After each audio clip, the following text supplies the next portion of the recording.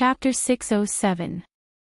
Cohen lowered his head and walked in the alley of the underground street.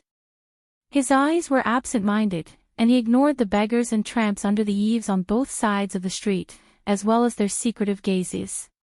Cohen. The unkempt man on his left covered the bloodstains on his clothes. Further away, a ruffian was peddling the items in his pockets furtively. A beggar under the eaves of the opposite house was fighting with another emaciated man for the ownership of an ownerless ring. But Cohen just walked past them absent-mindedly. He did not see them, nor did he hear them. What does that have to do with me? Cohen. The glory of the stars allowed him to focus on his own world. He had no distractions. The noise in the distance could not attract his attention, and the filth around him could not affect his thoughts. The underground street and even lower city districts seemed to be just a name on a piece of paper to him. He seemed to be walking beyond the horizon, transcending everything and forgetting himself. Just like many of the nobles he knew, they had their sights set on the kingdom, their hearts were on the world, and they were destined to achieve great things. But, Cohen.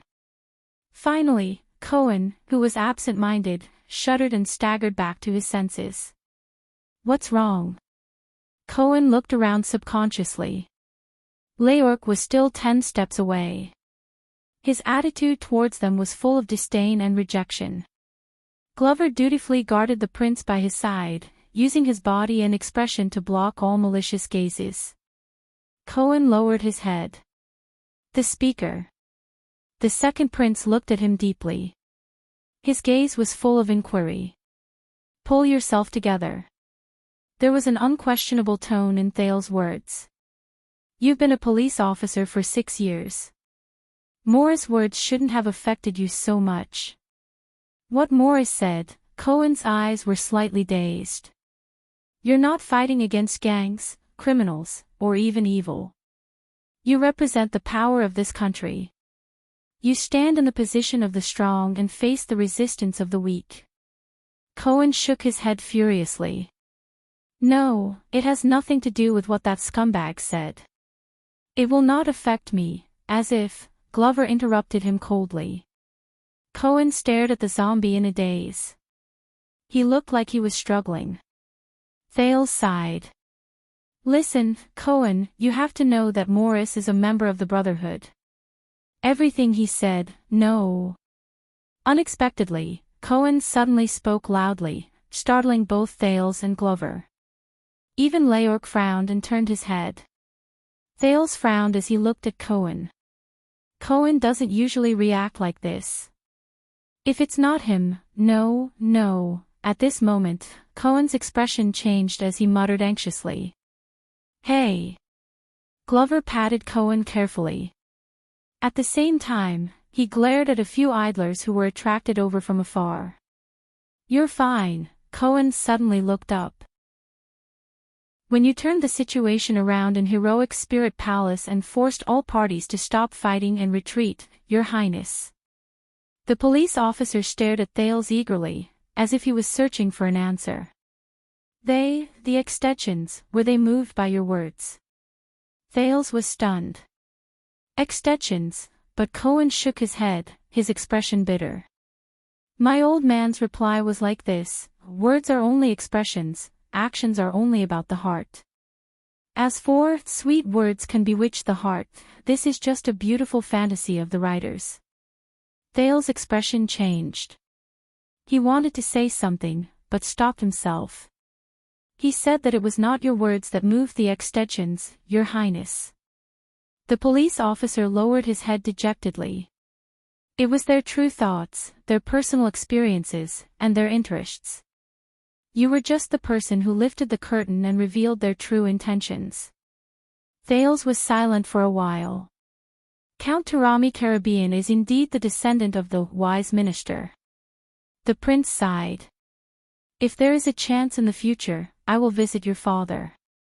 Cohen's gaze was conflicted, as if he was going through a cruel struggle. At that time, I was not convinced by the old man's words, but, it's the same, Your Highness. Cohen exhaled. That fat man is good with words, but he could not have swayed me with just a few words. Unless there was something else that swayed me. He stared at the narrow alley quietly, as if he could never see the end. Thales looked at him and sighed in his heart. I refused to admit it, but... Cohen hesitated for a moment, but in the end, he gathered his courage and spoke decisively. Yes, my heart of the sword was swayed. My moves became more and more practiced, and the edge of my sword became sharper. Cohen gritted his teeth and said, but the person wielding the sword was rusty. This is the reason why I stagnated and did not improve in the past 6 years. Thales furrowed his eyebrows tightly. Maybe you should go back to the battlefield and roll in blood again. Glover snorted softly. He did not like Cohen's expression.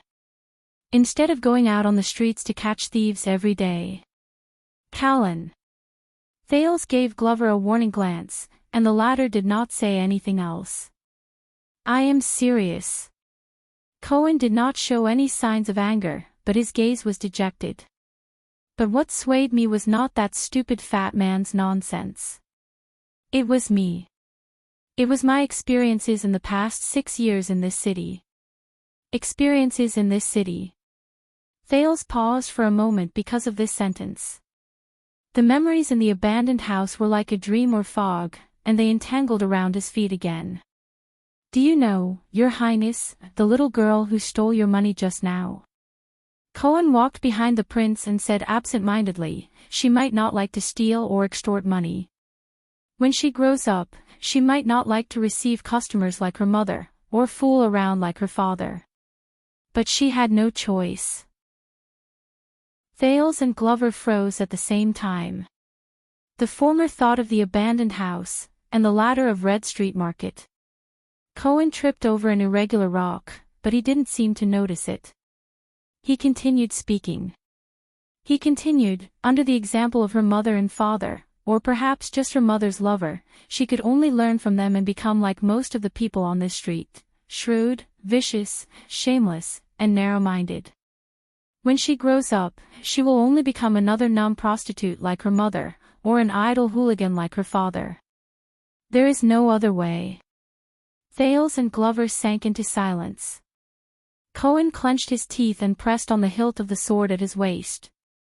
Because she was born here. Just like everyone else on this street. Glover raised his head and interrupted Cohen with a cold expression. Then do something. Do something, Cohen muttered. Do something. Glover snorted coldly. Send her scum parents to prison or the gallows. Isn't it your responsibility to fight crime and maintain law and order, Blue Police officer?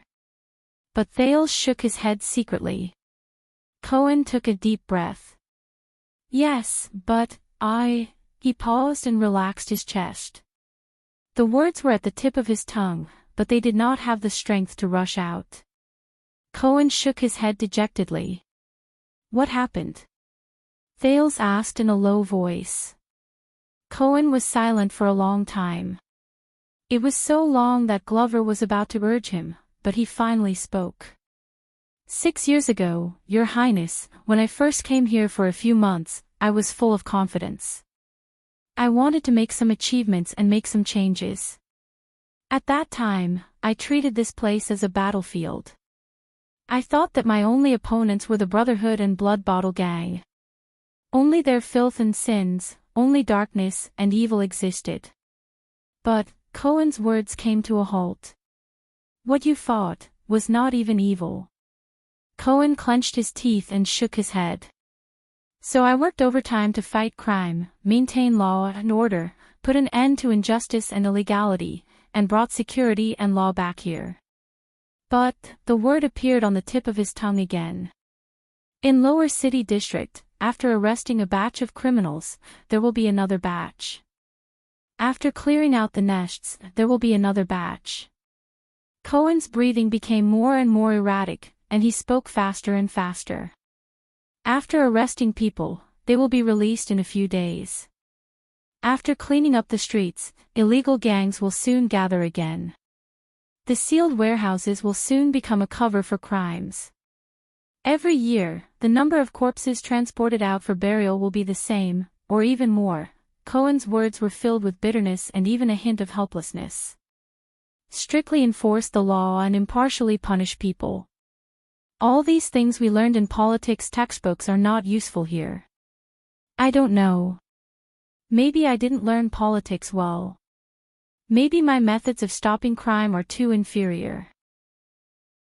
Maybe I have to be like Cousin Derek and get full marks in politics every time. Then, I will know what to do. Thales listened quietly. His mood was gloomy. But Glover was unmoved. It's useless to only catch small fries. Cohen raised his head and said hurriedly, I did it. He stared at Glover. I did it. I learned from some of my colleagues. I raised my eyes and started to target the big fish, like Morris just now. I took down a leader of the Brotherhood who was in charge of child beggars and cut off all the chains under him. But in less than 2 days, a newbie fought his way up from below and replaced him to fill in the gap. It was faster than the police officer's vacancy. Glover snorted in disdain. That means his level is not high enough. You have to find the source. Maybe you have to use that annoying black sword, the source. Cohen raised his voice again. Glover frowned. At that moment, the police officer stared at Glover in a daze. You're right. Zombies. Their level is not high enough. We have to find the source. The source. Cohen was like an ascetic who was pursuing his faith. He stared into the distance in a daze. As the police officer in charge of Lower City District, the area I can reach is too shallow. It's too close. I can't solve the root of the problem. So, I thought, I have to do more. I have to push harder, go deeper, and penetrate deeper. Cohen took a deep breath. So, I chased after them, to the source of those sins. But his determination suddenly fell. Just like the ascetic who was pursuing his faith, he eventually fell on the road. Then, I met them. Glover and Thales were puzzled. Them? Cohen nodded expressionlessly. The one you met on the street just now, Your Highness, was just a little girl. The police officer's voice was barely discernible. But here, there, and in other places, I've met countless such children. Children. Thales opened his mouth subconsciously. The childhood of criminals. Is there a deeper source than this? Cohen gulped. Yes, zombie. Just like what you said, I took action, acted, and interfered, like the most competent police officer. That includes taking down the gangs behind them, punishing their scumbag parents, cleaning up their living environment, and threatening those scumbags who want to make use of them. I hate to say this, but thanks to my family name, a police officer of lower birth would have disappeared without a trace a long time ago. Those children, I sent them to the orphanage under the jurisdiction of the Office of Discipline, Adopted Families, and even the Sunset Church's Sanctuary of Grace. For this, I did not hesitate to face the hostility of the Brotherhood and Blood Bottle Gang, the internal punishment of the police station, and the disgust of my colleagues in the Office of Discipline. I even put down my pride and promised the old man to participate in the Nobles matchmaking bowl.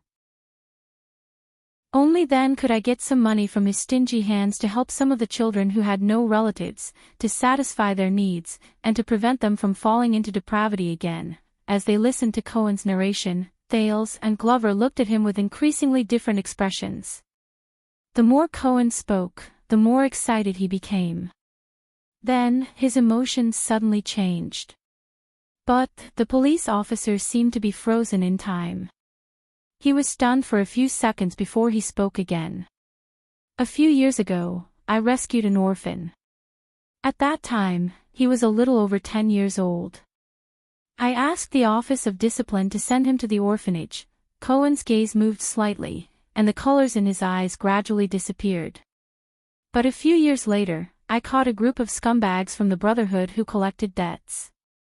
They tortured the debtor's son with red-hot tongs in front of him, just for God knows how many coppers.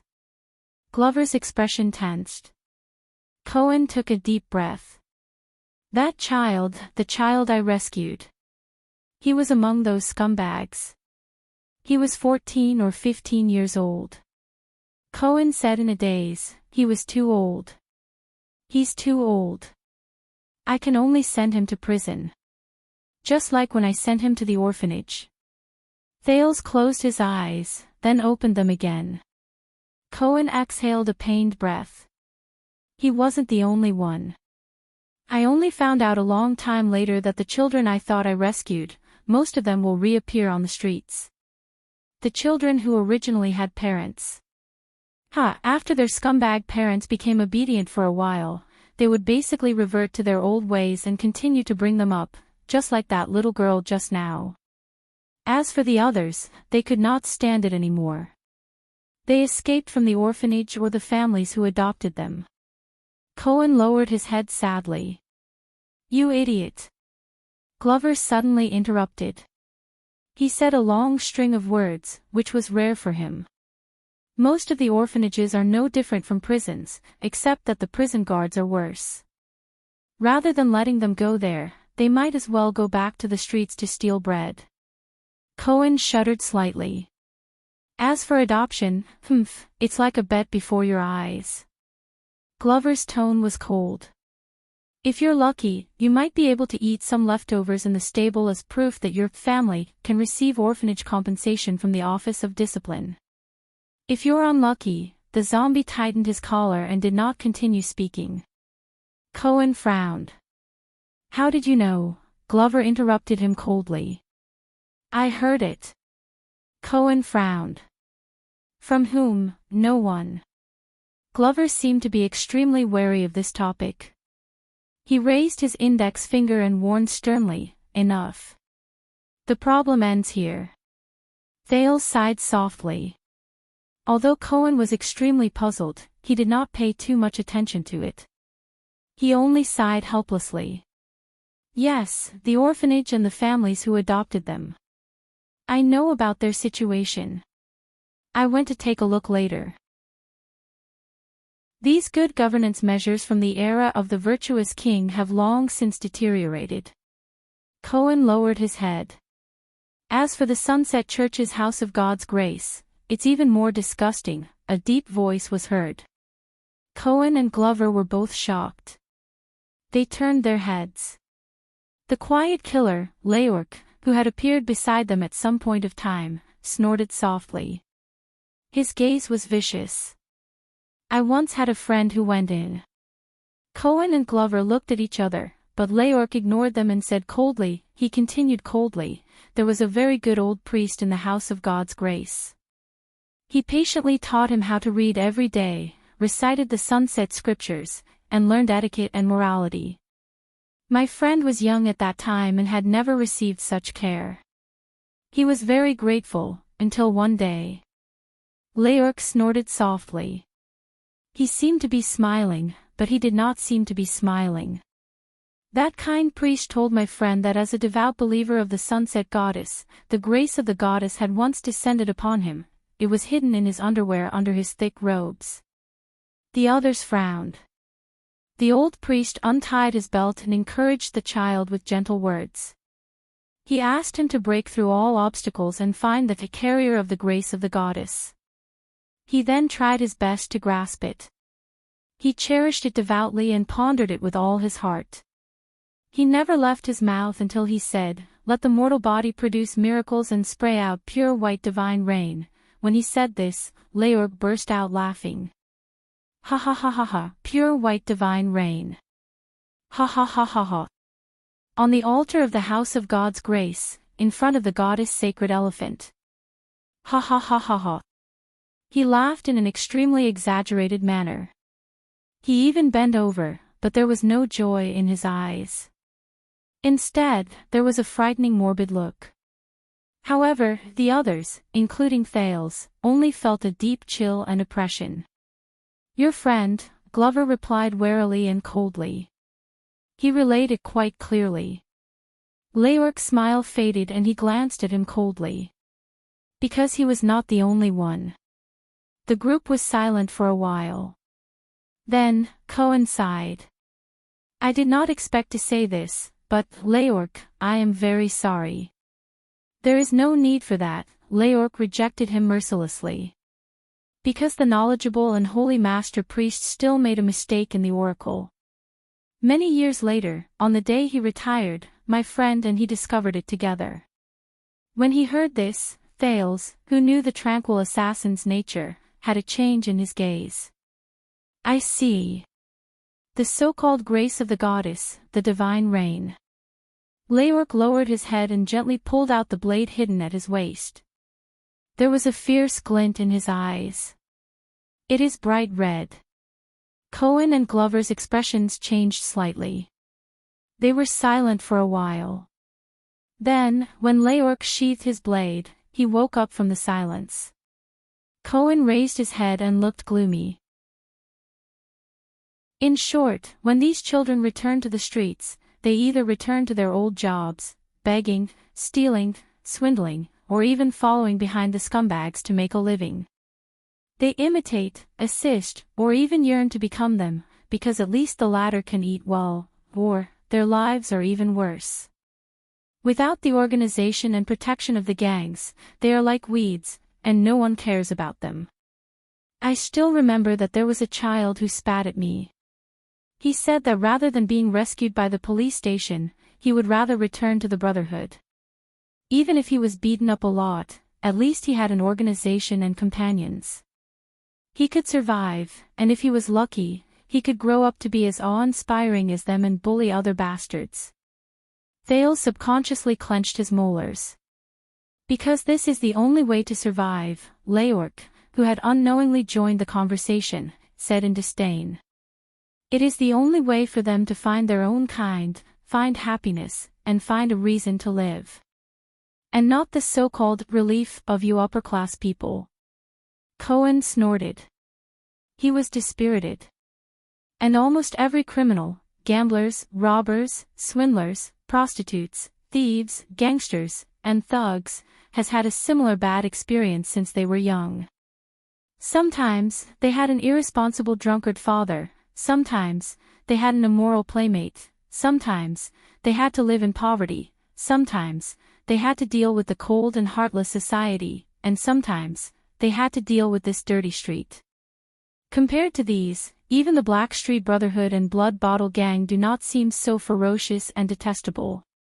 The police officer's words made the rest of them sink into deep thought. Pitiful, hateful, pathetic, and hilarious. In the end, I don't even know whether it was natural for them to become what they are today, whether it was their own choice or not, whether it was their own choice or not, whether it was their own choice or not, whether they deserved it or were wronged. Yes. Leorc was the first to speak. He spat on the ground in disdain. As if we care about what you think, cop. But Cohen did not care about his offense at all. We just, over and over again, lock their scum parents in prison or send them to the gallows. Then, we leave them in a bigger, messier, and darker whirlpool. We wait for them to absorb the nutrients, acknowledge the rules, and grow up bit by bit. The police officer's face was gloomy. They will become the new scum. Then, we will capture them when they become scum. Then, we will wait for their newborn children to grow up in the same whirlpool and become the new scum. He raised his head again and looked into the distance of the dilapidated street, but he still could not see the end. That is their own choice. Glover spoke. There was a hint of indignation and anger in his words. They will bear the consequences. Choice. Choice. Leorc laughed in a morbid manner again. His laughter grew louder and louder, making everyone's skin crawl. Ha ha ha ha, Cohen did not answer. He only looked at Zombie bitterly, which made the latter even more unhappy. But they have no choice. Thales, who had not spoken for a long time, slowly opened his mouth and attracted the trio's attention. They have no chance. The prince walked up a few steps and headed towards the place he was once most familiar with. In this kind of community, the socio-economic status of their parents is limited. Sorry, I mean, they can't go to school since they were young, can't acquire a skill, and can't see the wider world. Thales walked past a corner that he had passed countless times when he was young. They are bound here and can't find a normal and stable job. They can only wander between idleness and committing crimes. They have no time to care about morality and the law. They can only prioritize things that can support their survival. They can't understand ideals and dreams. They can only reproduce the selfishness, narrow-mindedness, viciousness, laziness, despicableness, and anger forced upon them by life in the mud of reality. They don't have the chance to feel morality, gratitude, selflessness, unity, and justice like us, who claim to be healthy people. They can only learn the true meaning of life from the ruthlessness of the streets and the cruelty and terror of their peers. Thales sighed. Their poverty will only be passed down from generation to generation. The same goes for crime. Cohen's expression became more and more unpleasant. Glover's expression did not change. Only his breathing quickened. Leoric crossed his arms and walked along the wall subconsciously. And when the kind-hearted people outside ask, "Why is it like this?" Thales said sadly, "People will pinch their noses and answer with condescension and disgust, because they are scum, because they have a bad upbringing, because they do not learn well, or even because they were born that way. Selfish, narrow-mindedness, viciousness, laziness, despicableness, anger, ignorance, and even committing crimes. It's all their own choice." The teenager's words suddenly sped up. People will say, "We didn't force them not to be self-reliant, force them not to improve, force them to be immoral, force them to commit crimes and become criminals, right?"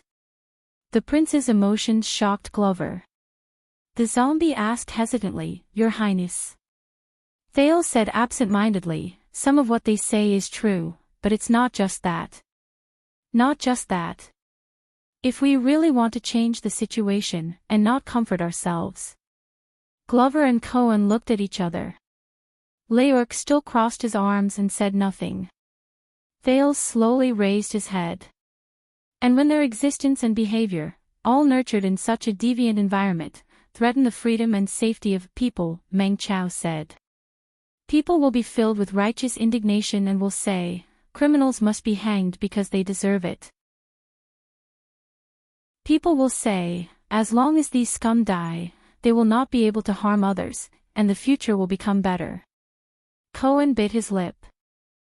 If all the scum die," Leoric sneered. "Then, what else can people use to prove that they are good people?" Thales shook his head and ignored Leoric's extreme words. "Just like what you said just now, in the desert, be it orcs or humans, they all believe that as long as they kill all their enemies and leave none alive, peace will come. Then, peace will come." Glover and Cohen were both stunned. "But the problem is..." At that moment, Thales felt like he had returned to the prison of bones, Crassus of the disaster swords. Ricky's words echoed in his ears. "How are we going to kill those?" Thales said in a daze. "Enemies that cannot be killed." Everyone was silent for a long time. "So, just like what that fatty said, the Brotherhood is everywhere and will never die." Cohen carelessly combed his hair and said in pain, "Even if I kill Black Sword, there will still be countless new Black Swords. They will pick up his weapon, speak his language, and even take on his appearance. This is our real enemy, an enemy that cannot be killed." Leoric chuckled and tightened the black silk on his arm. "Punishment will not work, prohibition will not work, help will not work, and charity will be useless." There was a deep sense of helplessness in Cohen's tone. "That was the first time I understood that my sword can kill." Cohen raised his head in a daze. "But it cannot save lives. Not even one." Chapter 608. Glover snorted angrily. At the very least, you can stop others from killing. The zombie stared ahead. Then, you can save lives. Cohen laughed bitterly and did not answer. No. The person who spoke was Thales. This made Glover's desire to refute fade away. Trust me, zombie. That's not it. Thales shook his head. Stop killing and save lives. They look very similar. Thales said faintly. There are also many people who say that as long as the murderer is killed before he kills, it is equivalent to saving the person he is about to kill, and the problem can be solved. But trust me, Callan. Those are two different things. There is still a long way to go between the two. Glover did not answer. He was still deep in thought. At this moment, Leorc's cold laughter traveled into their ears. You don't have to be so kind, young masters. There is no one in this world who deserves or expects you to save them. The assassin from the Brotherhood raised his hand and pointed at the dilapidated houses around him. Look, this is our life. It has always been like this. There is no need to change it, let alone save it. Upper-class people like you who are so arrogant can't save anyone. Cohen's frown deepened. You know, I have a friend, a very good friend. She also grew up in a similar environment. When I asked her, she also sneered and told me to give up, Cohen said gloomily to Leorc. This is how the world is. It is self-contained and has its own rules. It's good enough that I can take care of myself. Acknowledge the rules, accept the rules, adapt to the rules, use the rules, and control the rules. Only by doing so can we rewrite the rules in the future. Thales clenched his fists. At that moment, he actually thought of the two people saying the same thing despite their differences. Hold on to your sword. Don't lose it. What you need to do is not to make up for it, but to control it. Not to stand on this high wall and sigh, but to lean on this high wall and ride the wind and waves. Cohen sighed. She always said that, then she picked up the knife and killed the scumbags I caught and released. Cohen came to his senses. He knew that he had made a slip of the tongue, so he shook his head. Sorry. Your friend, Leorc said nonchalantly, as if this was his personal rule. She is right. At least. The killer cast a glance at the police officer. It's much more effective than your nagging. Cohen shook his head. But the same, he said bitterly. She can kill. But I can't save anyone. She and I, we often quarrel about this. Thales chuckled. Believe me, Cohen, the quarrel is not your fault. The teenager raised his head and sighed. Even after a few thousand years, there will still be people quarreling over it. Cohen shrugged. Maybe. He sneered in a rather self-deprecating manner. So I don't know. I don't know what to do. I've talked about these troubles to my colleagues, my superiors, and even my superior's superiors. But every time, they would pat me on the shoulder with tolerance and sympathy. They would tell me that they understood, because they were once like me. They were young, passionate, hardworking, and confused. Cohen's tone turned gloomy. Then, after a long time, when they came back one day, they give up, Glover said hoarsely. They gave up. Cohen nodded subconsciously.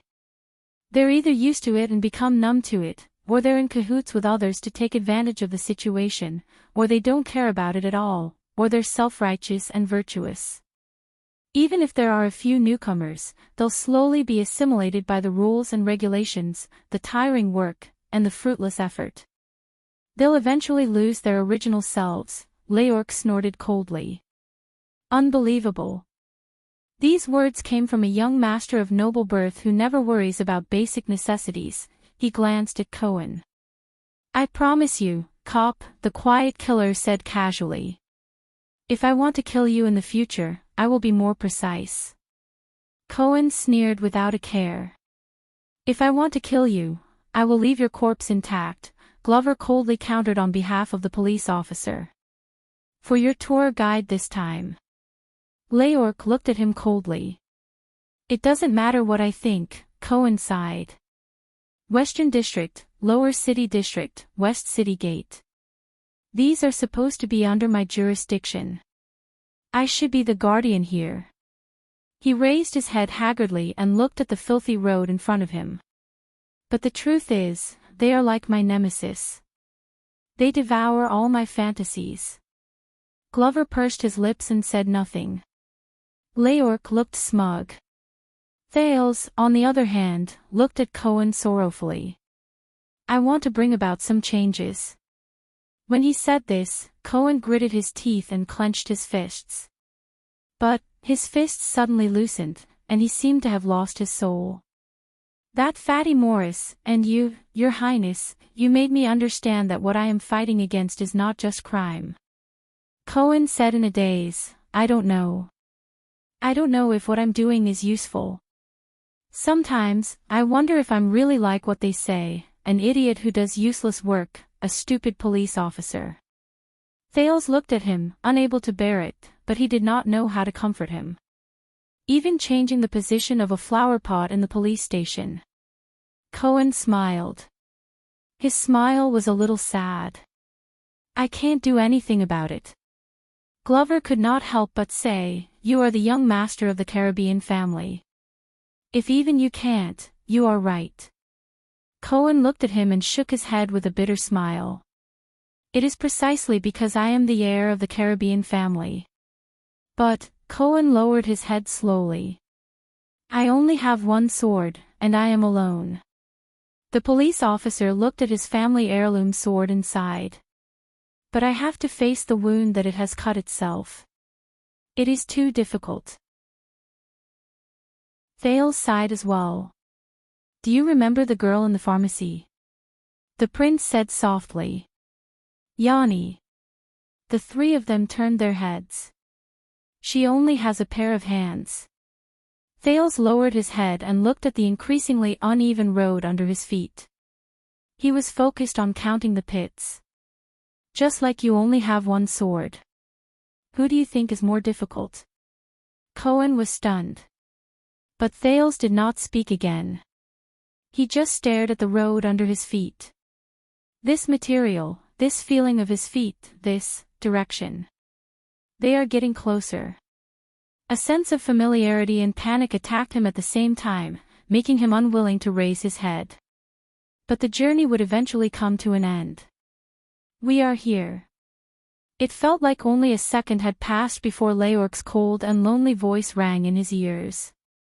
This is the abandoned house. The child beggars are usually abandoned house. Thales forced himself to stop trembling and raised his head. The familiar facade, the familiar trench, the familiar rows of dilapidated houses. Almost at the same time, Cohen and Leork's expressions changed. Strange. Cohen sized up the rusty iron gate of the abandoned house. What's wrong? Glover did not understand. Cohen stepped through the iron gate and looked at the rows of old and dilapidated houses before him. Many people in ragged and dirty clothes raised their heads and looked at them numbly. The police officer frowned. There are people inside. Glover snorted coldly. Nonsense.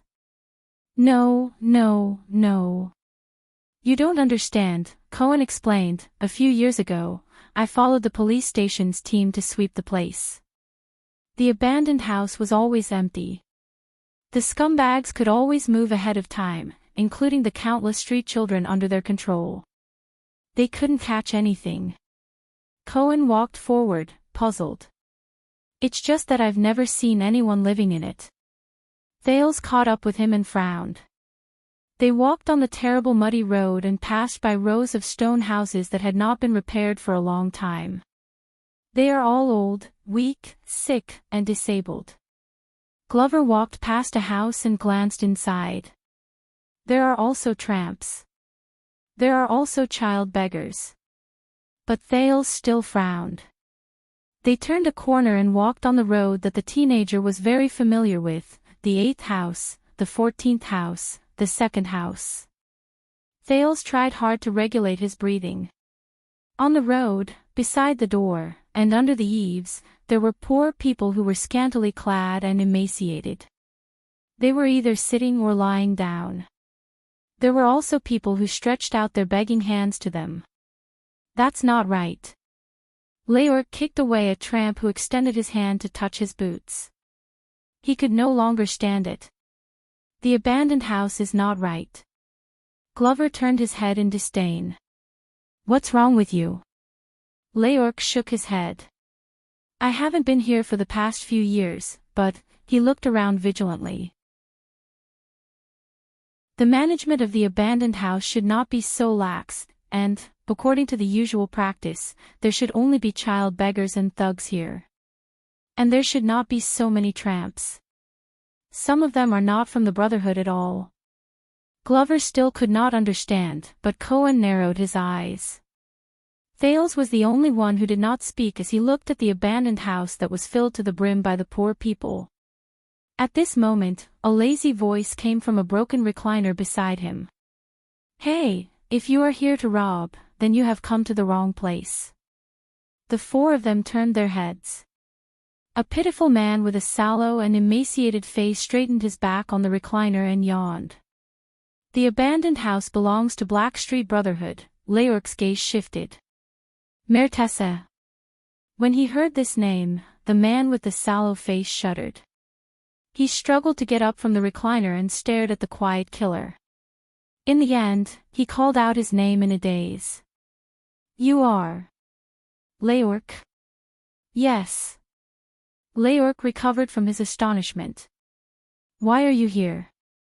The expression of the man named Mertessa changed several times.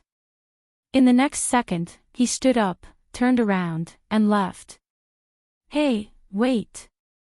Leorc chased after him. Thales and the rest were baffled. Who is he? Leorc gritted his teeth and chased after him. He joined the Brotherhood in the same year as me. It's just that I haven't heard his name for a long time. Mertessa, stop. Mertessa's footsteps were limping, and he was not agile. Get lost. Stay away from me.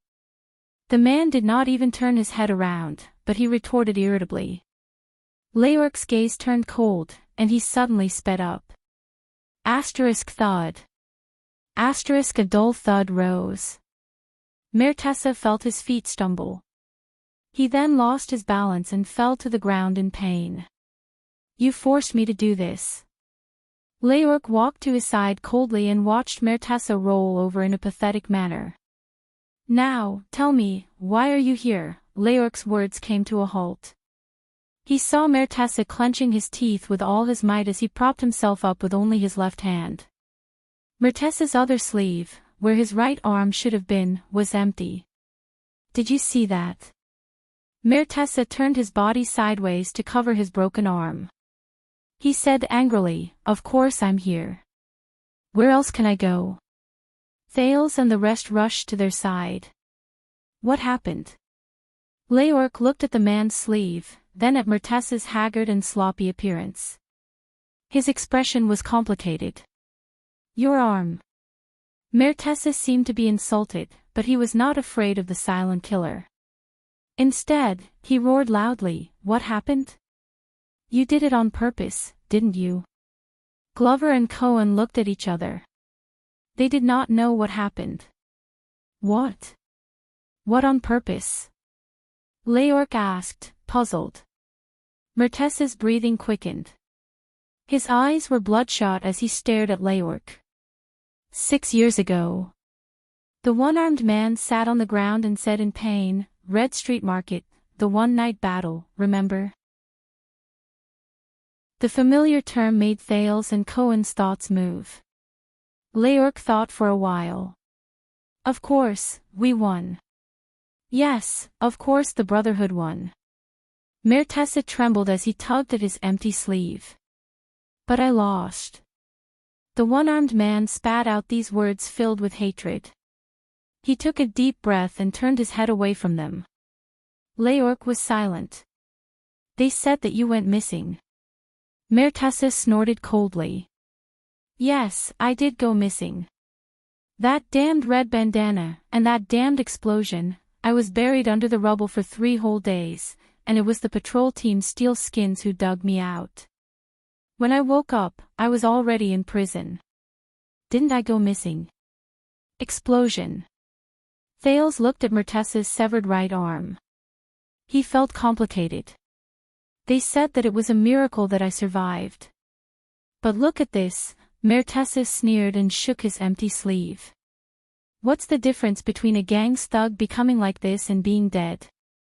Leorc raised his head and exhaled through his nose. He did not know what was on his mind. Mertessa panted angrily.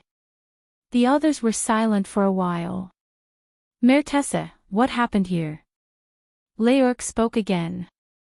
His tone became much calmer. What happened? But Mertessa's words were very rude. Leorc raised his head and saw that the people around him were either leaning against the wall or hiding under the door cracks. They were all looking at them timidly. Abandoned house. Why are there suddenly so many tramps here?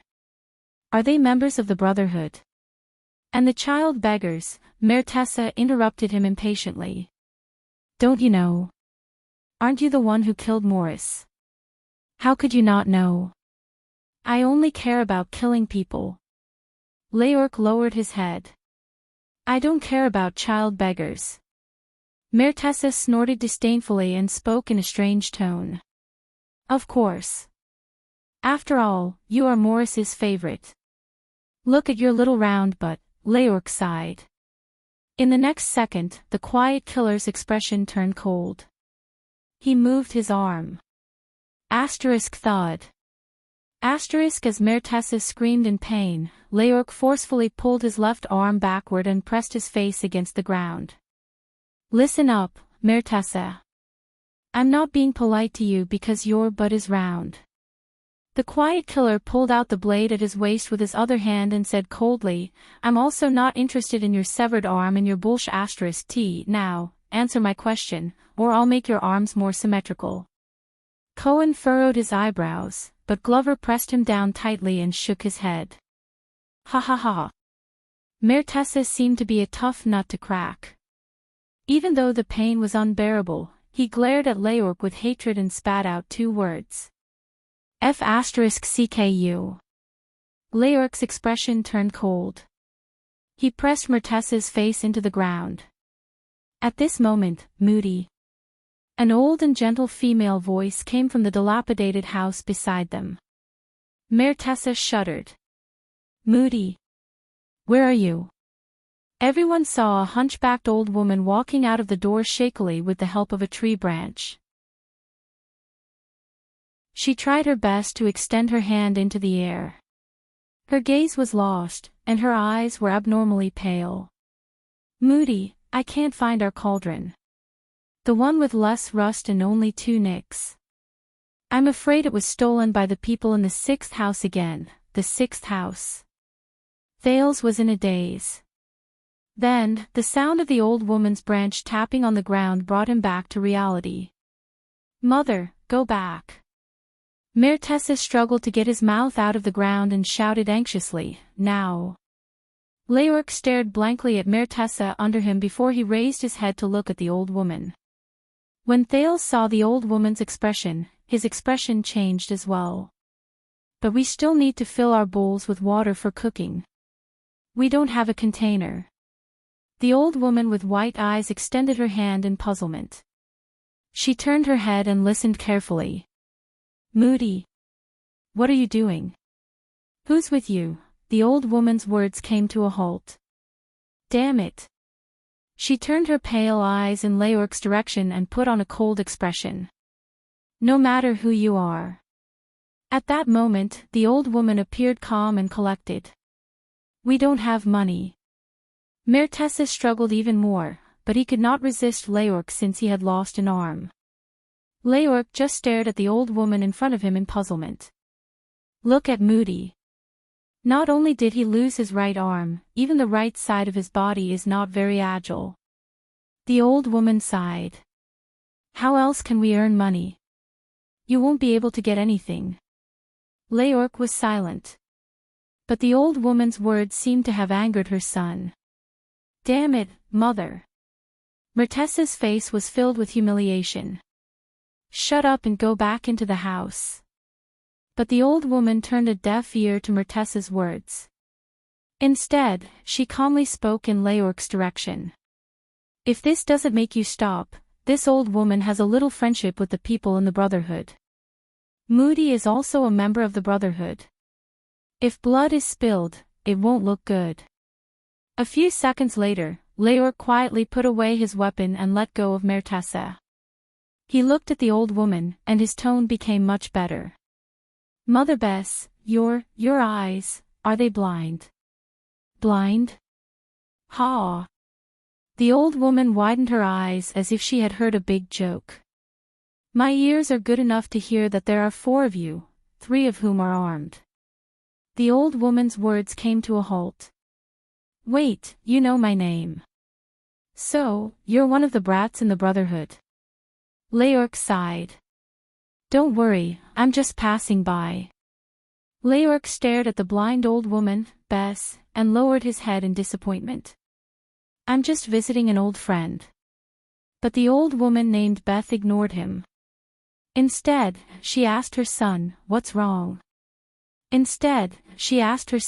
Moody. I'm fine, mother.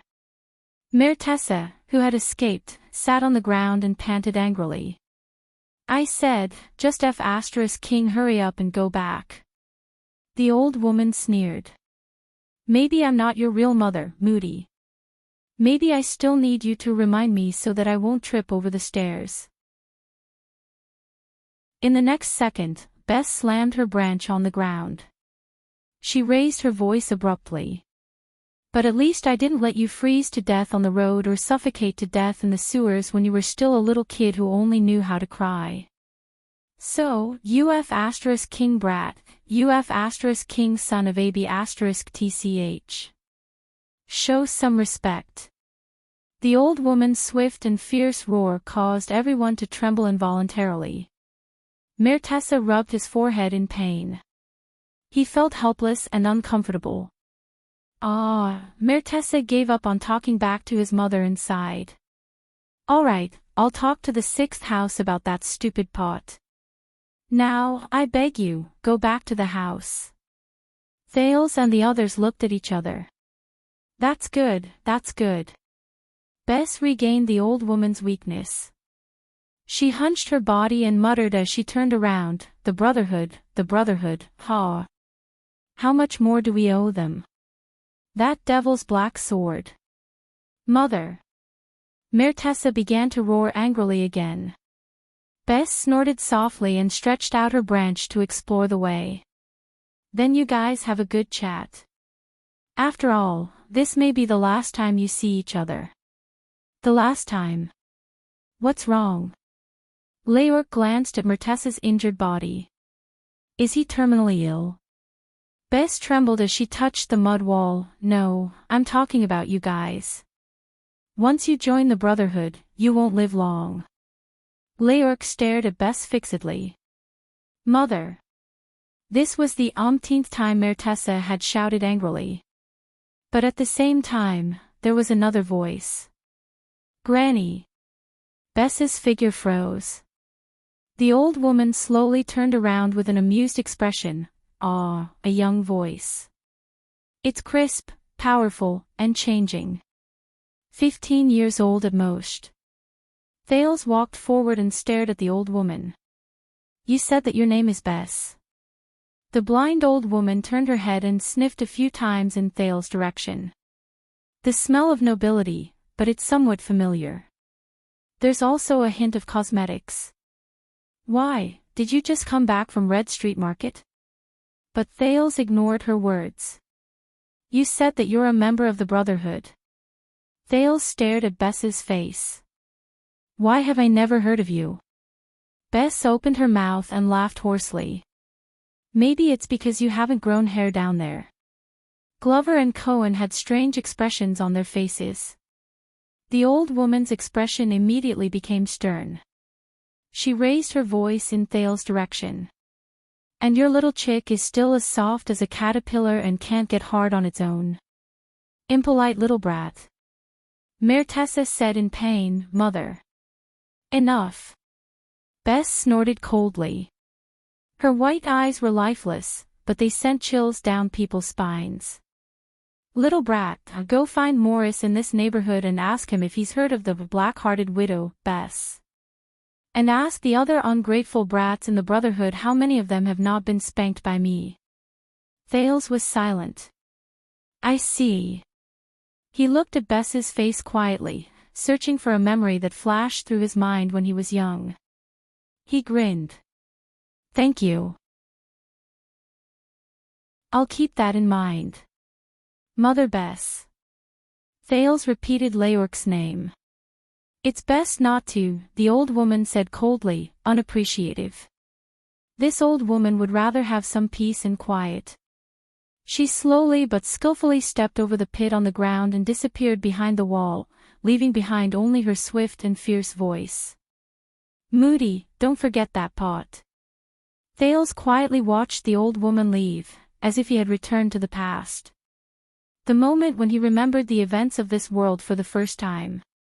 Look at you, brat. Cry. Damn it, why don't you cry? Don't be an idiot. No, it's better if you're an idiot. I'll be less worried. At that time, her voice was not so old, but it was as rough and ear-piercing as it was now. You have to call me Mother Bess. Mother, do you understand? Even if you become successful in the future, I'll still be the one who raised you. Little brat, may the god of the underworld take care of you as soon as possible so that you don't cause any trouble. At that time, Mother Bess's face was full of disgust, but there was also a hint of reverence. All right, Thales, this is your name. Don't mind it. I know it's not nice, but I didn't give it. It's okay. I'll raise you until you're old enough, and I'll be free. I won't have nightmares all day. At that time, the Brotherhood's nursery nest was dark, narrow, damp, and simple. All right. Hurry up and take him away. I don't want to see him again in this life.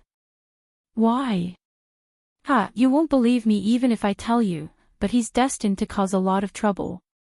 A monster born to a monster. At that moment, Thales opened his eyes and buried all the clear and blurry fragments deep in his heart. There was still one more chapter.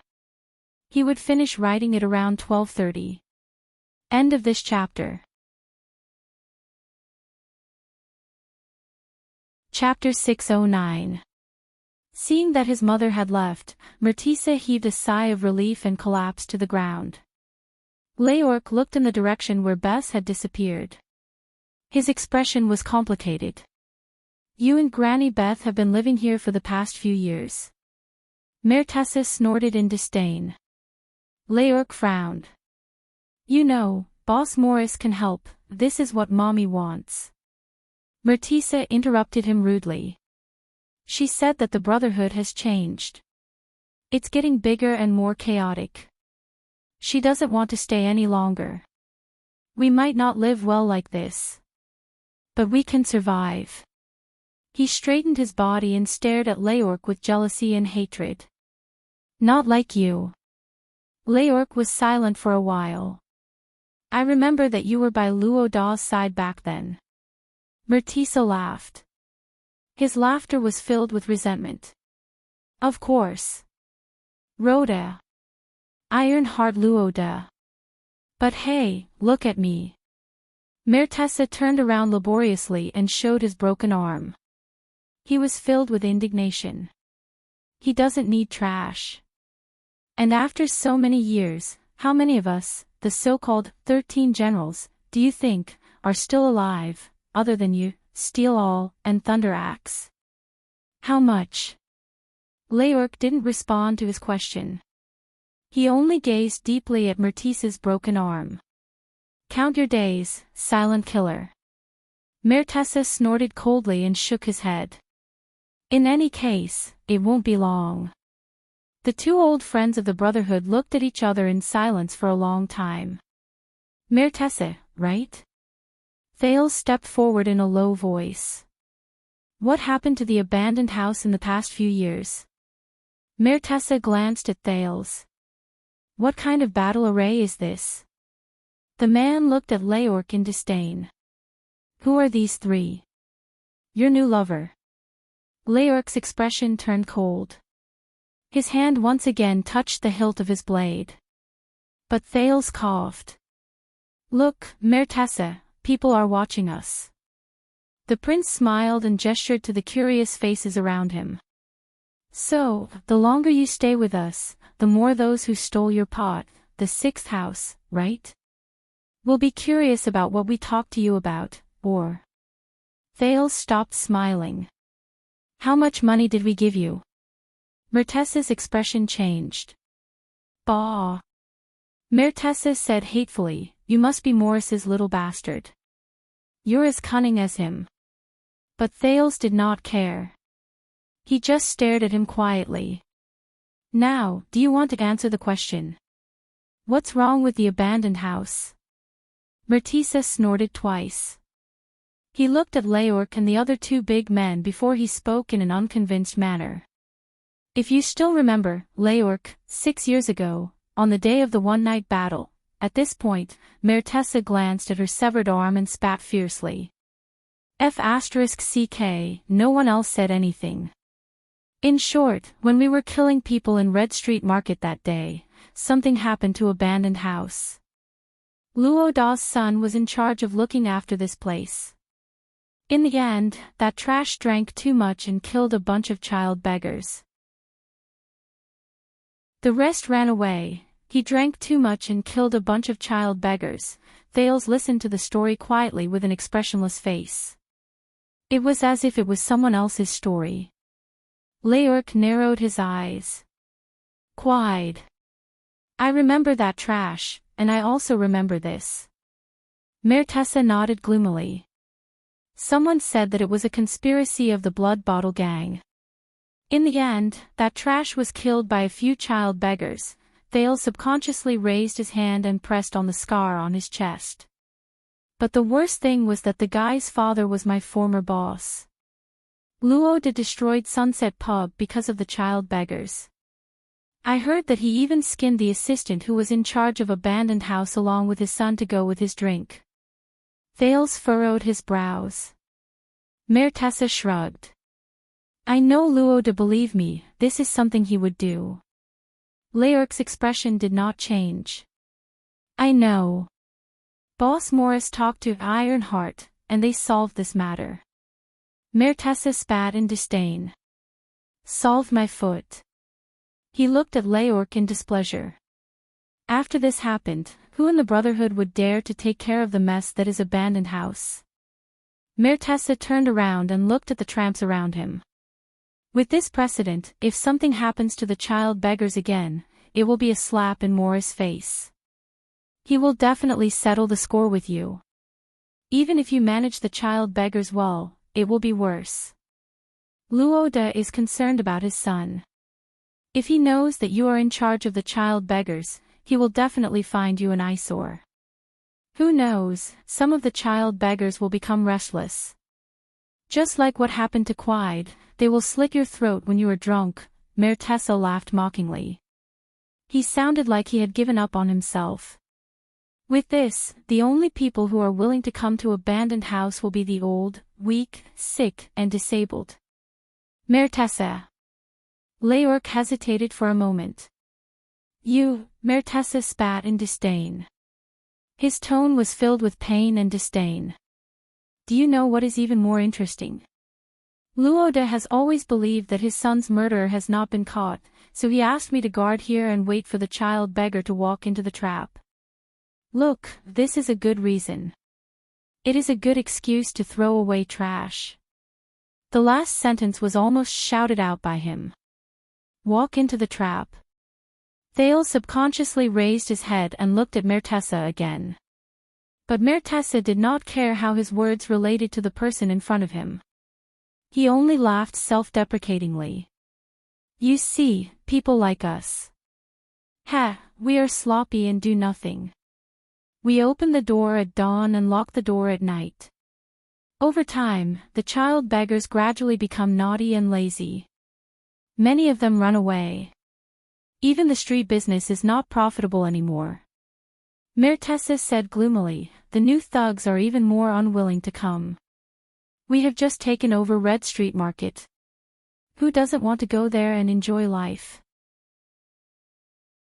Cohen, who had been listening attentively, could no longer stand it. He took a step forward. So what about the child beggars in Abandoned House? Have they become fewer? Mertessa looked at Cohen, who was standing in a standard military posture, warily. Which one are you?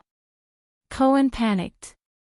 I, a newbie in the Brotherhood.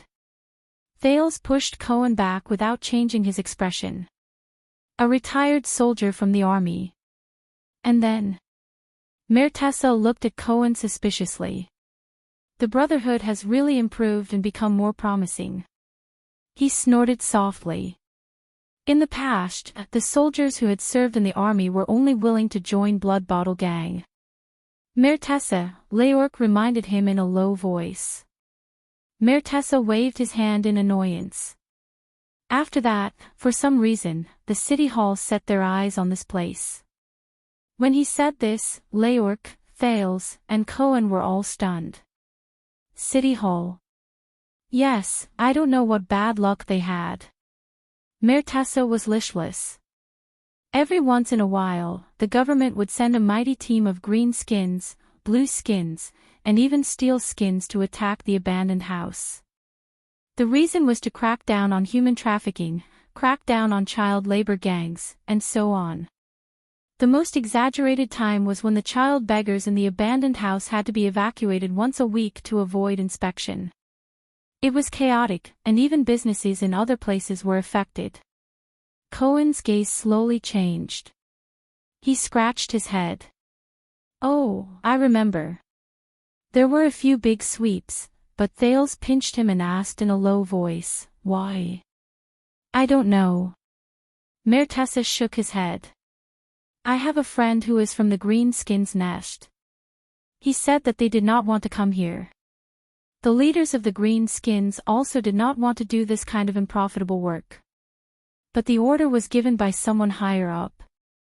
They could not do anything about it. Even if they put on an act, they could only obey. Leorc was still puzzled. Cohen was also puzzled. Glover looked on indifferently from the side. Only Thales stood by the side in a daze. His mind was in a mess. The city hall set their eyes on this place. The order was given by someone higher up. Thales subconsciously clenched his fists. If that's the case, he clenched his teeth and resisted the surge of gratitude that rose from his chest. Thank you, Gilbert. So, the abandoned house had been messed around, and the income was not enough to make ends meet. The losses outweighed the gains. Boss Morris decided to tear down the fence around the abandoned house and let the child beggars out. Then, they would be scattered among the various small gangs. A pile here and a circle there. It's better than being caught in one fell swoop. Mertessa's expression darkened. He then sneered. Once the child beggars are gone, we useless people. Aren't we even more useless? Leorc was silent. Cohen did not care about Mertessa's feelings. He anxiously took a step forward. So, the child beggars of the Brotherhood are no longer kept in the abandoned house. Instead, they are placed in the various gangs on the streets. Mertessa raised his head and looked at Cohen. His gaze lingered on the hilt of Cohen's sword. He was slightly puzzled, but he still answered. More than that. Mertessa tightened his empty right sleeve and snorted in disdain. The Brotherhood has long since stopped having child beggars. Everyone was stunned when they heard this. What do you mean? Cohen's reaction was the biggest. He widened his eyes. Gone. Why? Mère Tessa sneered. Because we can't afford to keep them. Leorc retracted his gaze from the poor people around him. Why can't we afford to keep them? Mère Tessa stared at him. Why? You have followed Morris for so long. Don't you know? Didn't he tell you when he ked your ass? Leorc exhaled. He could not take it anymore. He pressed his hand on the hilt of his sword again. But Thales was faster than him. Mère Tessa, do you know what this is? Thales smiled and extended his fist. Mère Tessa spat on the ground. Ha, son of a b*tch, I hope your fist is harder than the thing down there. But Thales did not take offense. He still raised his fist firmly. What I am holding in my hand now is a silver coin. It is engraved with the portrait of a king and a line of words. Mère Tessa furrowed his brows. Thales pointed at the dilapidated house behind him and said gently, 10 seconds later, I will throw it into the yard where you and your mother live, and it will make a crisp metallic sound to let everyone here know. Mère Tessa's expression changed. Believe me, I have seen it before. A small silver coin can change the fate of many people. Thales pointed at the homeless people who were looking at them curiously from afar. His smile did not diminish. Now, let me ask you again. Why can't the gangs afford to support the child beggars? Mère Tessa stared at him resentfully. I have been living in the abandoned house, so I do not know. When he saw Thales put away his fist and threw it, Mère Tessa changed his words indignantly. But I heard from the people on the streets that in recent years, there is a newcomer in the gang. Thales was stunned. A newcomer? Yes, the people call him, Mère Tessa said nonchalantly, stupid police officer. In that second, everyone was stunned. Everyone looked at the same person. Mère Tessa didn't care about their abnormal behavior. He continued to speak. He continued, the people on the street say that the guy is not very smart, but he is very energetic. I heard that he often causes trouble on the streets, especially when he takes care of the child beggars. He is often served in jail. Even when he sees children helping their parents set up a stall, he will rush up and interrogate them for an entire day. Even the child beggars are annoyed by him. Thales' breathing quickened. He slowly turned his head. Cohen stood where he was in a daze, listening to Mère Tessa's words. A few gangs want to get rid of him by hitting him with a stick or something, but that son of a b*tch is 2f* king good at fighting. He has been beaten black and blue a few times. He can't even walk steadily, but he still patrols the streets as if nothing happened. Mère Tessa sneered and shook his head. There are also people who want to take the path of the inner circle of the gang, slandering him and bribing him with dirty money. But no matter what, that son of a b*tch really has a screw loose in his head. He is a complete idiot and is impervious to everything. Over the past few years, he's been complained about, reprimanded, punished, suspended, locked up, and punished countless times, but he's still ignorant and hasn't learned anything. Once he's reinstated, he's still running around on the streets as fast as he can. He just keeps stirring up trouble. I heard that a few gangs lost their minds and decided to kill people, but there was no news. I guess they were stopped. Are you kidding me? You want to kill a gang in Eternal Star City? Do you really think the police station is a pushover? Mère Tessa laughed as he spoke, as if he was talking about a joke after a meal. Glover looked at Cohen in surprise, and Leorc also frowned. But Cohen stared blankly at Mère Tessa. For a moment, he was absent-minded, and his breathing was irregular. Thales had no choice but to bump his arm. A few years have passed. The subordinates of the Brotherhood, the small gangs responsible for looking after the child beggars, are almost in tears. Every one of them is miserable. It's difficult for them to even do business on the streets, let alone earn any income. Cohen swallowed hard. Such a gang will either split up because they can't make a living, or fall into the hands of that stupid cop and end up in jail, or switch to other businesses. Wouldn't it be more profitable to be an escort at the West City Gate and deal with outsiders, or to keep an eye on the brothels at Red Street Market and deal with fat sheep? Isn't that better than raising kids to beg for money, sell their skills, and run errands? Thales did not speak. He just stood there and took a deep breath. So now, it was Cohen who spoke. His lips trembled, and his voice was tense. Now, yes. Myrtessa's tone became gloomy. Now, there are so many streets around here. No one is keeping child beggars in captivity anymore. At least I know of none. It's all thanks to that stupid gang. The child beggars you meet now are either running around on the streets on their own, or working for their parents at home. You have to be on guard against them. What if one day that idiotic police officer comes to shop again? Bro, what's wrong? Why are you crying? Myrtessa looked suspiciously at Cohen, whose chest was heaving up and down. Cohen closed his eyes and waved his hand. He turned his head to the side so that no one could see his face. Only his shoulders trembled slightly. It's nothing. Thales' expression did not change, but he felt complicated. He has a friend who was also tricked by that stupid gang, so he's a little agitated. Cohen hid his face in his sleeves and nodded in resignation. Glover handed him a handkerchief without any expression. Cohen took it and started blowing his nose without another word. Myrtessa put on an expression as if he was looking at an idiot. He frowned and looked at Cohen. Wait. Leork said unwillingly, the Brotherhood no longer keeps child beggars. If the Brotherhood doesn't raise beggars anymore, what about our street intelligence? What about new blood? Myrtessa chuckled. Who knows?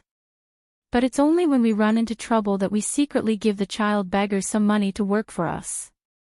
Things like running errands, catching sheep, acting as lookouts, sending messages. As Myrtessa spoke, he looked indignant. That's right. Over the years, you've gotten Red Street Market and a large number of territories from the Blood Bottle Gang. You don't even have enough manpower to collect protection fees in these new territories. Who would care about the child beggars? In the past, the Brotherhood was suppressed by the Blood Bottle Gang to the point where they could not raise their heads. But now, look at you, the awe-inspiring Leork. You beat up the Red Turban until they covered their heads and scurried away. Those who want to join the Brotherhood can't even wait in line. Myrtessa laughed loudly. His laughter was desolate. Who the F***ck has the time to care about useless people like us? Who the F***ck cares? The air was filled with Myrtessa's maniacal laughter. Leork was silent for a long time. Myrtessa was done laughing. He quietened down. Now, who else has a question? Cohen was still rubbing his face. Glover twitched the corners of his mouth indifferently. Thales shifted his gaze away from Myrtessa's sleeve and did not speak anymore. Leork stared at him deeply and shook his head. Very well. Myrtessa bowed strenuously and said sarcastically, Now, forgive me for leaving, gentlemen. Once he finished speaking, he turned around and limped towards Beth's direction. Leork quietly looked at his back and his empty sleeves. Aren't you going to the 6th house? The silent killer suddenly spoke. At least, go and get the pots and bowls back. Myrtessa sneered without turning his head. The people living there are another batch of the Brotherhood's former thugs. Even though they are either disabled or sick, Myrtessa pressed on the spot where his arm was broken, and his voice was dejected. But there are many of them. Leork trembled slightly. Myrtessa's footsteps rose and fell, and he gradually disappeared into the distance. Myrtessa, wait. Leork sighed. He walked forward and handed over a bag of money. Listen to me, Boss Morris just happens to need. Mertessa subconsciously took the bag of money. But a few seconds later, his expression changed from astonishment to anger, shame, and then ferociousness. Morris, Morris, Morris. Can you not King keep saying other people's names all day long?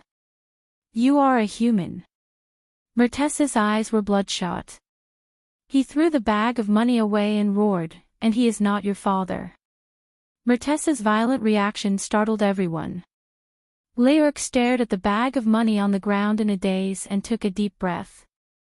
Listen to me, Boss Morris, he is different from Rhoda, he is not the same as King idiot. Mertessa roared angrily. I don't need your charity. Get lost. One of the former 13 generals angrily dragged his crippled body and left while trembling. This is the so-called coming out to mingle. Glover seemed to have thought of something. He looked at Mertessa's back and said faintly, all dignity is an illusion. Cohen sniffed and still hid half of his face in his sleeve. No, I actually think, he is not bad. Boo-hoo, only Leoric did not say a word. He looked at his old acquaintance's back from afar and closed his eyes. Thales walked past him and also looked at Mertessa's limping footsteps. He sighed with emotion. This is his end, even if he was once one of the 13 generals. If one day, you become like him, what will you do? Leoric opened his eyes. His gaze was full of murderous intent. I don't know. But I will definitely not follow you, high-class man. Thales chuckled softly. But he immediately turned around and looked at the big fool who was crying his eyes out. So, Cohen. Thales looked at the abandoned house in a daze. He looked at this place that was once heavily guarded and cruel. The Brotherhood no longer has any child beggars. The police officer shuddered. Thales raised his head. For the first time, he felt that the sky in Eternal Star City was no longer gray. It's all thanks to a certain persistent and stupid, idiot police officer. Cohen let out a heavy whimper. He put down his arms and threw the handkerchief back to Glover, who had a disgusted look on his face. I don't know, Your Highness. Wow, what I mean is. Cohen's eyes were red. He sniffled and said sincerely, wow. Thales smiled. Although it was very complicated and dramatic, but, those child beggars who escaped, the city hall who came to clean up the abandoned house, and the most important thing was you. Your hard work, Cohen breathed desperately and felt the blockage in his chest. He looked at the prince gratefully. They did change something. With endless emotions, Thales walked forward and was filled with emotions. They were useful. Even if, there was only one sword. Cohen swallowed hard at his sore throat. His emotions were complicated. I don't know, Your Highness, I don't know. He buried his face in his hands again. Glover sighed and took out another clean handkerchief. Do you still remember, Cohen? Thales knew how the police officer was feeling at that moment, but he was gradually lost in thought. What we did in Heroic Spirit Palace 6 years ago. Cohen looked up in confusion. You said that I saved the world. Thales said faintly, as if he had returned to the winter 6 years ago. I didn't understand at that time, but, just like what you said, our desperate efforts in Heroic Spirit Palace may seem insignificant. Thales took a deep breath, turned back to the way he came, and walked forward. But for those who might be affected by the war in the future, our efforts, indeed saved the world. Thales walked past everyone and curled up the corners of his lips at an angle that no one could see. Thank you, Cohen. Glover followed Thales and bumped into Cohen, who was still in a daze. No, I didn't do anything at all. Cohen came to his senses and quickly caught up to Thales. He threw the second handkerchief to the zombie. I'm stupid, I don't understand a lot of things, no, Cohen. Thales took the lead and walked towards the exit of the abandoned house, which was no longer blocked by iron locks. Only slow idiots. Only slow idiots can become heroes. Cohen paused for a moment. At that moment, shameless boasting. Leoric straightened his back and picked up the money bag that Mertessa threw away. He said coldly, "Even if the Brotherhood doesn't care, do you think that these child beggars will learn by themselves on the streets? Their situation will only get worse." Leoric squeezed the money bag tightly. A hint of pain appeared on his face. "In the end, they will still end up like us. You are still far from success." Cohen frowned. Glover snorted and gestured in Mertessa's direction with his chin. "Why don't you worry more about yourself? How can you not become the next him?" In that second, the veins on Leoric's arms popped up. "You are right." Thales suddenly took over the topic. "We are still far from success. The lower city area is still chaotic, the kingdom is still in darkness, society is still unfair, and we are still fighting against those enemies that cannot be killed." Glover looked at the prince. He did not understand why he said that. Thales' expression darkened. "In fact, we will never succeed. Even if we do our best and spend our entire lives, even after a few thousand years, our descendants and our descendants' descendants will not succeed." Leoric smiled coldly. But Cohen was the one who replied. "But so what?" Everyone turned their heads and looked strangely at the police officer who spoke. "We will not succeed. That is the meaning of this matter, is it not?" Glover froze. Leoric frowned. "It is precisely because we cannot do it." Cohen breathed absent-mindedly and clenched his fists. "It is more meaningful to persist in doing it." He came to his senses and raised his head in embarrassment. He looked at the others carefully. "Am I right?" Leoric's frown deepened. But Thales laughed. It was a very carefree laugh. "Well said, Cohen." Thales sighed. "Do you know who is the greatest knight in the world?" "Ha!" When he heard the cultural studies question, Cohen's expression instantly turned bitter. He scratched his head. "When I was young, the old man and my teacher always taught me about the 10 great knights in the history of the empire. But I seem to remember a knight named Needham." Thales shook his head. "No. The greatest knight in the world," Thales said faintly. "His name is..." Glover and Cohen were completely focused. Even Leoric was staring at him. Thales closed his eyes and took a deep breath. Then, he slowly opened his eyes and extracted the great name from his distant memory. Don Quixote. At that moment, everyone was stunned. Everyone had a confused look on their faces. Only Thales was still smiling. I was not good at school when I was young. May I ask who he is?" Cohen asked carefully. Thales was silent for a moment. "He is a knight. A knight who is determined to charge towards the most impossible goal." Glover and Cohen were both stunned. The prince raised his head. His eyes were filled with confusion. "But he is still charging. Even if he never succeeds." In the next second, Leoric suddenly took a deep breath. He turned around abruptly and threw the money bag in his hand towards the place with the most vagrants. Thales and the others were all stunned.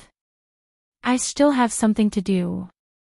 Leoric parted ways with them without turning his head back while the coins fell to the ground and the sounds of people snatching the money. "Walk around on your own. The Brotherhood has spoken to them. No one will dare to make things difficult for you." Thales frowned. "That is not the way out." "I know," Leoric answered coldly. They only saw his back as he walked away. But Thales smiled. He knew that it was the direction of the 6th house. "Is he angry?" Cohen asked carefully as he wiped the last tear from the corner of his eye. No. Thales shook his head. He is lost. Ha! Cohen looked at Leorc in the distance. He scratched the back of his head in confusion. Should we follow him, Your Highness? It will be safer with him. Glover looked around cautiously. No. Thales suddenly felt extremely carefree. He looked at the road that he was once most familiar with. We are not going back. Glover suddenly had a bad premonition. Then where are we going? Cohen asked dumbly. I recommend the Western City Police Station. Thales shook his head. His gaze was firm. Renaissance Palace. Glover frowned. What for? Thales stopped in his tracks. He turned around and stared at the horizon. Glover felt a chill in his heart. He knew that it was the direction of Renaissance Palace. Thales took a deep breath and exhaled slowly. Charge. Chapter 610. Eternal Star City, Twilight Star District. Your Highness, why, please wait. Glover avoided a cart that was pulling goods and hurriedly caught up to Thales, who did not stop walking. Forgive me, but have you thought about what you want to do? Cohen followed closely behind him. Perhaps because he knew that his work was meaningful, the police officer was in a good mood. Don't worry, that's Ty. Why? Just like in Ekstedt, he has his own ideas. We just need to obediently do as he says. I haven't thought about it yet, Thales suddenly said. Cohen instantly choked. Thales did not even turn his head. He only cared about moving forward. By the way, I haven't thought about it yet when I was in Ekstedt either. Cohen blinked and watched the prince's back in a daze. Glover sighed. Your Highness, forgive me for being blunt. He caught up to the teenager. No matter what we want to do, we might as well follow Lord Mallow's suggestion and inform Madame Gines first, Mallows. Thales remembered something and stopped walking. Glover and Cohen stopped. Thankfully, they did not bump into the teenager's back. They then realized that they were standing at the crossroads at the corner of the street. They were facing Renaissance Avenue, which ran from the north to the south of the kingdom. Turning right was the way back to Mindy's Hall. As for turning left, zombies, Thales said. Commodore said that Mallows made arrangements before we entered the palace to find a reason to send you out of Mindy's Hall and fetch me outside the palace. Cohen looked up in confusion. Mallows. Oh, the big brother we met in Mindy's Hall last time. Glover ignored him and nodded without hesitation. His Grace said that the matter at the banquet is not a trivial matter. After you enter the palace, any accidents can happen. He must consider the worst-case scenario and leave some useful manpower for you, so that you will not be alone and helpless, and we will be at a loss without a leader. Thales was stunned at first, then he smiled. That guy, although he goes against me every day, he still has some redeeming qualities, right? Glover nodded cautiously. Before he became the watchman, His Grace was the herald of the command division.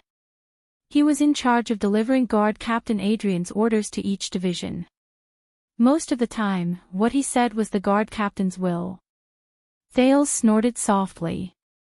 Yeah, that guy looks like, he knows a little bit about everything, but he also hides a little bit about everything. As expected of the watchman. Thales sighed in his heart. Zombie, how long have you been in the Royal Guard? Glover was stunned, but he instinctively replied, I'm still inexperienced, Your Highness. Not even 6 years. With complicated emotions in his heart, Thales' gaze pierced through the passing carriages and pedestrians. Through the gaps between their figures, he looked towards the end of the road. Under the setting sun, the towering and heavy dark pyramid stood silently. It was like a huge lock that descended from the sky, firmly pressing down on the heart of Eternal Star City and even the entire constellation. What about Mallows? Glover's expression became stern. Lord Mallows is one of the first batch of royal guards to be reorganized after His Majesty Kessel was crowned. For more than 10 years, the new guards have come and gone, but his lordship has always been there. Thales nodded thoughtfully. So, 18 years. So, he has already surrounded Renaissance Palace and served beside the throne for 18 years. That's why he can be so skilled, so indifferent, so calm, and so far-sighted. Under the hood, Thales stared at the dark and deep ancient palace. Regardless of whether it was stopping me from showing my face in public when I entered the city, dealing with the situation at the royal banquet, or making arrangements before disaster struck. It seems that this is his instinct, his normal way of life. He has seen through it, adapted to it, and is used to it. He deals with it as it comes and accepts it. Just like a veteran actor who is used to a stage and a play, he repeats similar lines countless times. Cohen, who was out of sorts, stared at Renaissance Palace at the end of the road in boredom. He did not bother to hide his yawn. It's already evening, Thales suddenly spoke and interrupted him. Do you know what we are facing now? Glover frowned. Thales sank into deep thought. Thread. Glover and Cohen were both stunned. Thread? Thales nodded. Yes, just like in puppet shows, the strings on the idol's body have two ends. One end is over there, and the other is over here. It involves me, Mallows, and everyone else's every move. Thales stared at the thick and heavy pyramid in the distance, lost in thought.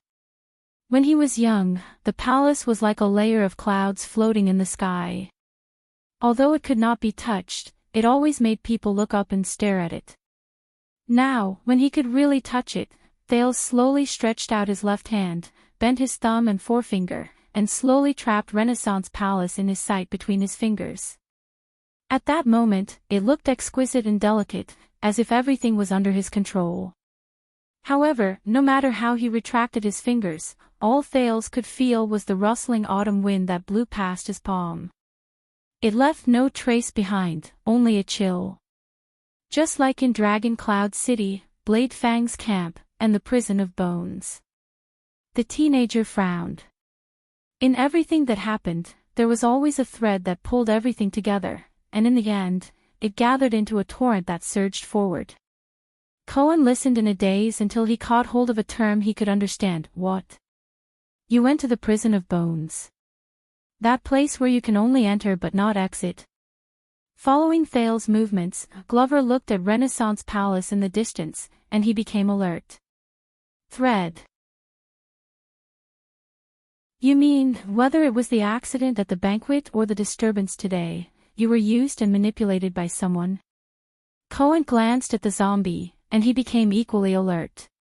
What banquet? What accident? What disturbance?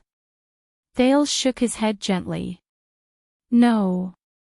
Based on past experience, as long as I understand where the thread is, see through it, grab it, and split it open, I can see the exit of the maze, even if there is another maze behind the exit. But Thales' expression became even more solemn. But this time, the teenager said solemnly. This time is a little more special. He stared at the tiny Renaissance Palace between his fingers, and he felt that it was becoming more and more illusory and distant. Glover listened attentively, but did not speak. In the next second, the golden setting sun passed through the gaps between Thales' fingers, illuminating the scar on his palm that was difficult to remove because of the many cuts he made. When he thought of this, a dull pain came from his palm, replacing the illusory chill. It's not so clear, not so specific, and not so direct. The end of the thread at the other end is not even a person. Sometimes, I even feel that everything is just my imagination, and there is no thread at all. Thales put down his palm and exhaled. But that's not the case. The thread still exists, but because there are too many of them, too thick, too dense, and tangled together, I can't start, and it's hard for me to detect them. Cohen was in great pain as he listened, but when he saw that Glover was also puzzled, he immediately felt much more at ease. Because a long time ago, I only needed to solve a single thread. Thales's eyes were burning. The right to inherit the throne of the second prince, King Nuvan's anger, Lampard's ambition, the Archduchess' rule, simple, convenient, and clean. It was already evening, and the number of people on Renaissance Avenue gradually increased. Those who had finished work, those who went to the market, those who took shifts, those who were strolling, and those who were in a hurry were surging with people. The endless stream of people and carriages blocked the view of Renaissance Palace in the distance. But Thales stared at its silhouette. His gaze never lost focus because of the palace's occasional disappearance. But now, the ownership of Blade Fang's camp, the resistance in Western Desert, the undercurrent in Mindy's Hall, the shadow of Renaissance Palace, the actions of the kingdom's secret intelligence department, the stance of the 7 Jade Star attendants, and the meaning of the Star Lake Guards. Thales's expression became more solemn as he spoke. Ever since I returned to the kingdom and stepped into Constellation, there has been more than one thing, one hand, and one person that has been affecting, restricting, and oppressing me. I need to solve more than one thread. The chaos in Western Desert, mallows of the royal guards, the gaze from the throne, the hostility from iris flowers, the accident at the royal banquet, the war in Ekstedt, the agenda of the imperial conference, the encounter in the secret intelligence department, countless figures flash before Thales's eyes, like countless images flashing in his mind. In fact, every time I untie a thread, I sink myself into more, deeper, messier, and more complicated threads, the kingdom, enfeoffment, history, power, and so on. He took a deep breath. I don't know when it started, but what I had to face was no longer just threads. Instead, it was an entire net formed by countless threads. The moment he finished speaking, Thales suddenly felt that the illusory silhouette of Renaissance Palace in the distance began to change.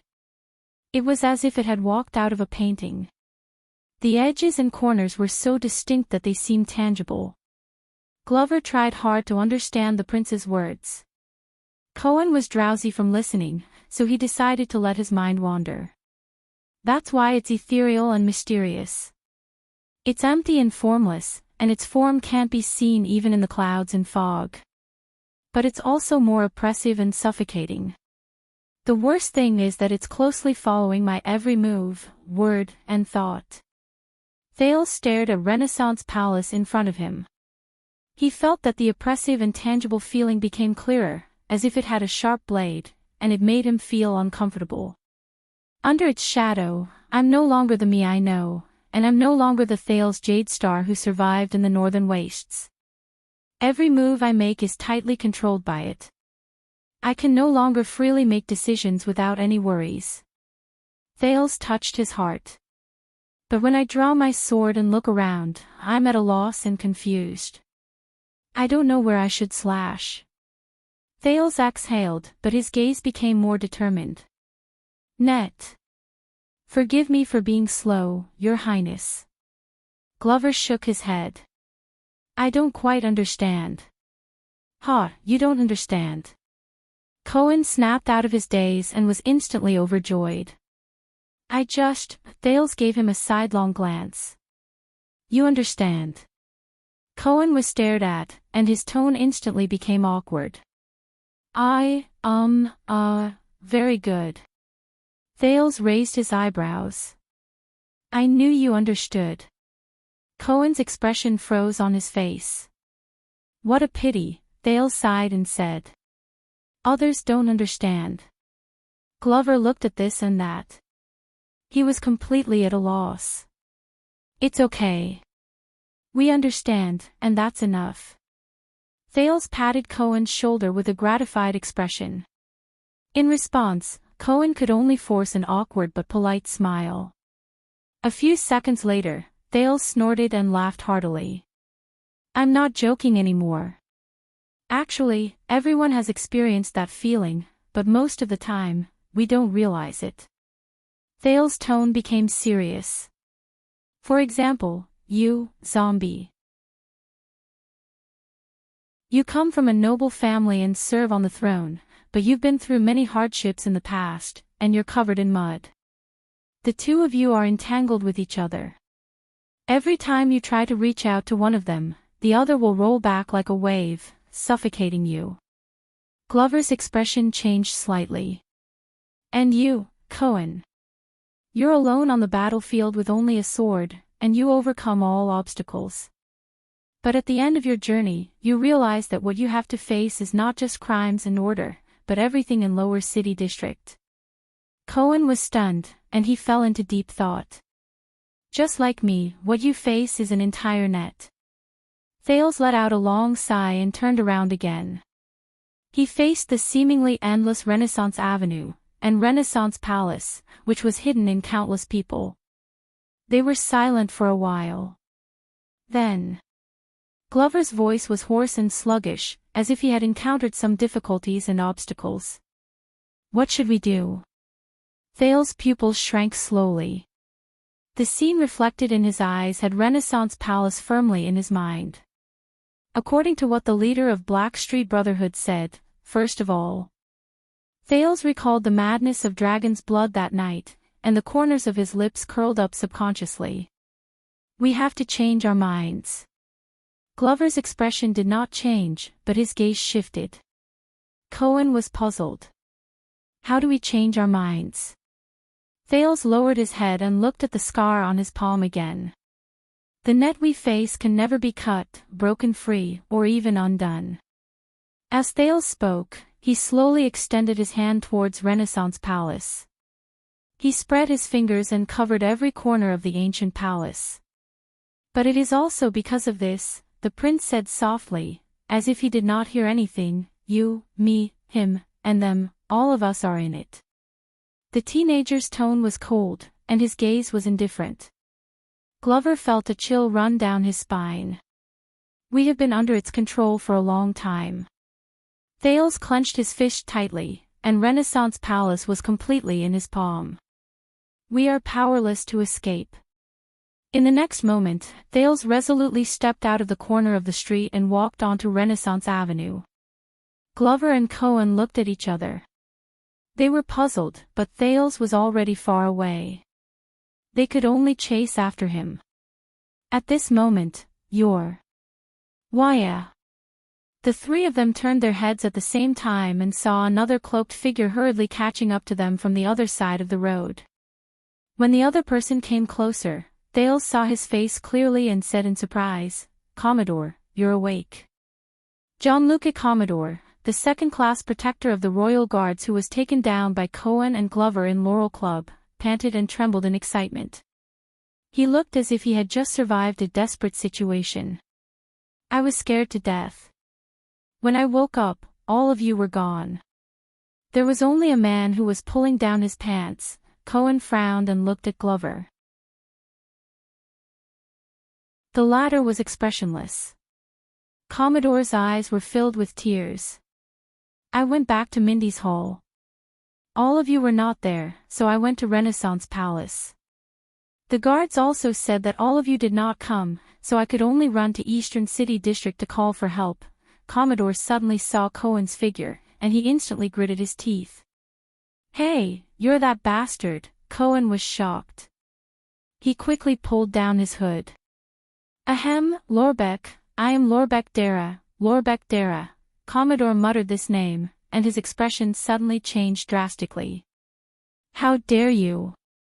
He grabbed Cohen's collar. How dare you pretend to be Western City Police Station's Director Lorbeck? Cohen, who was at a loss for what to do after his identity was exposed, lowered his head and leaned forward. Let me tell you, I am an inner city police officer. I know the internal affairs of the police station very well. Thales felt a headache coming on. He coughed. Caribbean. This man is the heir of Walla Hill and Sword of the Twin Towers, Cohen Caribbean. He is now a police officer in the capital. Commodore was stunned. He spent a few seconds thinking about the meaning of this name. Oh, so it's young Master Caribbean. The protector instantly became as enthusiastic as fire, and he smiled like a flower. He loosened his grip on Cohen's collar, and in a very natural manner, he adjusted Cohen's clothes. What a coincidence. I was once a police officer as well. We are in the same profession. Ah, it's a misunderstanding.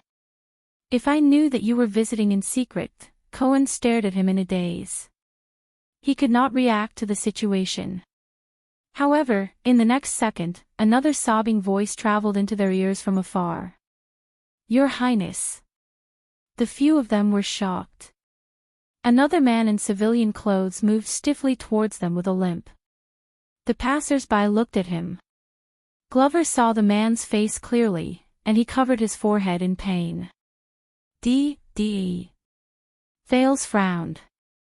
Aren't you recuperating? The first great protector beside Thales, Danny Doyle pounced on the teenager with sparkling eyes. Yes, Your Highness. But Commodore came to my house to look for me. I heard about what happened in Mindy's hall. Silence. Glover pulled Doyle up rudely and dragged him to the corner of the street. At the same time, he looked around vigilantly and whispered, Waya. His Highness' current alias is Waya. Doyle was stunned for a moment before he reacted. Okay, Waya. Commodore didn't make it clear.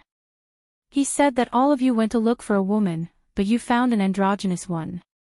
Then, a strong and tough man came. Then, he fainted from the pain, and all of you disappeared. Hey, Doyle. It's been a long time. Cohen happily appeared beside Doyle and slapped his back. Arg! Doyle screamed in pain and pounced into Glover's arms. Ha! What's wrong with you? Cohen stretched out his hand in confusion. He looked puzzled. Why do you walk like a duck, and explode with just one slap? Doyle endured the pain in his back and laid on Glover's body. He turned around to take a look. What's going on? Doyle's face was contorted. He pointed at Cohen with his thumb angrily and asked Glover in a low voice, why this guy? Glover pulled Doyle off him without batting an eyelid. You know, His Highness, the fool beside Waya has applied for leave. We couldn't find another fool, so we could only use him as a substitute. Doyle groaned weakly and immediately became puzzled. Oh, the fool's substitute. Wait, who's the fool who applied for leave? Glover pursed his lips tightly. Hey! Both of you! Cohen waved his hand indignantly at the side. Don't speak ill of me behind my back, I can hear what you're saying. I hear. Yes. Yes. Did you hear? I can hear. Did you hear? Glover shrugged at Doyle. Doyle frowned and looked at Cohen, then at Glover, who had regained his cool. In the end, he lowered his head and sighed. All right, so be it if he's a fool. Perhaps I'm really one. Doyle helplessly patted Cohen's shoulder. No matter what, thank you for taking my place and serving His Highness. This time, it was Cohen's turn to be surprised. Ha! What's wrong with you today? You're a little different from usual. Why aren't you talking back? It's nothing. It's just that before I do something, Doyle tightened the clothes on his back and grimaced as he smiled bitterly. You have to weigh the scales first. Once he said that, Glover could not help but look at him in a different light. What the F***ck? Cohen looked at Doyle in surprise. Playboy. You've grown up. Doyle returned him a melancholic smile. So, Cohen was pleased. Without holding back, he slapped Doyle's back again. Listening to Doyle's screams and watching their reunion, Thales curled up the corners of his lips. He suddenly felt that today was not so bad after all. But at that moment, a faintly discernible strange feeling surged in his heart. Thales subconsciously turned around and looked at the crowd behind him. The moment he turned around, the crowd on the street suddenly became restless. It's so noisy behind. What happened? Was there a car accident? The other members of the Star Lake Guards also noticed the commotion and turned around. But the commotion quickly changed its tone. The whispers of the crowd spread into panic. Quick, dodge it. Whose horse is startled? Why did it suddenly go crazy? Who can hold it back? Thale's expression changed. The strange feeling was getting stronger. The next moment, a huge black shadow appeared on the street and charged out of the crowd. It was getting closer and closer to them. Glover, Cohen, Doyle, and Commodore also saw this scene. Their expressions changed. It's charging over here. Run! The panicked whispers turned into fearful screams. The people on the street dodged the black shadow and scattered in all directions. The movement of the black shadow was so great that it stirred up countless strong gusts of wind. It enveloped Thales and his group. Its speed was very oppressive, and it reached them in an instant. Be careful! Before Thales could react, Glover pounced on him and pinned him to the ground. What the? Before Doyle could finish his astonished words, he was also pinned to the ground by Cohen and Commodore. Thales could only feel the huge black shadow sweeping past the top of his head. It brought along strong gusts of wind that were as sharp as blades, causing their cloaks to flutter continuously. And the strange feeling reached its peak. Asterisk thud, thud, asterisk the black shadow landed on the ground behind them. It turned into rhythmic footsteps and gradually moved into the distance. Your Highness, are you all right? Glover got up in a disheveled manner. Damn bastard. Thales, who once again received the Royal Guard's VIP service, spat out the dust in his mouth in pain. He only had time to poke his head out of the zombie's bosom. Doyle pushed away the two men on him. He grimaced in pain due to the double pain of being whipped and falling. Where did this beast come from? How dare it offend the royal family? Damn it, it's back. Asterisk thud, thud, thud, thud, asterisk the hurried sounds of horse hooves rose again. Everyone was shocked again. The huge black shadow in the distance turned around and charged towards them again. Which idiot's horse is this? Galloping in the middle of the street, see if I don't cut him. Cohen rolled up his sleeves angrily. No, a normal frightened horse would not be so persistent. It might have been drugged and is specifically charging towards your highness. Commodore analyzed cautiously. Hey, stop talking. Someone come and pull me up. This came from Doyle, who was groaning in pain. Glover's ruthlessness was aroused. He jumped up, gritted his teeth, and drew his sword. Kill it. Wait a minute. But Thales suddenly extended his hand, pressed down on his sword, and stood up. The teenager took a deep breath, took a few steps forward, and opened his arms towards the black shadow that was charging towards him. Glover subconsciously extended his hand to stop the prince, but he did not manage to grab anything. Everyone sucked in a breath of cold air. With lightning speed, the black shadow swept up the dust and charged towards Thales. No, no, no, no, Doyle was terrified when he saw this. In the next second, the black shadow's hooves stomped on the ground continuously. It slowed down drastically and stirred up a lot of dust. Before the dumbfounded eyes of the crowd, the black shadow turned from a rapid gallop to a brisk walk, then to a normal gait. In the end, it arrived in front of Thales with small, elegant steps and lowered its head obediently. Beautiful. You didn't bump into anything. Your posture when crossing obstacles is much more skillful. Thales smiled and extended his hand to stroke the black horse. Good girl. The black horse's eyes were bright, and it snorted happily. It extended its head forward and clamped Thales between its chin and neck. It rubbed against him back and forth. Yes, I know. I missed you too. Thales felt a little helpless when it hugged him intimately, but the fear in his heart turned into calmness. He gently combed the other party's mane and said in a gentle voice, "Don't worry, Jenny." The Star Lake guards, as well as Cohen, were dumbfounded at the scene. This is Doyle, you read a lot. Tell me, what is this scene? Cohen prodded Doyle in a daze. Let me. Don't touch my back. Let me think.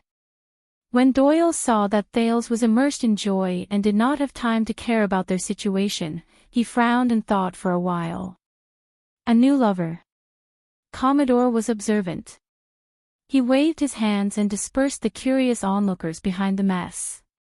Disperse, disperse, disperse. The police officer is here. What's there to see? Have you never seen a second-generation official racing, horse racing?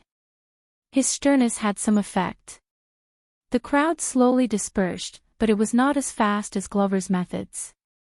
The zombie walked forward with a cold expression and took the money pouch from Doyle's waist without any explanation. He tore open the pouch and sprinkled coins and bills into the distance. Amid Doyle's indignant protests and the crowd's bustling commotion, Glover and the others escorted Thales and his new steed away from the crime scene. But before they could go far, Glover turned around vigilantly. A few figures did not care about the coins scattered all over the ground. They went against the flow and passed through the crowd. They ran towards them while panting. "Uncle, it's in front. It's right in front. Take it easy, boy. Where did you put the horse trap? That thing is useless. Do you remember? The last time Mute fell into it, it ran around and flew a kite for the whole afternoon. We have to tempt it with good horse food. Or wear His Highness clothes. Damn it, how many times has it done this? It bullies the weak and fears the strong. When that dead face was around, it never dared to be so arrogant. Don't stop me. This time, I'm going to chop this crazy horse and feed it to Mute." The Star Lake guards stood in formation vigilantly and blocked the path of the newcomers. The noisy chatter stopped abruptly. The newcomers stopped in unison and looked at the Star Lake guards warily. Glover frowned. There were 4 newcomers. Although they were travel-worn, they were fully armed. The older man carried a sword and shield on his back, the younger man carried a spear and a spear on his back, and one of them wore a strange mask that covered the lower half of his face from his chin. Their leader was a handsome young man with a long sword at his waist. He stared blankly at the black horse that was being intimate with Thales. But their positions, Glover became more vigilant, were extremely professional. They spread out to the left and right, guarding each other's blind spots. They were not gangsters, but veterans who had been on the battlefield and seen blood. "Ah! Ah! Ah!" Cohen suddenly screamed. His face lit up as he rushed between the 2 groups of people. When the strangers saw Cohen, their expressions changed as well. Some were pleasantly surprised, some were disgusted, and some were even more disgusted after being pleasantly surprised. I know him, I know him." Cohen's lips parted as he danced around. He opened his arms to the young man leading the group. "Let me introduce you. This is my..." But the young man only passed by Cohen in a daze and ignored his embrace. Cohen missed his embrace and could only raise his arms awkwardly. Until he saw the next person. Before him, the strange man wearing the silver mask snorted coldly and glared at the police officer with resentment. Cohen's smile became extremely ugly. His arms went limp, and his voice trembled. "Friend?" On the other side, the handsome young man's breathing quickened. His chest rose and fell as he walked towards Thales step by step. His face was filled with disbelief. Your Highness." Thales, who was holding Jenny's hand, looked back at him and flashed a faint smile. "Why, The handsome young man, Waya, who had not been seen for a long time, took a deep breath. His expression changed from disbelief to ecstasy.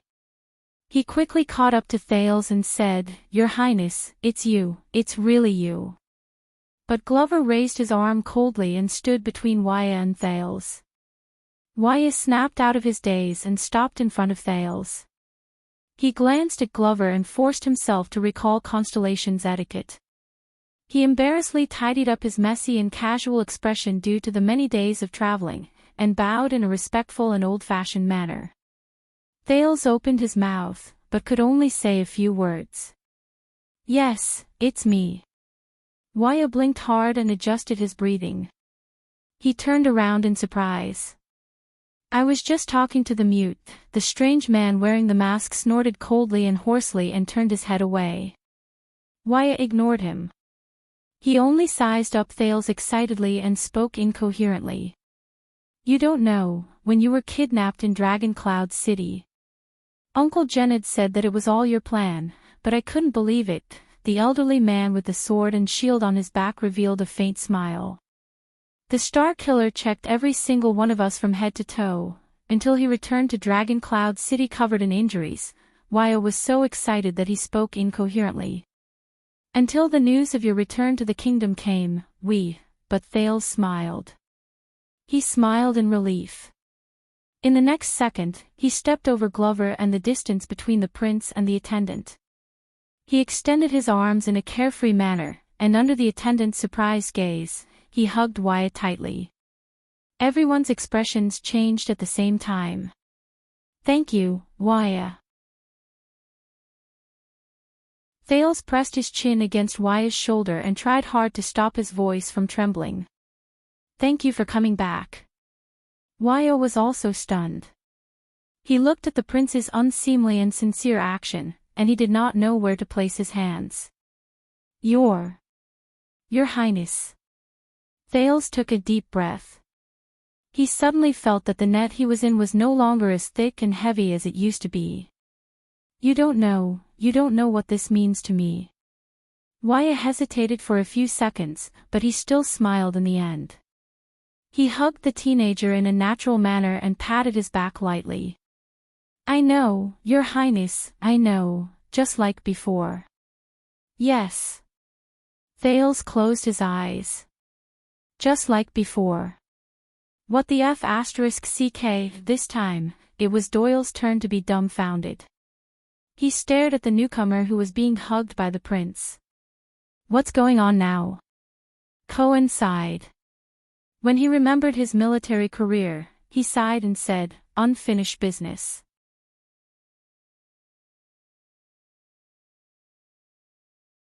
Chapter 6:11.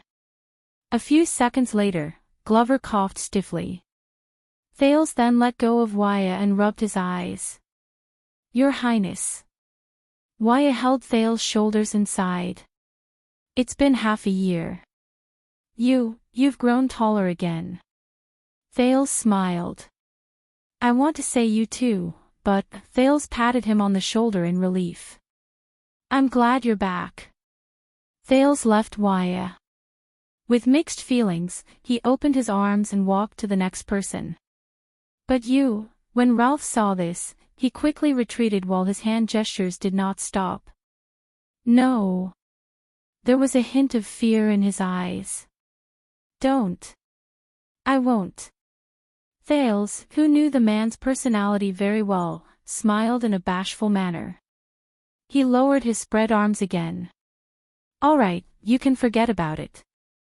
"Not bad, at least he knows his place," Doyle, who was watching from the side, said gloomily. Thales then turned around and hugged the others one by one. "Gened, how are you? And you, Willow who uses 2 guns?" "Your Highness." Gened the veteran was very calm. "I'm just changing my shift." "Your Highness." The former recruit, Willow, looked around excitedly. "So, Uncle didn't lie to me. We're really in the capital. It's much better than that big village in Dragon Cloud City." After Thales finished exchanging greetings with the old subordinates he was most familiar with, Cohen seized the opportunity to approach him. "You're back, Brother Wyatt." The police officer hugged Wyatt excitedly, almost lifting him off the ground. "Big brother. What kind of address is that?" Wyatt had a suspicious look on his face. He was obviously not as enthusiastic towards him as he was towards Thales. "Wait, why did you say real?" But Cohen didn't care. He lifted him off the ground and spun him around 3.5 times. "I missed you so much." Amidst Wyatt's complaints and curses, Cohen generously hugged everyone. Until he saw Rolf. The Phantom Wind follower's eyes were cold, but under Wyatt's warning gaze, he only let out a beast-like growl at Cohen before turning around and leaving. "All right." The police officer scratched his head awkwardly and shrugged at Rolf's back. "Yes, I'm fine. I'm happy to see you too. Let's have a drink sometime, hey?" Doyle frowned and nudged Cohen before he pointed at Rolf. "He's ignoring you." Cohen turned his head, his expression changing from an embarrassed smile to one of gnashing his teeth. "I know." Glover coughed and attracted Thales and Wyatt's attention. "Your Highness."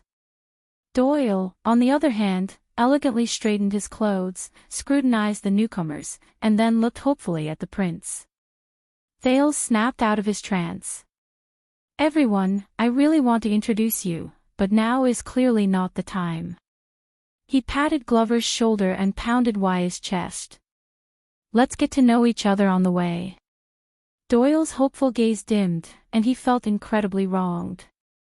Thales sucked in a deep breath and took his steed from Commodore's hands. "Are you ready?" Jenny whinnied happily. Thales chuckled softly and rejected Commodore's kind offer to crouch down and help him up the horse. He recalled Nicholas' equestrian lessons, and the sin of Hell's River was activated at will. He stepped on the saddle in a straightforward manner and flipped himself up the horse. "Let's go." Hence, the group of people who were excited, agitated, curious, and puzzled followed Jenny's footsteps and stepped onto Renaissance Avenue. As a protector, Doyle took stiff steps and was about to catch up to Thales' right side, but another figure had already taken a step ahead of him. "Thank you, but I am His Highness' attendant." Wyatt walked beside Thales' horse and extended his hand to reject Doyle. His words were polite, but there was no room for refusal. "It is my duty to serve by his side." Doyle's eyes widened. "You are the prince's attendant." Doyle landed beside Wyatt and whispered in displeasure, "What's your name?" "Wyatt." Doyle narrowed his eyes. "Wyatt what?" "Wyatt." "Casso," the attendant said coldly. Casso, I was wondering which," Doyle snorted softly. Then, he remembered something, and his expression instantly changed. Casso." Doyle instantly became friendly and amiable. "Oh my, Brother Wyatt. I've been looking forward to meeting you for a long time. How's your father, Count Casso?" Wyatt was not good at dealing with such enthusiasm. He could only show an ugly smile. On the other side, Rolf sneered. Wyatt's gaze turned cold. He turned to Doyle and said, "This is Madeira Rolf. This is Madeira Rolf." In fact, he followed His Highness even earlier than I did. Rolf choked on his smile. Doyle turned his head. His eyes lit up again. "Brother, you're Rolf. Wow, good name. Your parents are really talented. Hey, your mask is so cool. Where did you buy it? I know you don't like to talk." "It's okay, I like people who cherish their words the most, because I know people like you. You don't usually speak, but when it comes to critical moments, you say wise words, speaking of which, I am untalented. My name is Danny Doyle. I am the protector of His Highness' personal guards. Let's go to Red Street Market together when you are free." "It's okay, you are welcome." I am very familiar with that place. Even Blood Bottle Gang has to give me face. Brother, you don't have to say anything. I know. Behind them, Cohen could not hold it in anymore. He convulsed with laughter. Ha ha ha, you don't know. He is a mute. He can't speak.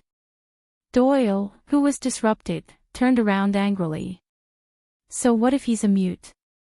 Can't a mute speak?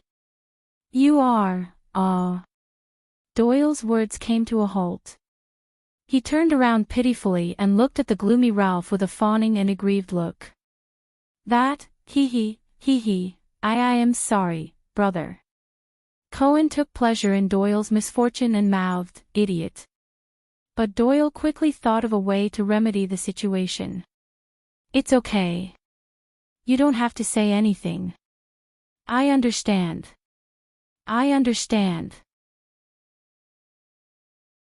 Doyle stuck out his thumb and patted Ralph's shoulder.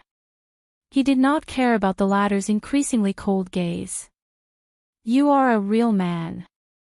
For His Highness, it is worth risking my life. So what if I become a mute? Ha ha ha ha ha. Cohen covered his mouth and laughed viciously again. What now? Doyle scowled at him. The police nodded and teased Doyle. The reason why he can't speak is because I broke his throat during a street fight. Ralph turned around abruptly. His gaze was as sharp as a knife. Cohen shuddered and stopped abruptly. He reacted and made an apologetic expression at Ralph. He laughed awkwardly. Ahem, sorry. Ahem. But Doyle curled up the corners of his lips and poked the police officer smugly. I think he heard you. Cohen turned around awkwardly. He was furious. I know. Ralph snorted angrily and left the row. Damn it. Another arrogant idiot has come to the prince's side. As he thought of this, he glanced at Waya. What, isn't one enough? Thales rode on his horse and asked Waya, who was the closest to him. How did you come back? It's a long story. Waya shook his head.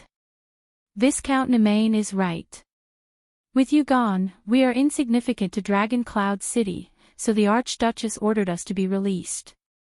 Of course, the Star Killer was reluctant at first, but they were about to set off for war, put Ray.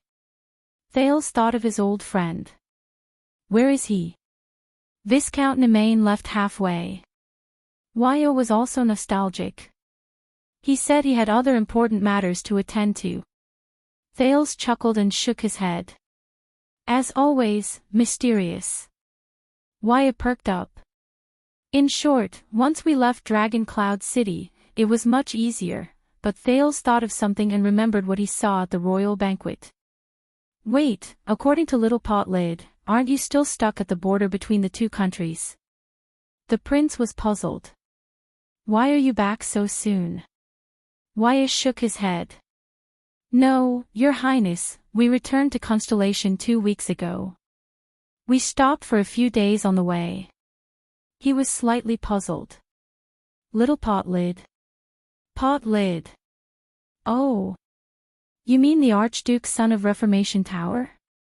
Didn't you send him? Thales was stunned. No, I didn't. Wait a minute, let's recall. Thales took a deep breath and recalled Levi Trent Ida, who came to him for help during the royal banquet and only asked to stay by his side for 5 minutes. That Little Pot Lid. So, on your way back, you did meet Levi Trent Ida, the Archduke's son of Reformation Tower, right? Waya recalled carefully. Yes. We met him a few weeks ago, and he even paid for our food and lodging so that we could eat and drink before continuing on our journey. He claimed that you had entrusted Archduchess Aroma, and the Archduchess had entrusted it to him. He came to visit us on the way. The attendant asked doubtfully. Isn't that so? Thales stroked Jenny's mane and frowned. No. In fact, Levi only met me for the first time last night. He told me that you were stuck at the border between the two countries by the people of Black Sand region, and that he was trying to mediate. He came to inform you that you were safe.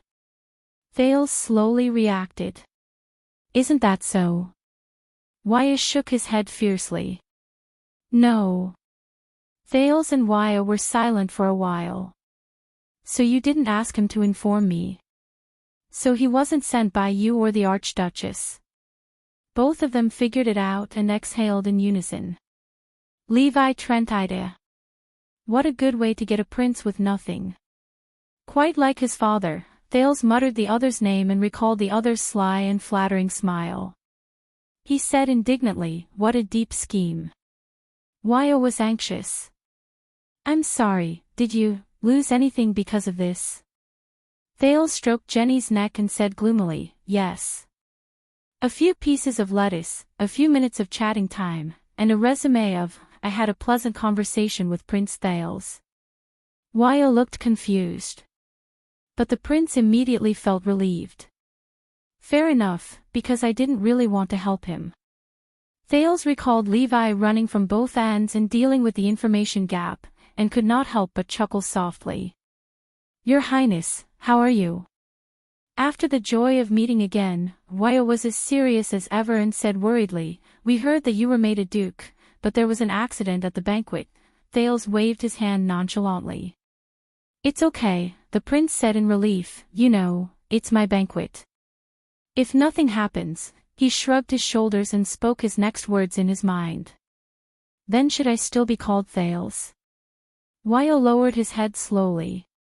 Your Highness, the attendant said sadly, I'm very sorry. I couldn't stay by your side and protect you. Thales looked at him and curled up the corners of his lips. No, in fact, you helped me a lot. The prince bent down and patted his shoulder, winking with his left eye. Especially your name. Waya looked up with a puzzled expression. Thales did not explain further, intending to leave the meaning of his words for Waya to ponder on. The prince raised his eyebrows and remembered something. By the way, Ida, where is she? Waya shook his head. I don't know. The moment we stepped into Eternal Star City, she disappeared. Uncle Jenned told us not to be nervous. Instead of worrying about her, we should worry about ourselves. In fact, with Lady Aida's personality, even I find it strange that she could follow us safely all the way. As expected, it's Ida. Thales sighed. That's because without all of you, she would have lost her way.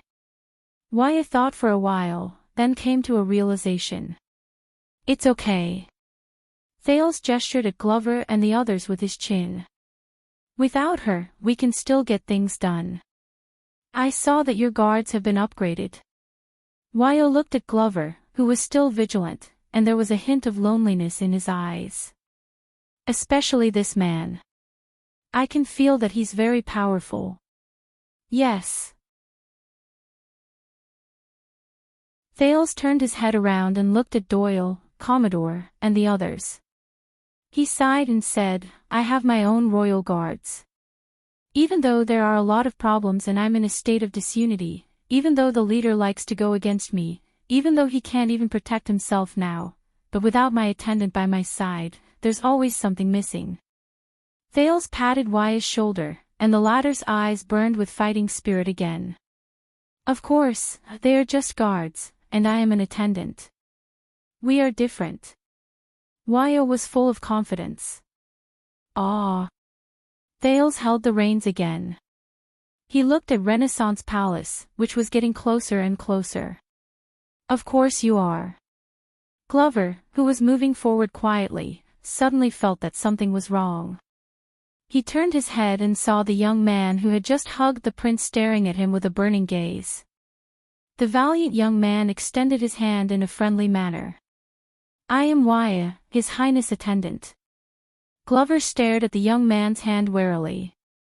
2 seconds later, he tentatively extended his hand and shook hands with Waya.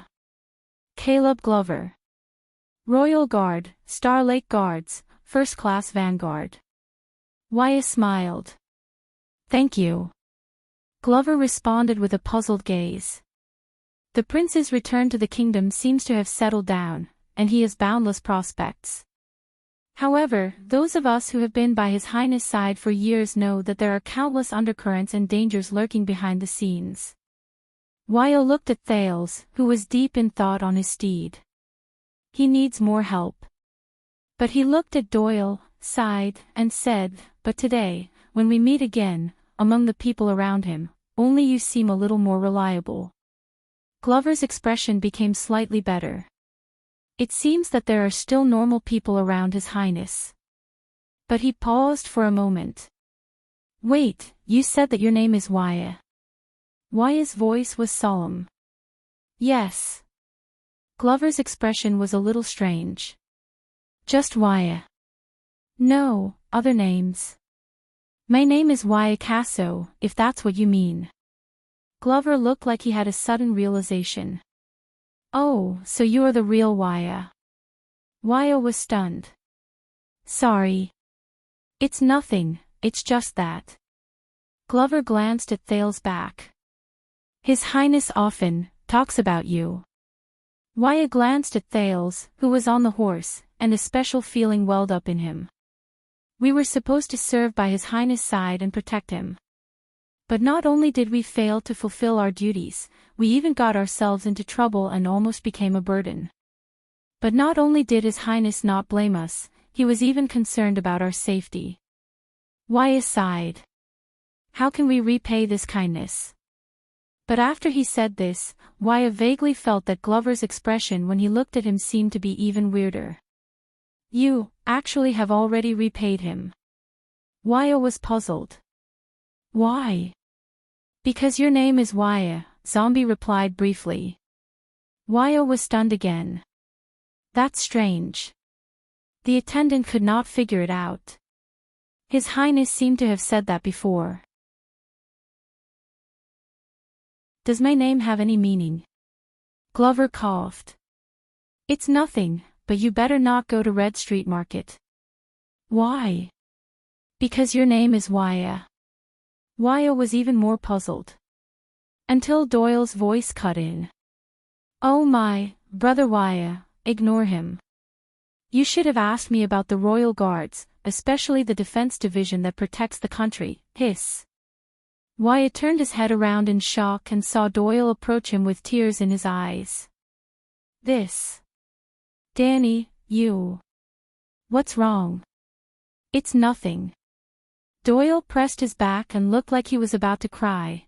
"It's just that, my back hurts." "Back?" Waya was shocked. Doyle panted and looked like a delicate flower waiting to be cherished. "You know, there was a banquet last night." "This, work injury, professional risk, banquet, work injury, back pain." Waya's expression became more and more puzzled. But Doyle looked desolately at Glover, whose expression was already very unpleasant. "By the way, Glover, your back hurts a lot too, right?" The zombie turned his head around coldly. "No, I can handle it." "Actually, you don't have to force yourself." Doyle sighed weakly. "It's all Officer Mallow's fault. He was too aggressive with us, too forceful." My back, I feel like it's going to split open." "If we knew this would happen, we wouldn't have done that last night." Glover froze in his tracks. Waya's expression was strange. "What did you do last night?" Doyle looked up. His smile was bitter but gratified. "It's okay. That was just me and Glover. We were just impulsive." He looked at the zombie with sparkling eyes. "Right, Glover. Impulsive." Waya's gaze became stranger. Glover was instantly stunned. He wanted to explain, but in the end, he just snorted angrily and walked forward. Doyle, who was left behind, raised his hand and teased. "Hey, it's just a joke. Don't be so petty." Glover gritted his teeth and looked at Doyle. Then, he looked at Cohen, who was giggling foolishly with Willow. As expected. Lillian is right. All idiots are from the same family. They're all F*King related. Behind Thales, the others were also trying their best to get to know each other and familiarize themselves with their new teammates, such as Commodore and Janet, who were flattering each other. Commodore patted Janet's shoulder and praised him. By the looks of you, you've been in the military before. Janet gave him a thumbs up. By the looks of your habits, you're obviously a professional bodyguard. Commodore shook his head humbly. You flatter me. I'm just an untalented person. I was once in the inner city's police station, Janet said courteously. You flatter me. I've only worked in the Starlight Brigade and the city defense team. Wow, the famous Starlight Brigade. So, you're a veteran, a war hero. Commodore's eyes brightened. TSK, the police officers in the inner city are all in charge of important people's protection and internal supervision. Even the city defense teams of the various departments are under their control. Janet lamented from the bottom of his heart. Those are just rumors from outsiders. I'm just trying to get by. By the way, how did you go to Northland to follow His Highness? Commodore asked curiously. What hero? It's unbearable. How did you become a royal guard from a police officer? Janet asked politely. Commodore waved his hand humbly. Speaking of which, I'm lucky. 6 years ago, we gloriously uncovered a series of corruption cases in the city defense team of Eastern City District. I was recommended. Janet shook his head in a self-deprecating manner. Sigh, speaking of which, I was unlucky. 6 years ago, when I was still in the city defense team of Eastern City District, I was framed for corruption and bribery, and I was implicated. When he said this, Janet and Commodore's smiles froze at the same time. They turned their heads at the same time and looked at each other in shock.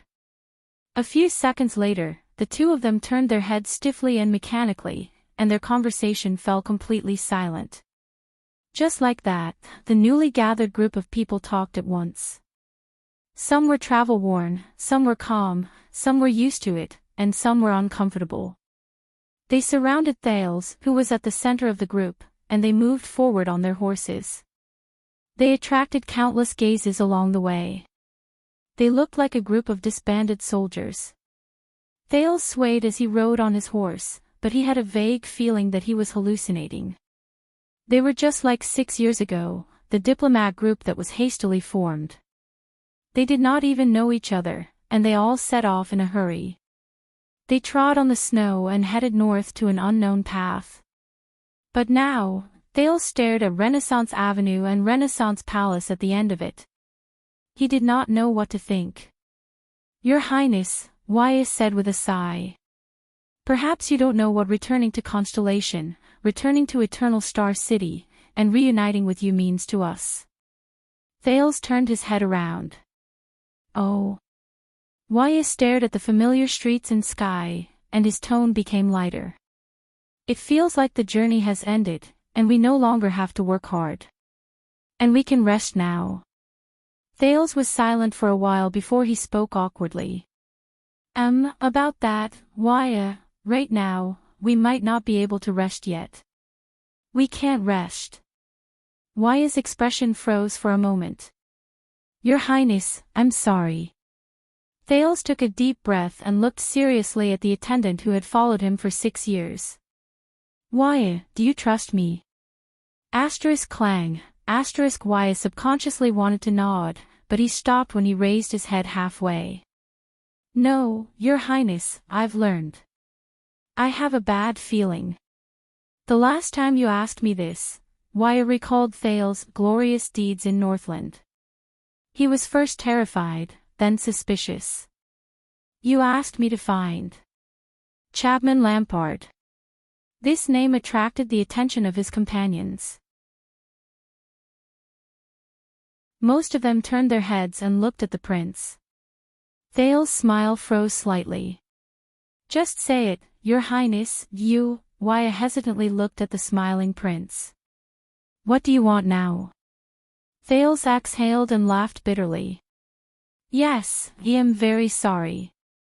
You went through so much to return to Eternal Star City. I shouldn't have gotten you involved, but when Weil looked at the prince, his vigilant expression suddenly relaxed. He lowered his head and smiled. Fine, Your Highness, you're right. Weil raised his head in relief and smiled bitterly. You're still you, after all. If nothing happens, he did not continue, but his expression became solemn.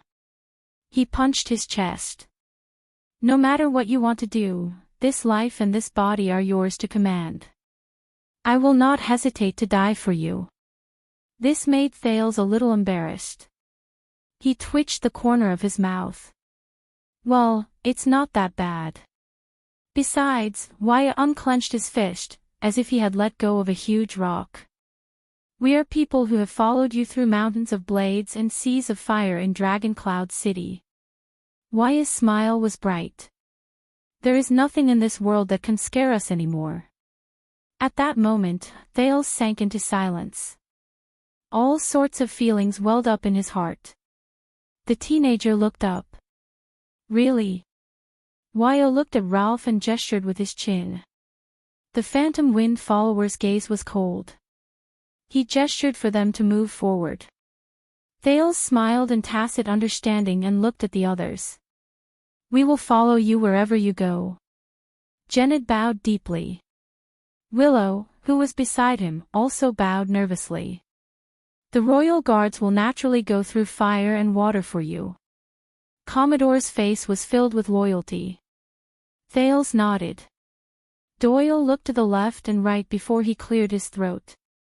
You are Your Highness. We should listen to you. That is true.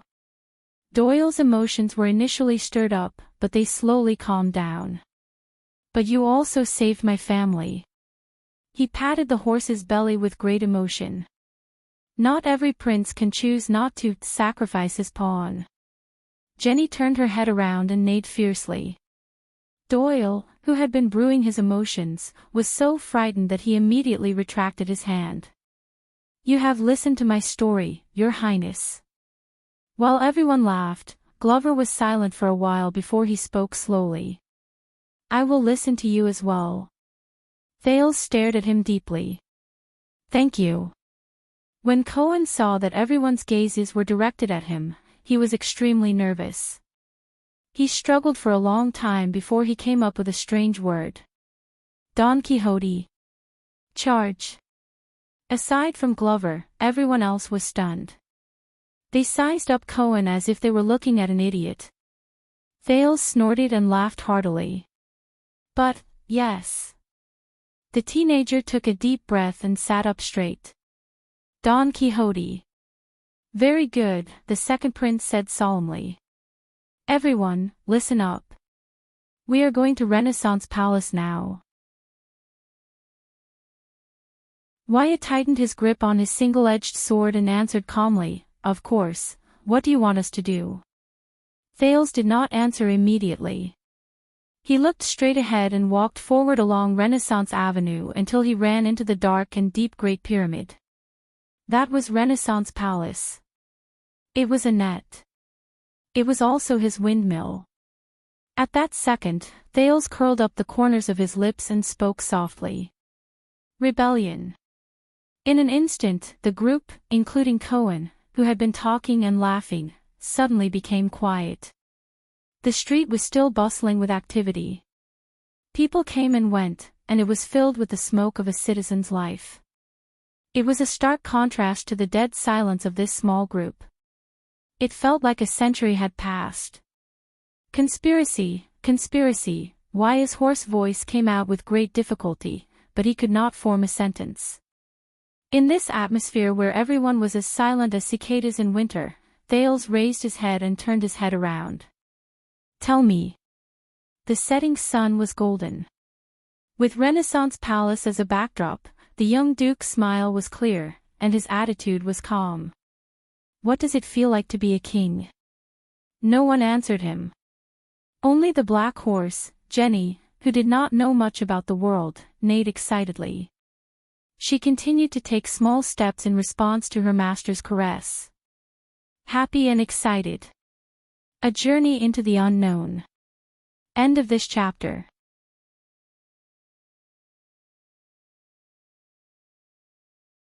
Chapter 6:12. Renaissance Palace, Ballard Room. The setting sun shone through the stone window and cast a long shadow on the conference table, like blades of gold and black. There's such a good thing. Constellation's Minister of Trade, Viscount Kenny put down the Jade City Substitute Servitude petition that had just been delivered to the conference room with a doubtful expression. That master of iris flowers. Kenny looked at his peers at the Imperial Conference.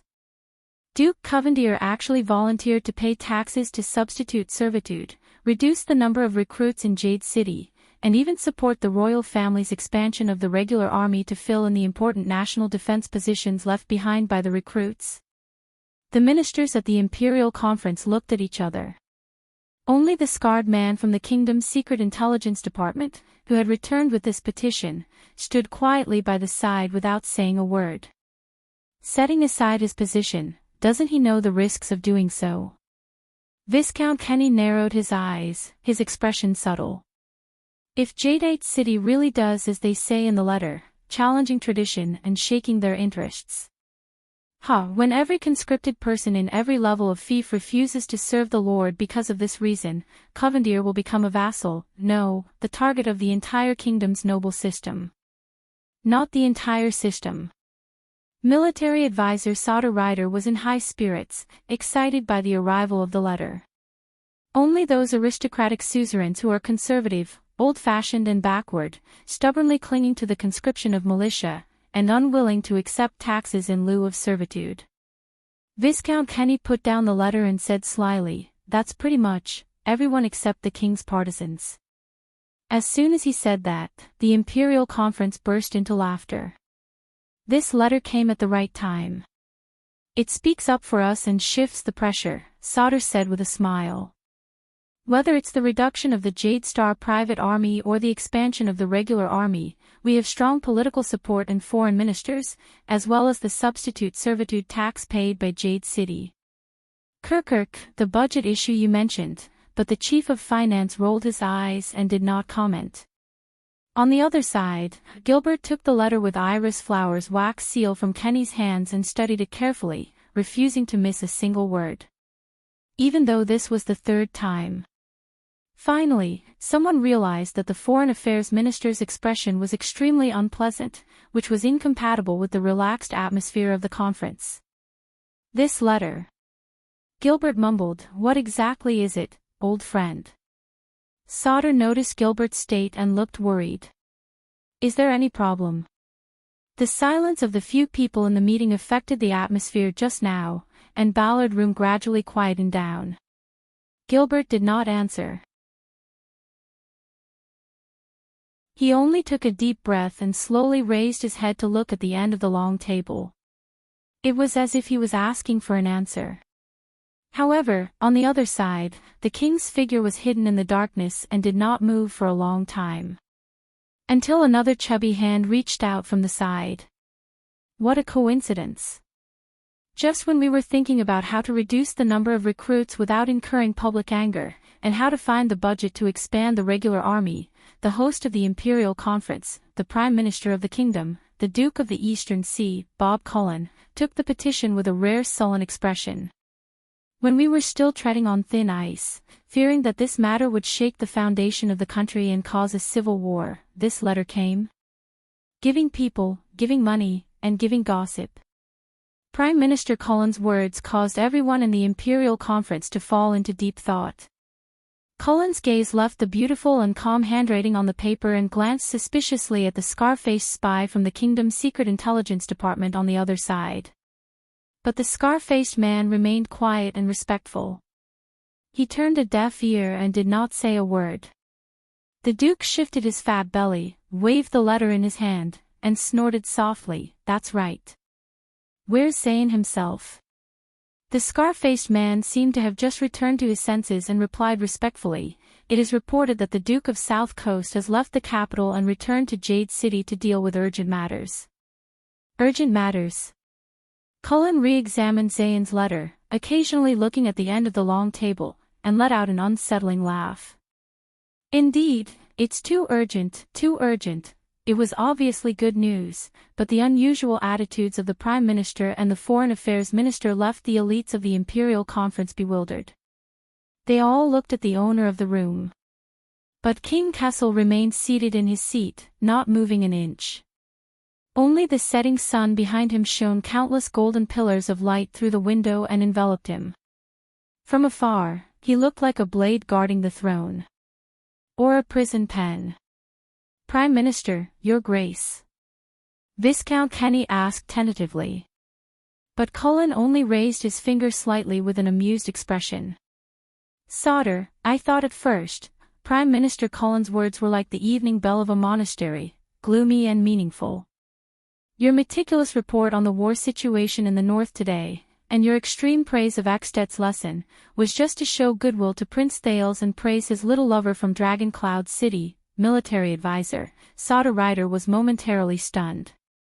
"And your exaggerated exaggeration of the accident at Blade Fang's camp, blindly belittling the recruits, and strongly advocating for the expansion of the regular army, was just a pretense. At most, you're asking for an exorbitant price, and you'll pay the price accordingly." Chief of Finance, Kirkirk Man curled his lips. But now, looking at this letter, Prime Minister Cullen glanced at the iris emblem on the letter, then turned to the king and shook his head. "Your Majesty, you came prepared for today's meeting." Kessel V's eyebrows twitched slightly. The Prime Minister closed the petition and smiled leisurely. Just like before, when the regular army of the royal family went to Western Desert to clean up the Great Desert and welcome His Highness, they also came prepared. The ministers frowned at the implication of these words. Among the crowd, Gilbert trembled slightly. He stared at the king from afar with a bitter gaze. But the Prime Minister's next words were baffling. "Is it Sand King? Or whispers? Or both in one?" Sand King. Whispers. At that moment, the ministers of the Imperial Conference looked at each other, confused. Beyond the long table, the sleeve of the scar-faced man moved without anyone noticing. But the ministers quickly noticed that at the end of the long table, the king's gaze was fixed on Duke Cullen, and he paid no attention to anyone else. "No need to be surprised, Your Majesty. Midier even asked for my opinion back then." Prime Minister Cullen did not seem to care if anyone answered. He just sighed and muttered to himself. "At that time, although I was already plump, I was at least a fat man in the prime of his life." The old Duke's words were filled with emotion and desolation. "Now, when I lower my head, I can no longer see my toes." Duke Cullen looked up. "What about you?" Amidst the confusion, everyone subconsciously looked at the end of the long table, at the silent and majestic figure that was as still as a statue. "Bob." After a few seconds of silence, the Iron Hand King spoke expressionlessly. "You're not just fat." At that moment, the rays of the setting sun converged into countless golden blades, lying between the two of them. But the Prime Minister did not seem to notice and remained calm. "I'm old." The Iron Hand King's voice was no longer thick and powerful. It actually had the sharpness of a knife cutting through ice.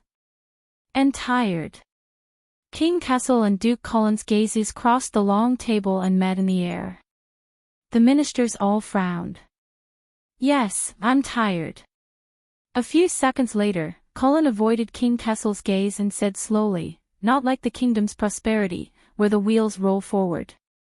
The Duke of Eastern Sea slowly lowered his head and snorted indifferently, looking like an ordinary old man who had no regrets in his old age. "If it's not this horse, then it's that one. Anyway, we have to pick a horse to pull the carriage, right?" King Kessel's gaze was cold and he did not answer. "But you're not him," Cullen said the last sentence and closed his eyes wearily. "Not him." King Kessel still did not speak. At that moment, the atmosphere in Ballard Room was no longer relaxed. In the face of the obscure confrontation between the king and the duke, everyone was very puzzled, but dared not speak. Except for one person. Your Majesty. Gilbert looked up with a complicated gaze and became the next person to break the silence. Please forgive me for overstepping my authority. He raised Zayn's handwritten letter steadily and showed the iris emblem on it. But when was this petition written? Last night. In the wee hours of the morning. Gilbert's gaze shot straight at the throne. At that moment, the usually gentle cunning fox of Constellation's gaze was sharp, even a little aggressive.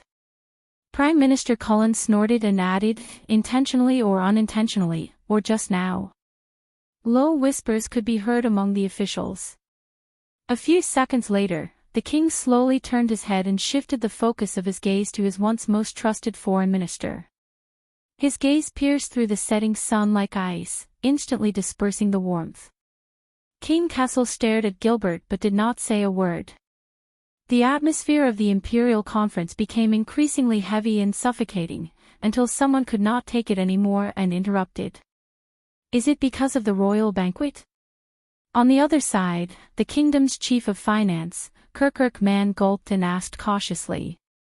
He knew that the matter was of great importance and no longer acted like a rascal. I left early at the banquet, but I later heard that the Duke of Star Lake and the Duke of South Coast had a little discord during the banquet. The Duke of Star Lake, the Duke of South Coast, royal banquet. As soon as these words were spoken, whispers once again arose around the conference table. Discord. Yes, if one brought a sword to the banquet, assisted an assassin, kidnapped a guest, and threatened the prince, it could also be considered a little discord. The king snorted coldly and interrupted the whispers in the imperial conference. A little misunderstanding. King Kessel's words were like the final word, sonorous and forceful. It has been resolved. Resolved. Gilbert's heart sank when he heard this. No one at the conference table was stupid enough to ask, how was it resolved? Viscount Kenny and the Minister of Agriculture, Lord Croppen, looked at each other and interrupted the current awkwardness. Very well, then the Duke of South Coast still wishes to mend his relationship with us, unlike the one-eyed dragon from the land of cliffs, that's it? But Gilbert's voice rang out again and disrupted their efforts. Just because he acted against Prince Thales behind the scenes, and you held on to him as a bargaining chip. Uncharacteristically, Gilbert was relentless in his questioning. His tone was stern and urgent. That's why there's this letter. Everyone could sense that the tension between the king and the foreign affairs minister could no longer be ignored, even more so than the confrontation between the former and the prime minister.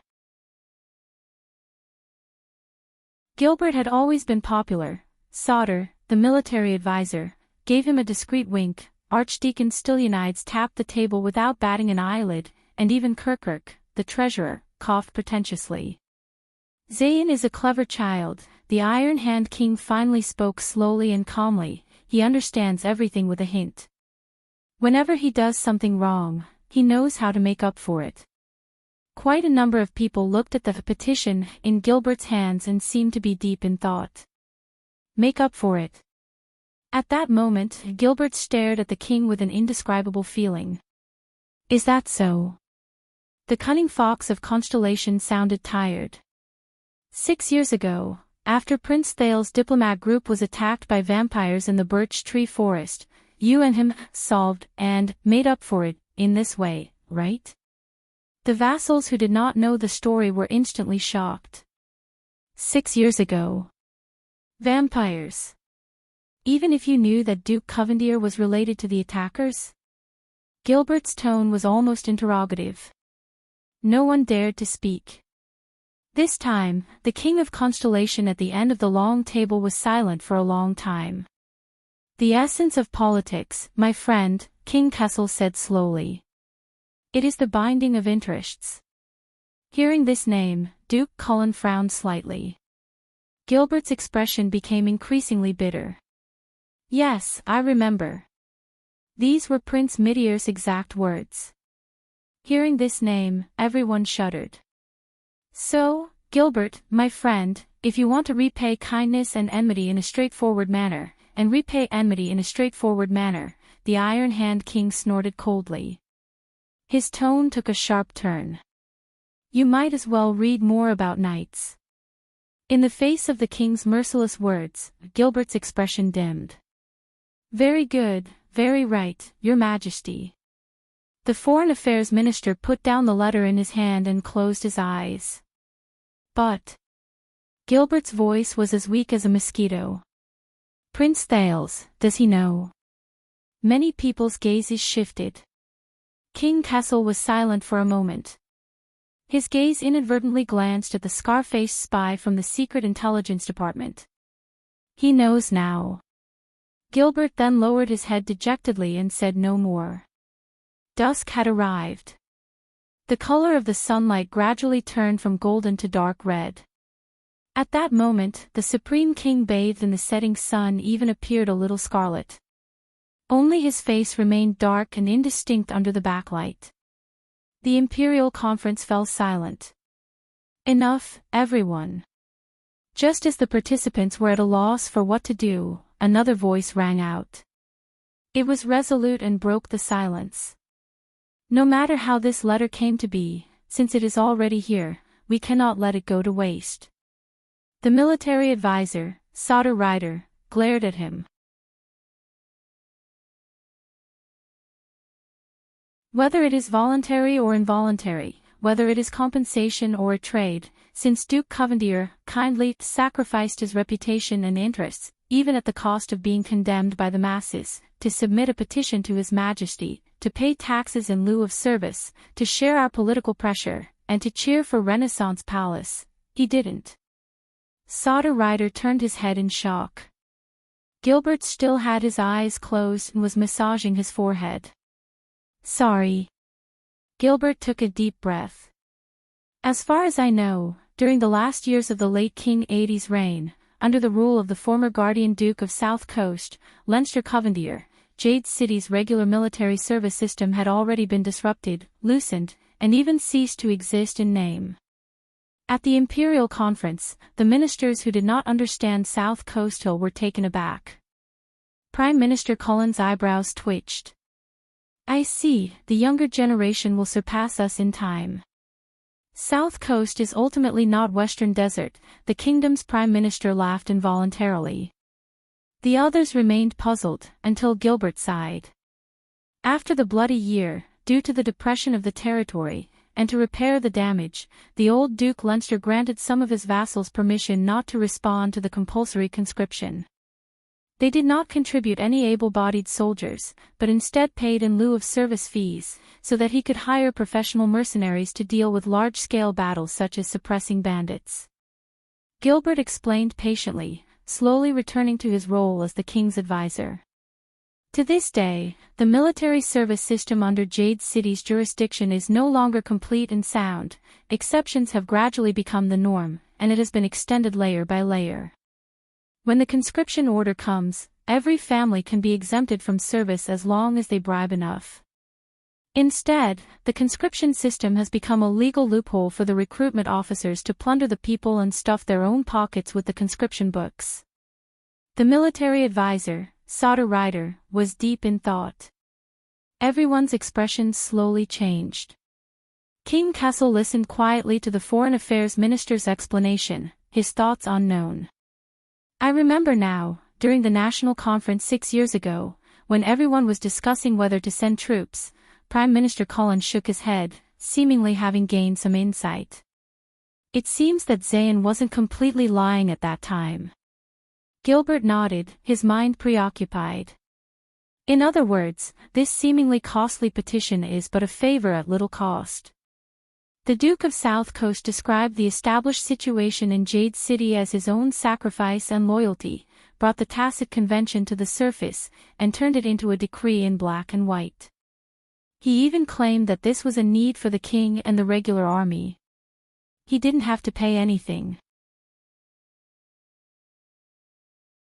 Gilbert pushed the petition for servitude to the center of the conference table. Even if this order is approved by His Majesty, Covendier will not suffer any actual losses. Perhaps he can even purge the corrupt and inefficient governance, regulate the chaos of paying taxes for servitude, and let the people who have worked hard for a long time applaud and praise the Duke of Iris Flowers who serves the people wholeheartedly. On the other side, money-bagged Kirkirk snorted softly and added, he can also swallow all the dirty money that his subordinates plundered during the conscription, of course, in the name of His Majesty Kessel and the regular army of the royal family.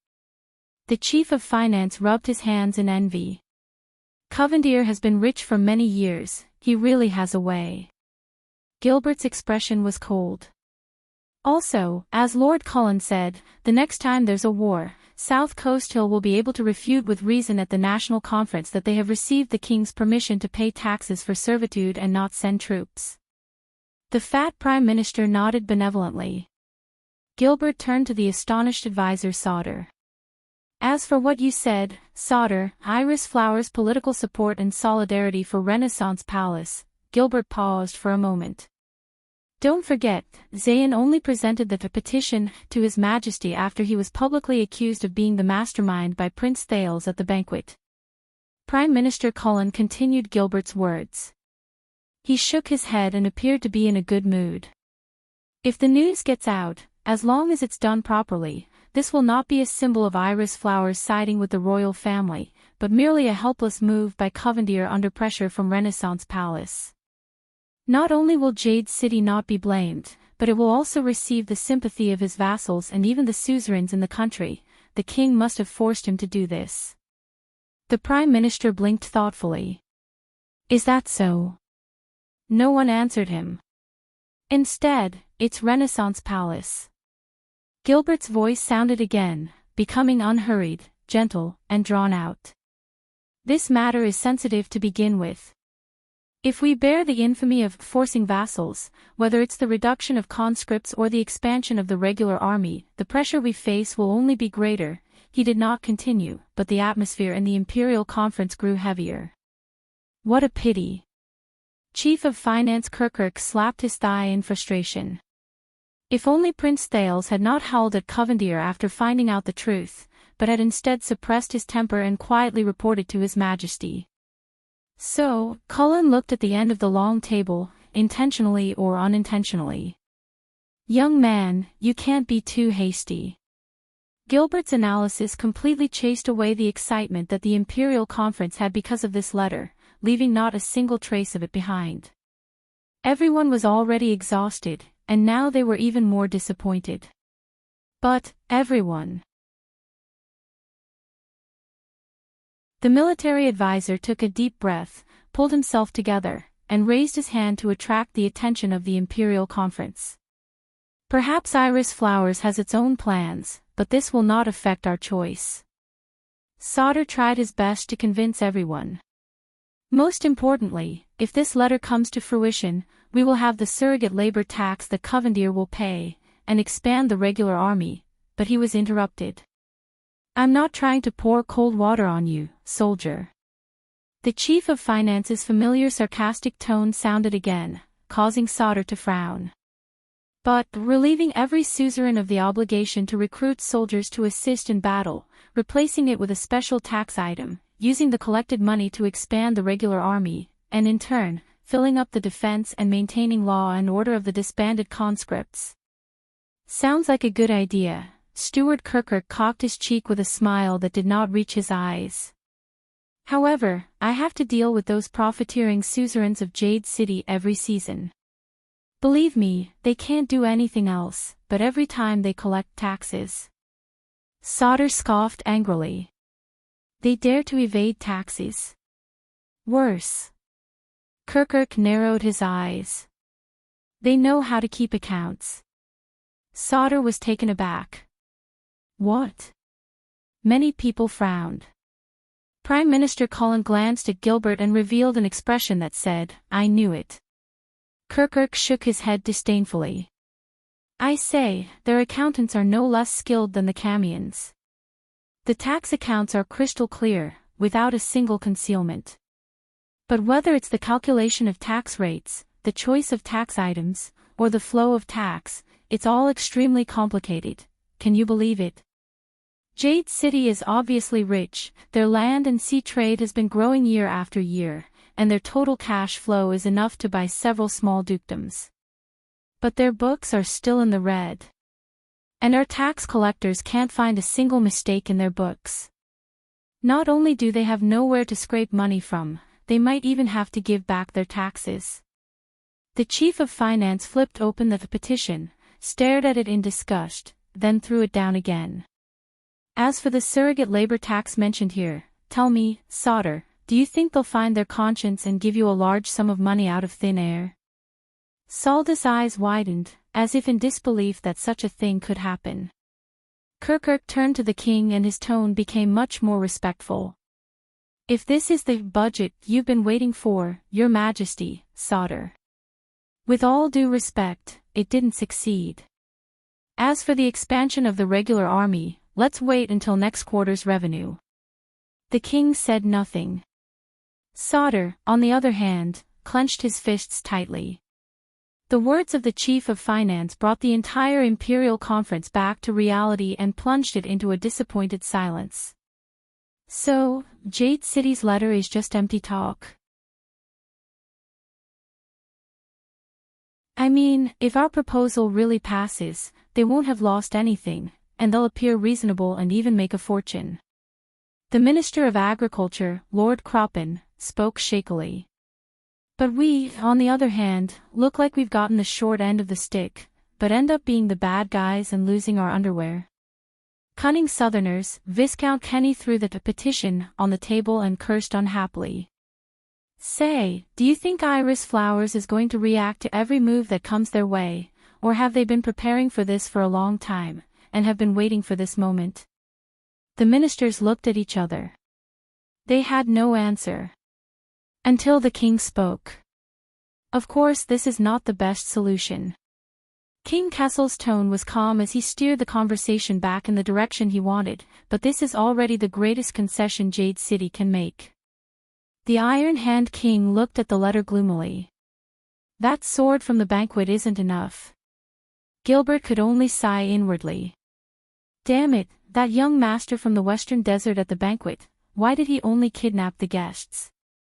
The military advisor slammed the table.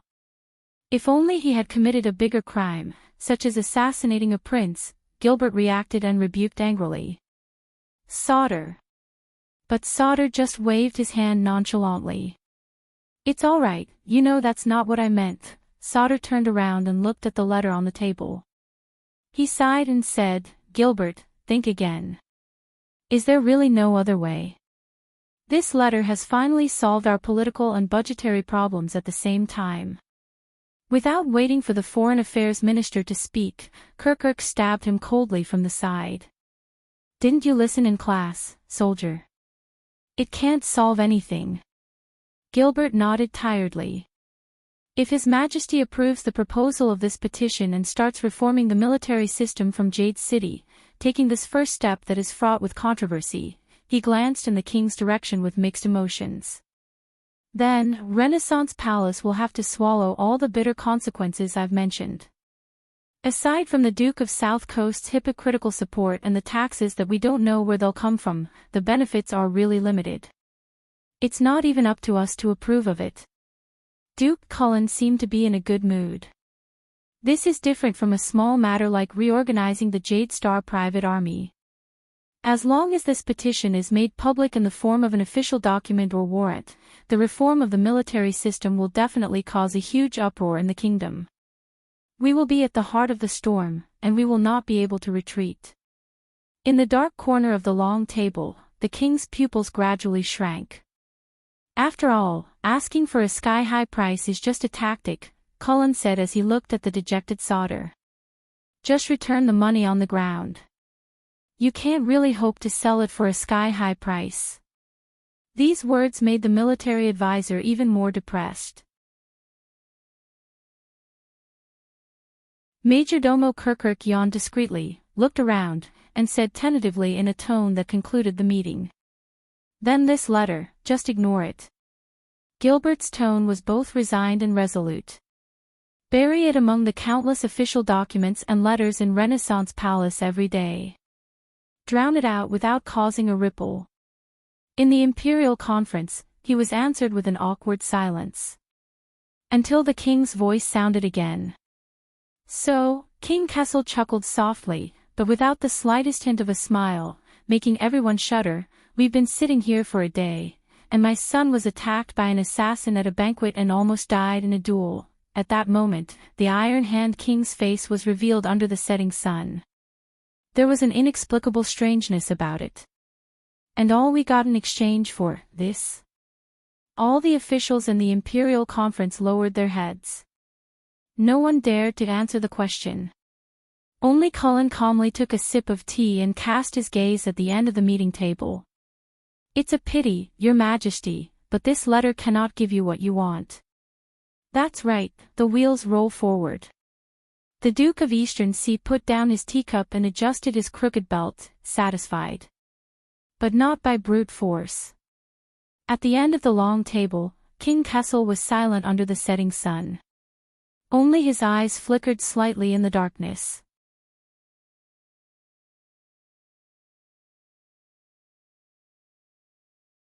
Chapter 6:13. Everyone. In Ballard Room, King Kessel's voice came steadily, heavy, solemn, and resolute. Just like in the past, every time he made a decision for the Imperial Conference, it looked like the outcome was set. With this in mind, the ministers restrained their emotions and adjusted their posture. Some of them relaxed slightly, ready to welcome the end of another conference. But not this time. Under everyone's gaze, the Iron Hand King raised his head and swept his gaze across the ministers. All of you have a point. As he spoke, the king's right hand suddenly reached out from the shadow of the throne and flipped it gently at the crowd. His palm faced up and hovered over the meeting table. Just like a cold, unsheathed blade. Even the warm autumn sun could not reduce its chill. Gilbert, Cullen, Kirkirk, Sauter. All the ministers were stunned and did not understand what was going on. But the Iron Hand King remained expressionless and raised his right palm. You've thought it through. As they looked at each other, only the scar-faced spy from the Secret Intelligence Department's eyes flickered. He tactfully stepped forward and picked up the Jade City Substitute Servitude petition from the table. The scar-faced man walked past every stunned minister and respectfully and appropriately placed the letter into the king's palm. This letter is a barb with malicious intentions. King Kessel's voice came out quietly.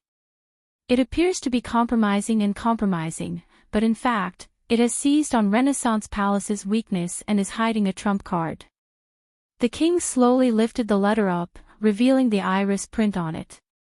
We can't even make it public, or we'll be caught in a passive and unjust situation. Every servant who was swept by his gaze subconsciously tensed up and sat up straight.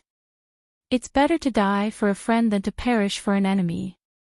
Old Leinster had such a son. In the next second, the Iron Hand King's fingers suddenly tightened and crushed the letter. The few people who had their eyes fixed on the letter trembled and were startled. Only then did Kessel say calmly, living up to the family name. In the indescribable silence, the Minister of Trade, Viscount Kenny, coughed with difficulty and tried to forget the depression in his heart. He'll pay the price. Kenny bowed respectfully to the king. Just for this letter. King Kessel glanced at him without a word. The letter was still in his hand, crumpled. Of course, Sauter ground his teeth hatefully, and also for his disrespect and disloyalty to you and your highness, Prime Minister Cullen's trembling voice sounded. But not this time. He seemed to have turned back into the doddering old man. He coughed and concluded the meeting. At the very least, the reduction of the recruits and the expansion of the regular army will have to wait until next season, at this moment. But it got out. The king's words came out of nowhere, as if he was mumbling to himself. No one could react in time. Pass, what? Chio Ko looked confused. Mine, your majesty. Sauter probed. I'll talk. At that moment, the king of the Iron Hand raised his eyes, which were particularly oppressive in the narrow Ballard room. While we are talking, every sentence, every word, and every letter on this petition has been publicized, leaked, and spread by someone. Rumors are spreading everywhere. The conference room was silent for a moment. Gilbert was in disbelief. What? Viscount Kenny's surprised gaze kept darting back and forth. You mean, this letter has been leaked? Prime Minister Cullen sat up straight and looked extremely serious. When? Why? However, the king only shook his head calmly and answered the truth. The Secret Intelligence Department is still handling it, but if it's unsatisfactory, I think it won't be long before everyone in the kingdom knows that Renaissance Palace is going to start with Jade City, change the traditional rules, strip the suzerains of their military power, reduce the recruits, and expand the regular army. All the way to the whole of Constellation. Renaissance Palace, Jade City, tradition, suzerains. With every word the Iron Hand King said, the chill in his tone intensified. The Prime Minister was the first to understand. His eyes widened slightly. That means, as you said just now, Bob, the king spoke in his calmest tone, not mincing words from the other party's mind. From the top to the bottom of Constellation, a huge uproar is about to break out. From this moment onwards, we are standing at the heart of the struggle. There's no retreat. The ministers quickly understood the meaning of this matter. The atmosphere suddenly became tense. What's going on? Who did it? Has the culprit been caught? What do we do now? Investigate the mastermind behind this. Amidst everyone's varying opinions and the same panic, the king leaned back thoughtfully and melted into the darkness. How could such an important exchange of letters be leaked?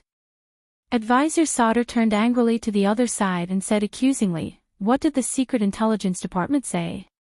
What about the rumors? What's the situation now?" Beside the conference table, the scar-faced spy from the Secret Intelligence Department bowed steadily. "We're still tracking down the source, encircling and intercepting it in an attempt to reduce the impact of the rumors." His tone was calm, as if what they were about to face was not a monstrous wave that could shake the country. But the delivery of the letter, the defense along the way, and the confidentiality of the palace are all fine. At this point, the scar-faced man's voice had an interesting rise and fall. "There's only one thing we can't take into account. This letter was delivered directly into the palace by the Duke of Iris Flower's messenger." Everyone suddenly fell silent. "You mean, Zane?"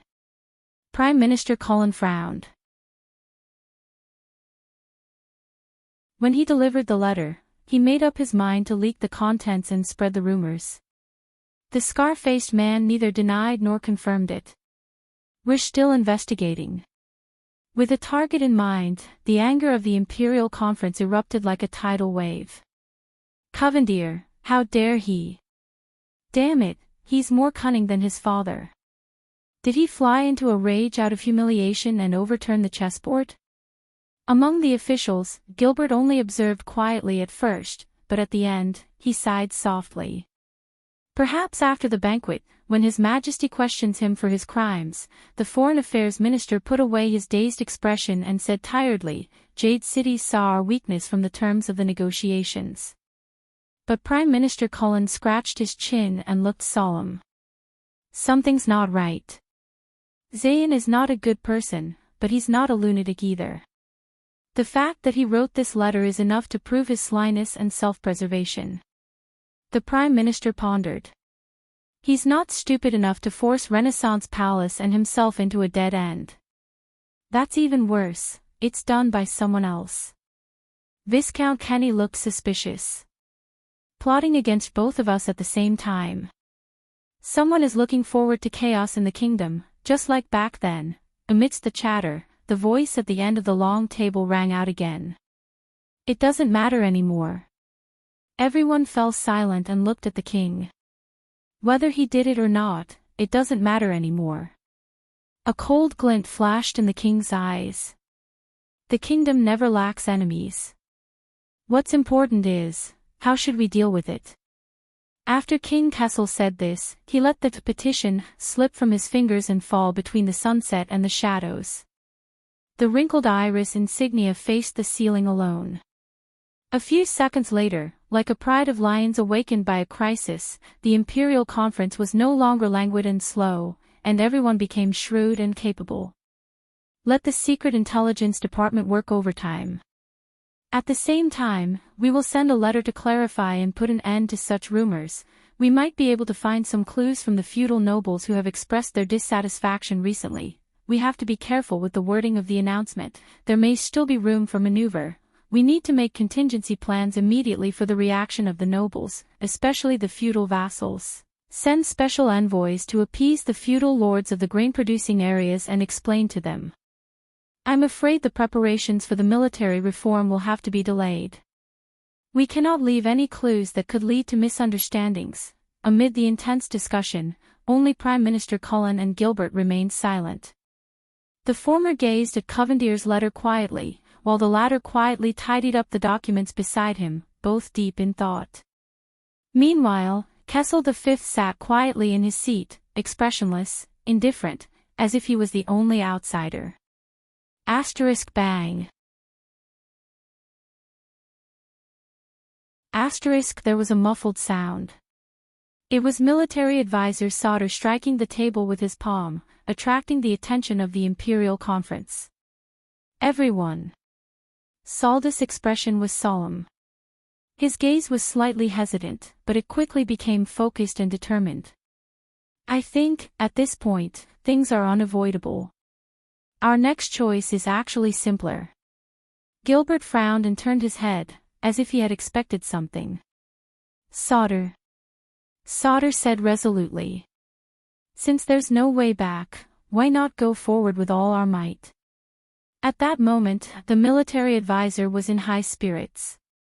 Your Majesty, give Covendier a formal reply. Grant his petition, and announce to the nation that starting from Jade City, the military reform is imperative. Everyone was stunned. Or rather, they were shocked by this suggestion. Sauter, have you thought about the consequences? Gilbert said with difficulty amid the silence, including what we just discussed, of course. Sauter turned around and interrupted him. But at this point, our plan to take things slowly has gone south. We have no chance to disguise ourselves, nor do we have room for compromise. Sauter paused. His voice turned fierce. We do it. Or never do it again. There's no such thing as next time. His gaze swept across the room. Many of his colleagues could not help but lower their heads to avoid his gaze. Some looked solemn, while others hesitated to speak. Only the king at the end of the long table remained silent, as if deep in thought. But Sauter could not care less. He waved his hand. Kirkirk, find the money. The chief of finance raised an eyebrow. What? Sauter stared at the chief of finance. If Jade City did it, then we don't have to count on their financial aid. But under these circumstances, the military reform must be put on the agenda. According to the previous plan, we should first reduce the Jade Star private army from the vassals directly under the royal family around Eternal Star City, and expand the regular army. Only then will we have the strength to deal with what comes next. Kirkirk paused for 3 seconds, then became exasperated. Alright, let's not talk about the fact that the situation might not be that bad, and let's not talk about the fact that His Majesty hasn't agreed to your rotten idea. Our budget is already very tight. Once this letter is leaked and causes trouble, the financial pressure will only increase. If there's no revenue, we might even have to use other sources to make up for it, such as the salaries of the officials, or even increase taxes. That would be even worse. Kirkirk was in a great deal of trouble. Moreover, reorganizing an army is not as simple as registering and creating a register. Even if you have prepared all the officers who are waiting to be incorporated, do you know how many Jade Star private soldiers who are called up at the right time cost to maintain a regular soldier, from the salary, equipment, logistics, and station? I know. Sauter slammed his fist on the meeting table, startling everyone. Kirk, I know your difficulties, but I understand your anger even more.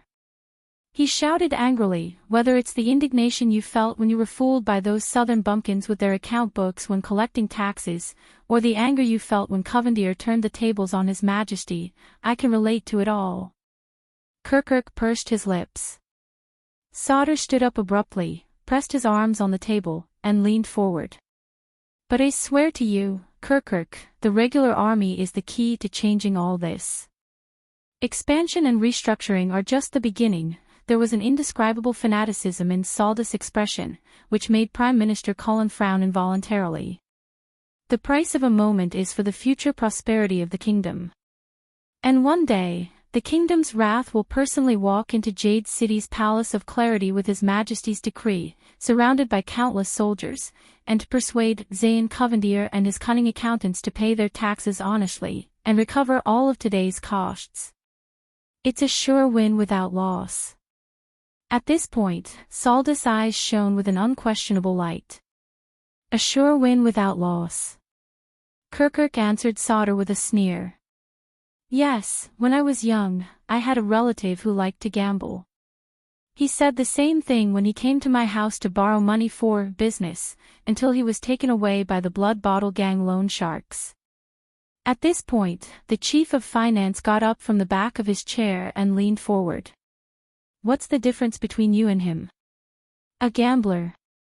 The conflict between the two made everyone frown. The military advisor clenched his fists. The emotion in his eyes turned from disappointment to anger. Why don't you understand? Sauter said bitterly. With a regular army, you'll have money. Why don't you understand? Kirk was equally displeased. Without money, you won't have a regular army. Then find the money. Saldus' furious roar shook Ballard Room. You're the chief of finance of the kingdom. Be a beggar, sell your ass, even if you have to borrow from loan sharks, for the sake of the kingdom, find me that damn budget for army expansion. The two men's disrespectful shouting made their colleagues frown. But the Prime Minister and the rather prestigious Foreign Affairs Minister, who were supposed to be presiding over the meeting, did not make a sound. The king, on the other hand, remained motionless on his throne. You finally King got one thing right. Soldiers. Kirk stood up. Although he was a head shorter than Sauter, he did not lose in terms of grandeur. I'm the chief of finance. Remember.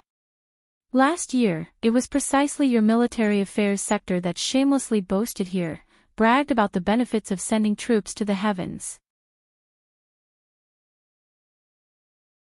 You forced the Department of Finance to approve the budget, forced the Department of Agriculture to contribute rations, forced the Department of Foreign Affairs to open up a path for you, forced the Secret Intelligence Department to pave the way for you, and inexplicably sent a large number of regular soldiers, retired, active, reserve, training, and new conscripts, to Blade Fang's camp. Sent to Western Desert. Sent to the desert. The expressions of the people at the Imperial Conference changed as they recalled the incident with sorrow. Without that unprofitable business of yours, would we need to ask Jade City for money? Would we have been fooled by Covendier like that? Kirk glanced at the colleagues around him who agreed with him, and said darkly, What, do you want to do it again? Hey! Sauter clenched his fists. That was to welcome back Prince Thales, the Jade Star bloodline, the heir to the kingdom. You're absolutely right. Kirk retorted angrily. Then go ask him for money. Sauter was so infuriated by this scoundrel's quibble that he was rendered speechless. Kirk, be careful with your words. Gilbert could not take it anymore. He stopped him sternly. Sit down, don't be disrespectful in front of the Emperor. Kirkuk sat down and even banged his chair to express his displeasure. Sauter snorted angrily and sat down heavily, but had no intention of extinguishing the flames of war. Stop being so sarcastic, shirking responsibility and pretending to be innocent, money bag. About sending troops to Western Desert to welcome back the prince, you knew about it and even supported it. You had your own selfish motives and were trying to profit from it. It was Kirkuk's turn to be stunned. Me? Selfish motives. Profit. Kirkuk was caught off guard, shocked and angry. Very well, you coarse country bumpkin who grew up planting grapevines, but Sauter did not hold back. He pointed at Kirkuk's nose. I only figured it out after the banquet.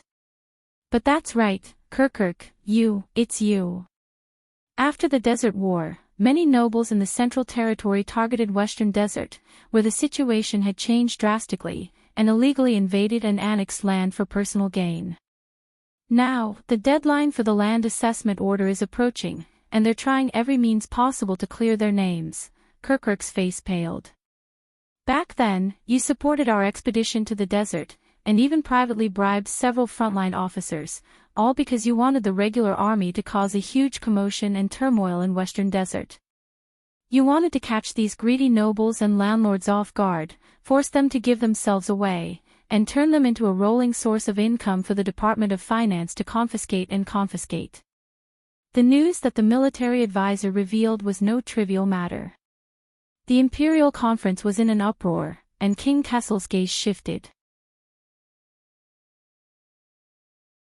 Kirkuk was exasperated. That's slandering, nonsense. I have the names of those officers. Why, do you want to confront them? Or have the Secret Intelligence Department investigate? Your Majesty, Kirkuk was extremely anxious, but he was tongue-tied. Sauter gritted his teeth and pressed on. For this reason, you even secretly leaked the news of the regular army's expedition to the west.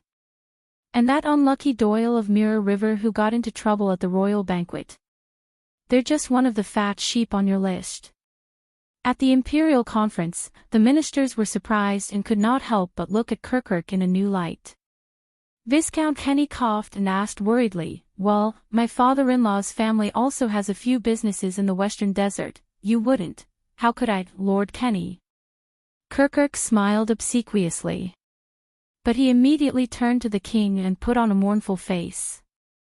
Your Majesty, I was just that. King Kessel just stared at him with narrowed eyes. Kirkuk, you're indeed moneybag. Gilbert saw Kirkuk's expression and guessed the truth. He could not help but sigh. No wonder they say that you can even take money out of your crotch. You're good at making money, and can support the kingdom. Kirkuk's cheek twitched. Yes. On the other side, Prime Minister Cullen snorted and added a sentence with an unclear meaning. Someone else's crotch. Sauter snorted angrily, his attitude self-evident. Under everyone's gaze, Kirkuk swallowed hard and hurriedly raised his hand. All right, Your Majesty, listen to me, that's right. We originally had a few extra fines and forfeitures from this expedition, which can be included in the next quarter's budget, the Doyle family. Gilbert said in a low voice. Kirkuk froze. Sensing the suspicion in everyone's eyes, his voice immediately weakened. He took a deep breath. That's right. But the Doyle family deserved it.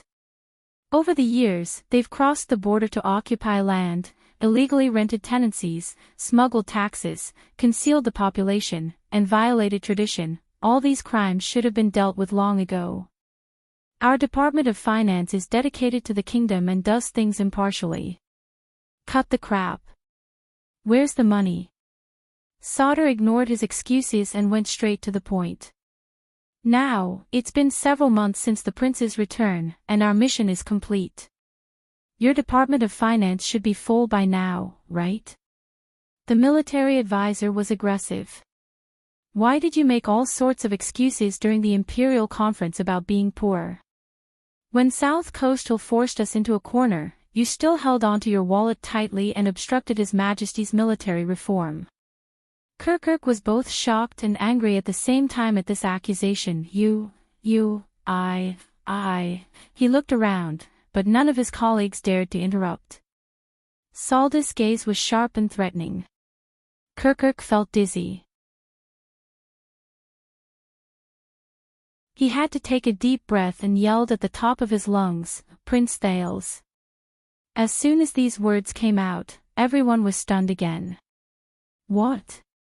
Sauter asked, puzzled.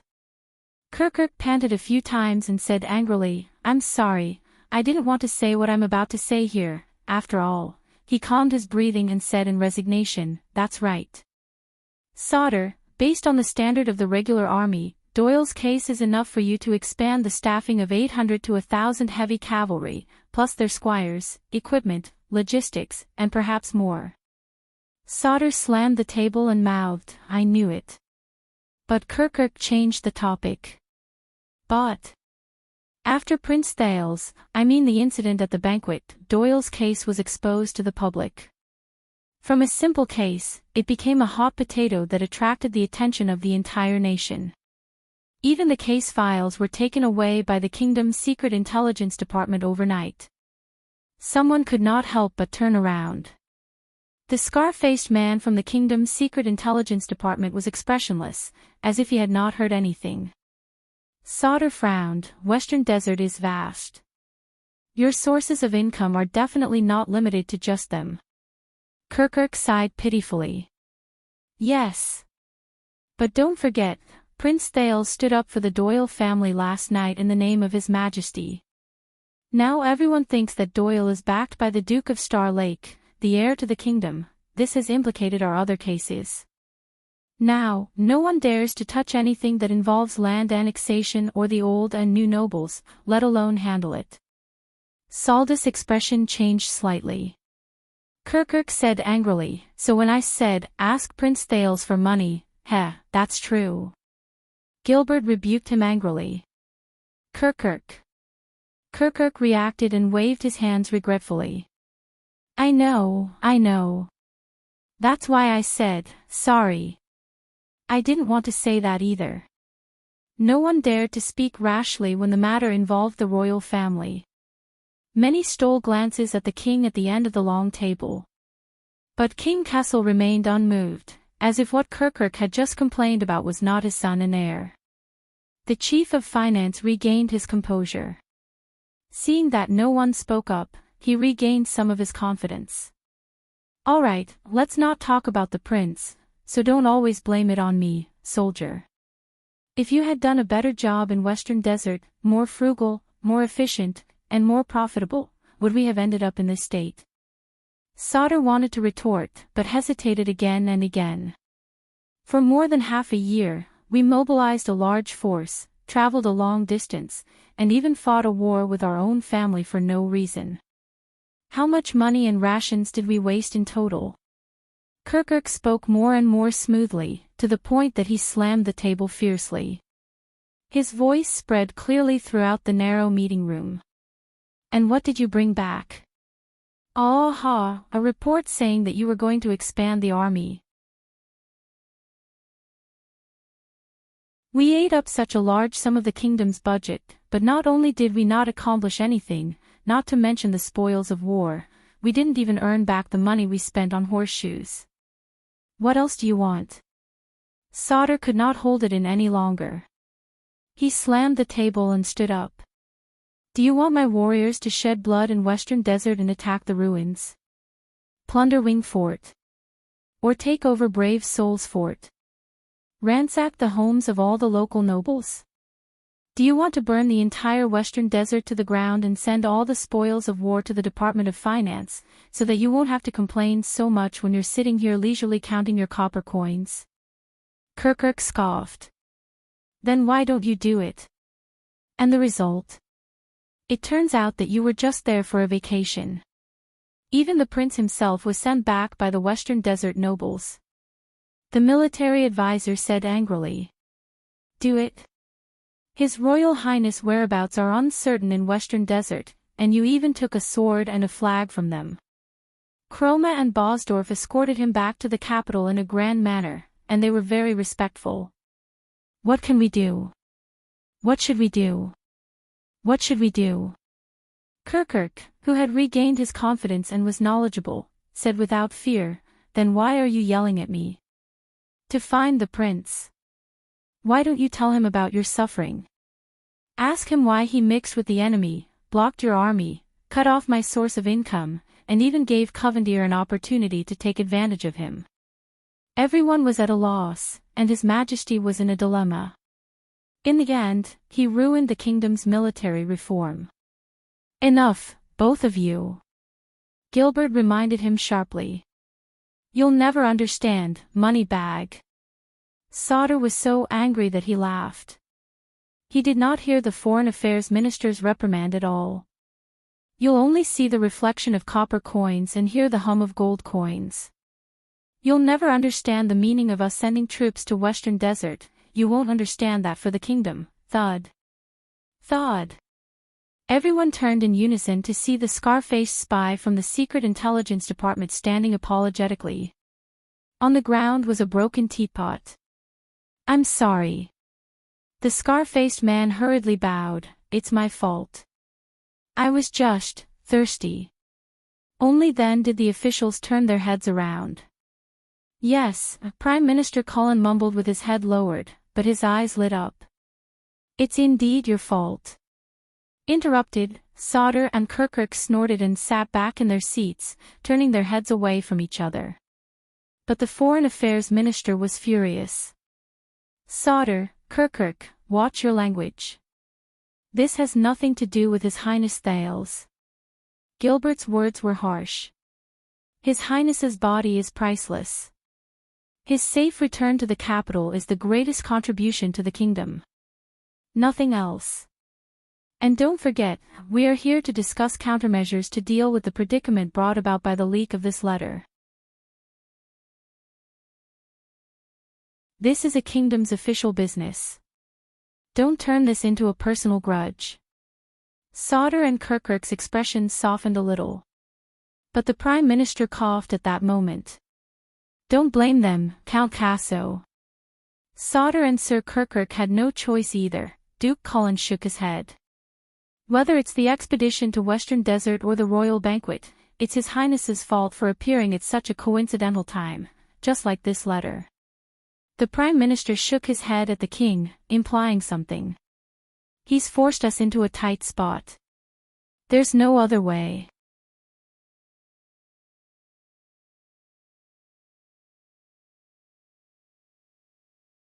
Chapter 6:14.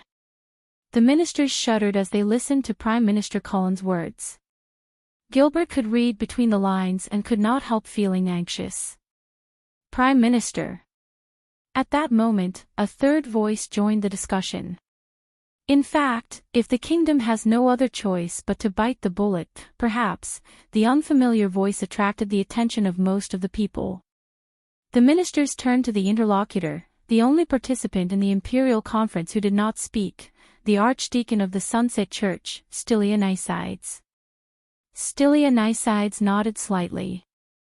"I can try to persuade the Sunset Church to invest in solving the problem of expanding the regular army." Many people frowned. "What? You?" Sauter asked suspiciously. In the corner of the conference table, the Archdeacon smiled and nodded humbly. Guy Stylianides, the Archdeacon of the Central Diocese of the Sunset Church, attending the imperial conference in place of the ailing Archbishop Zenon. "I know who you are, kid," Advisor Sauter interrupted rudely. "Say, you can find the money we want." The Archdeacon named Guy smiled slightly, then closed his eyes in a prayer gesture. "I can't guarantee anything, but I'll try my best." Seeing how straightforward the Archdeacon was, Advisor Sauter looked doubtful. "If I remember correctly, in the central Sunset Temple of the King's City, Chief Priest Diallo was the one who opposed the standing army system the most. He once said, 'The standing army fights for money, greedy and despicable, while the conscripts fight for their duty, holy and respectable.'" Guy's tone was modest. Yes, most of the archdeacons of the Sunset Temple are of noble birth. They come and go from castles and palaces, and have close relationships with the nobles and dukes. But we're different, Sir Sauter, the archdeacon said firmly. The Sunset Church is not the Sunset Temple. The Sunset Church. Sauter was silent for a while. He collected himself and looked at the priest with a serious gaze. Who did you say you were? On the other side, Prime Minister Cullen said with a look of understanding, a battle of faith between the temple and the church, the ministry of priests and the ministry of evangelism, the archdeacons and the bishops. The archdeacon turned to the Prime Minister and smiled warmly. No, this has nothing to do with faith, but politics and standpoint. The temple is close to the dukes, and the church is close to His Majesty. It's that simple. If we can reduce the influence of the temple by reducing the conscripts and increasing the regular army, the bishops of the church will be happy to see it. Hearing this, many people began to ponder. Cullen's gaze flickered. Oh, as a believer of the Sunset Goddess, you really don't hide it all. Cover up. Guy shook his head indifferently. No faith can exist independently of politics, and no religion is not related to power struggles. To avoid politics and talk about faith is to abandon humanity and only ask about divinity. This is a disguise in disguise. This is the contempt and contempt for faith. It is disrespect and dishonesty to the Sunset Goddess. Even the king at the end of the long table raised his head slightly. Kulun was taken aback when he heard the rebellious words. He raised his brows and said, I think I know why Gilbert recommended you. Compared to those priests who are full of holy teachings, you are indeed a bit more interesting. Gilbert forced a smile. Archdeacon Guy sighed. Thank you for your praise, but not everyone understands this principle, especially the priests of the divine whole. Therefore, it is not convenient for the Church to intervene in the kingdom's military affairs in the form of direct funding. Sauter, who was most concerned about this matter, instantly put on a cold expression. Then what do you mean? Guy turned to him and said seriously, to support the expansion of the regular army, the Sunset Church must have a valid reason. Reason. Many people's expressions changed slightly. Guy looked respectfully at the end of the long table. If His Majesty can change the tradition and allow our priests to join the regular army of the royal family, I will be more confident in persuading the bishops to invest. Sauter was taken aback. But we already have military priests. Every time there is a war, the temple will send a qualified officiant to preside over the expedition ceremony. Guy's lips curled up and he nodded calmly. Banish them. What? Sauter was incredulous. I suggest, Sir Sauter, that you banish the regular army's military priests and replace them with military priests, Archdeacon Guy explained patiently. Whatever the temple can do for the regular army, the church can do as well, or even more. Sauter understood Guy's words. His expression changed back and forth in those few seconds. The others in the meeting looked at each other. The king's gaze was still distant and unfamiliar. Prime Minister Kulun snorted. The Sunset Temple's officiants will never like it. Guy turned his head around, and his words were sharp. The temple doesn't like many things. For example, the regular army of the royal family. But this was originally a political issue. With your intervention, it has become a religious conflict. Kulun shook his head and said, it has always been a tradition for priests to accompany the army, no matter. Guy calmly replied, yes, just like how suzerains regularly recruit militia, it has also been a tradition, until the emergence of the regular army of the royal family. Saldus' eyebrows twitched. The archdeacon looked at the dispirited chief of finance. And if we have military priests, the Sunset Church will be able to allocate a permanent fund from the believers' donations, justifiably subsidizing a portion of the regular army's costs, and relieve the pressure on the Department of Finance. This is something that the lofty and self-proclaimed Orthodox temple cannot do. The initially bored Kirkuk perked up. His beady eyes sparkled. It's not that we can't consider it. On the other side, the military advisor was silent for a few seconds. He asked cautiously, in that case, the Sunset Church can fund the expansion of the regular army, provided that His Majesty grants permission for your priests to join the regular army of the royal family to replace the military priests, right? The archdeacon smiled, of course not. But his gaze changed. But without this bargaining chip, I'm not that confident in convincing the bishops. Sauter scoffed. This is blackmail and profiteering from a burning house. This is more for the kingdom, Guy swiftly retorted. The priests of the temple are basically of noble birth, and are related to the various feudal lords. They are naturally at odds with the regular army. Following the army is just a story. And us priests are mostly born poor, and are used to educating the lower classes. We will be more competent, more capable, more passionate, and more suitable for the regular army than the priests. Yes, that's exactly what I'm worried about, Sauter sneered. At this point, King Kessel suddenly snorted. His meaning was unclear and intriguing. I say, Guy, you're a priest who serves the gods. On the other side, Prime Minister Cullen narrowed his eyes. Full of benefits and calculating bargaining chips, don't you think that's too vulgar? Vulgar? Stylianides smiled. The king of Renaissance's faith teacher and close comrade, Brother Mohatsa the Prophet, famously said, "Theology is the knowledge of men." Gilbert stirred slightly. Divinity exists in human nature, and human nature carries divinity. Only by exhausting every corner of human nature can we hope to find that glimmer of divinity. Guy smiled. Who says the secular world isn't holy? There's a kingdom of heaven in the mortal world. Ah, you're not just a little interesting, Guy, the Prime Minister's tone changed. You're also very scary. The Archdeacon made another prayer gesture, very devoutly. The goddess Test always makes the path of truth seem more treacherous and rugged. No. After a few moments of hesitation, Sauter figured it out and firmly rejected the offer. The regular army of the royal family does not require priests to accompany them. He said decisively, the regular army cannot be restricted by forces other than His Majesty, especially in terms of financial resources. As Sauter said this, he glanced at King Kessel. But to his disappointment, the king remained unmoved. Guy was unperturbed and continued the discussion. If it's limited by the form of payment, we can discuss it. For example, the church can donate the money to the Department of Finance, and the Department of Finance can allocate it to the budget of the Ministry of Military Affairs, sure. The Chief of Finance's eyes lit up.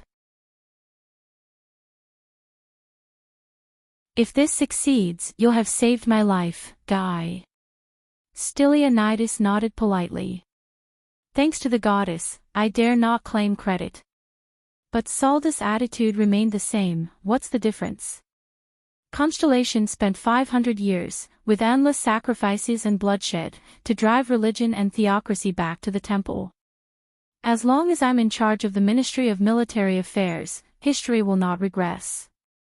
Sauter spoke with certainty and uncompromising. That's not necessarily the case, Kirkuk muttered. Based on your stance just now, you're probably willing to make anyone prime minister if they can help you expand the regular army. Saldus' expression stiffened. Then I'll thank the heavens. Prime Minister Cullen sighed and shifted his large buttocks that covered the entire chair. Please do, Archdeacon Guy. Archdeacon Guy smiled humbly at them. I understand your concern, Sir Sauter, but what you've said is a lesson learned long ago.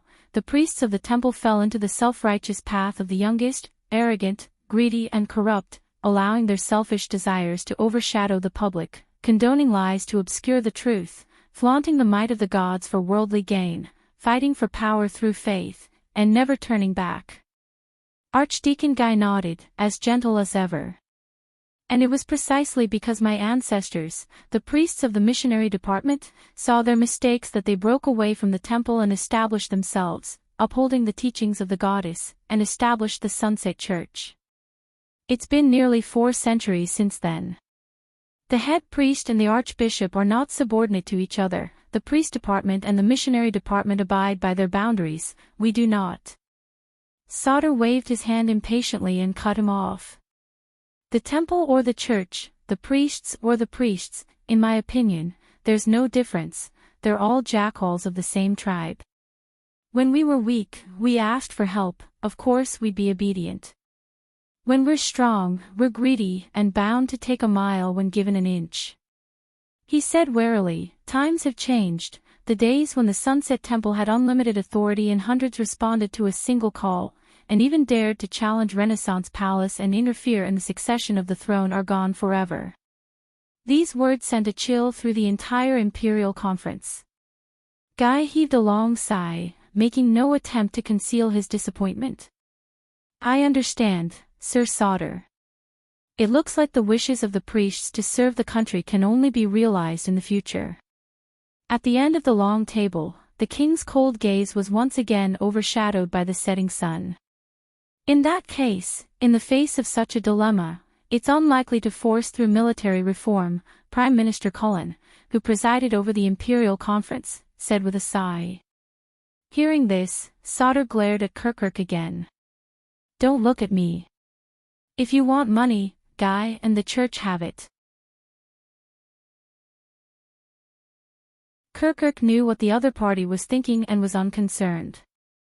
As for whether you want it or not, it's up to you, it's not just a matter of money. Unexpectedly, Prime Minister Cullen spoke up again, interrupting the dispute over military wealth that was about to erupt once again. This caught the attention of all the officials. In fact, speaking of the prince's banquet, I thought of something else. Duke Cullen's eyes burned. Last night, that minor Western Desert noble made a scene at the royal banquet, but was saved by Duke Thales. Gilbert furrowed his brows. This inevitably reminds people that His Highness returned to the country under the protection of the Western Desert Army, and that sort of fakin' has.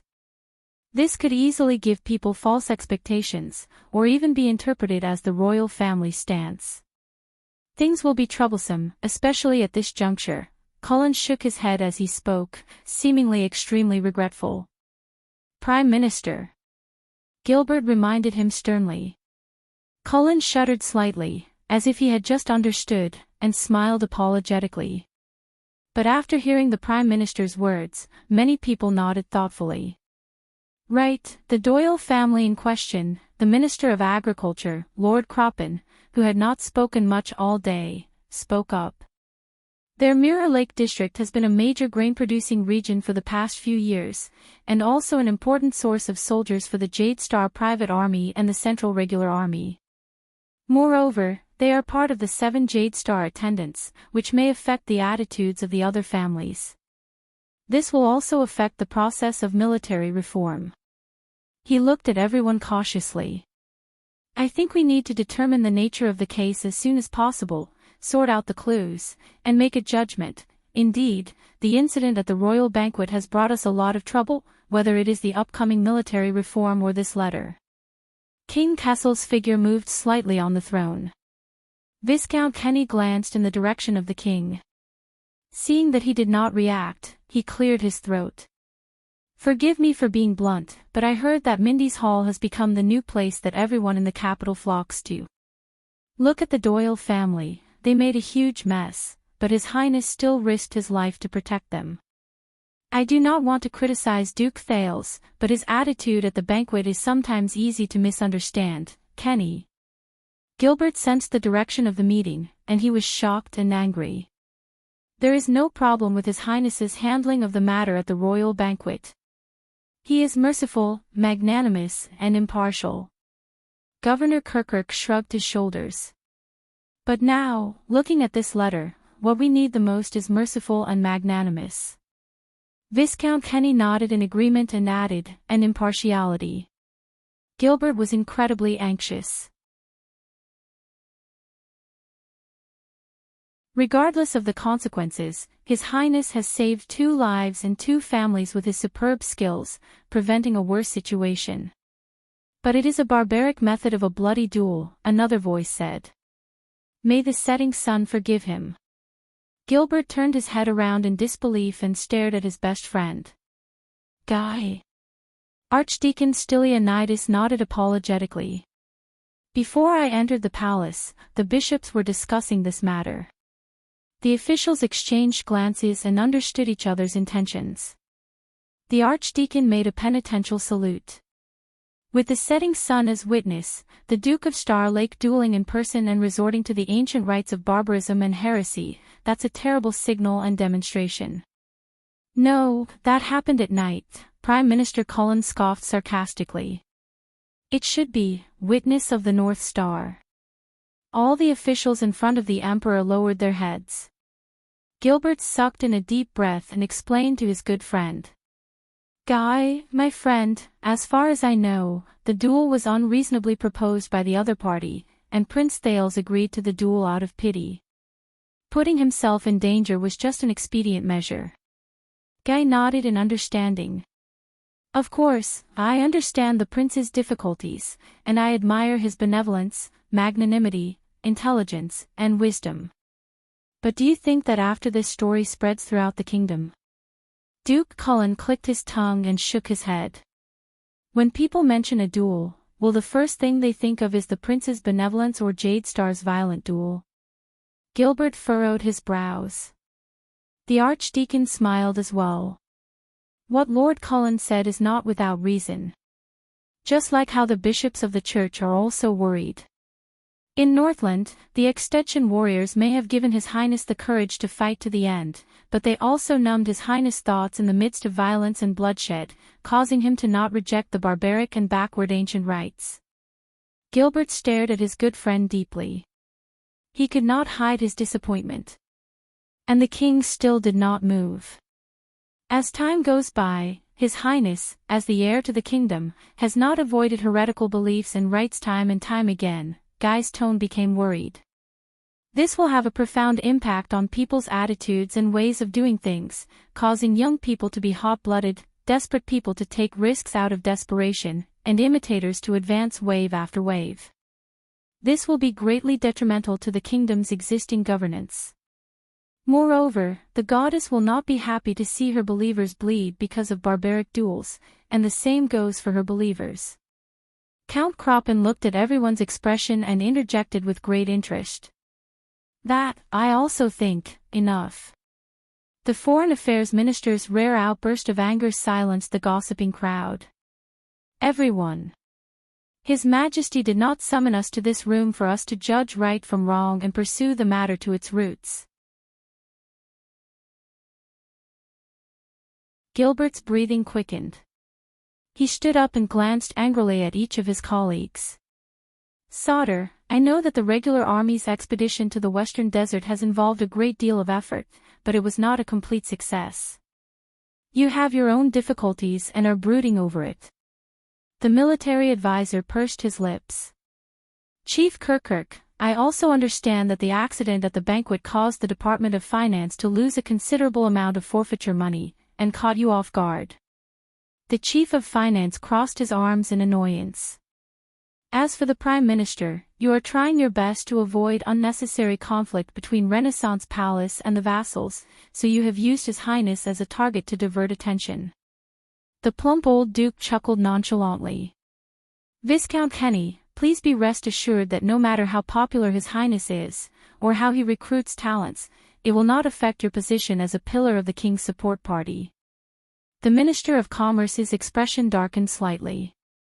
As for Guy, old friend, I swear to you that it is not His Highness' fault that you failed to become the Prince's theology tutor, and it does not mean that His Highness is closer to the temple.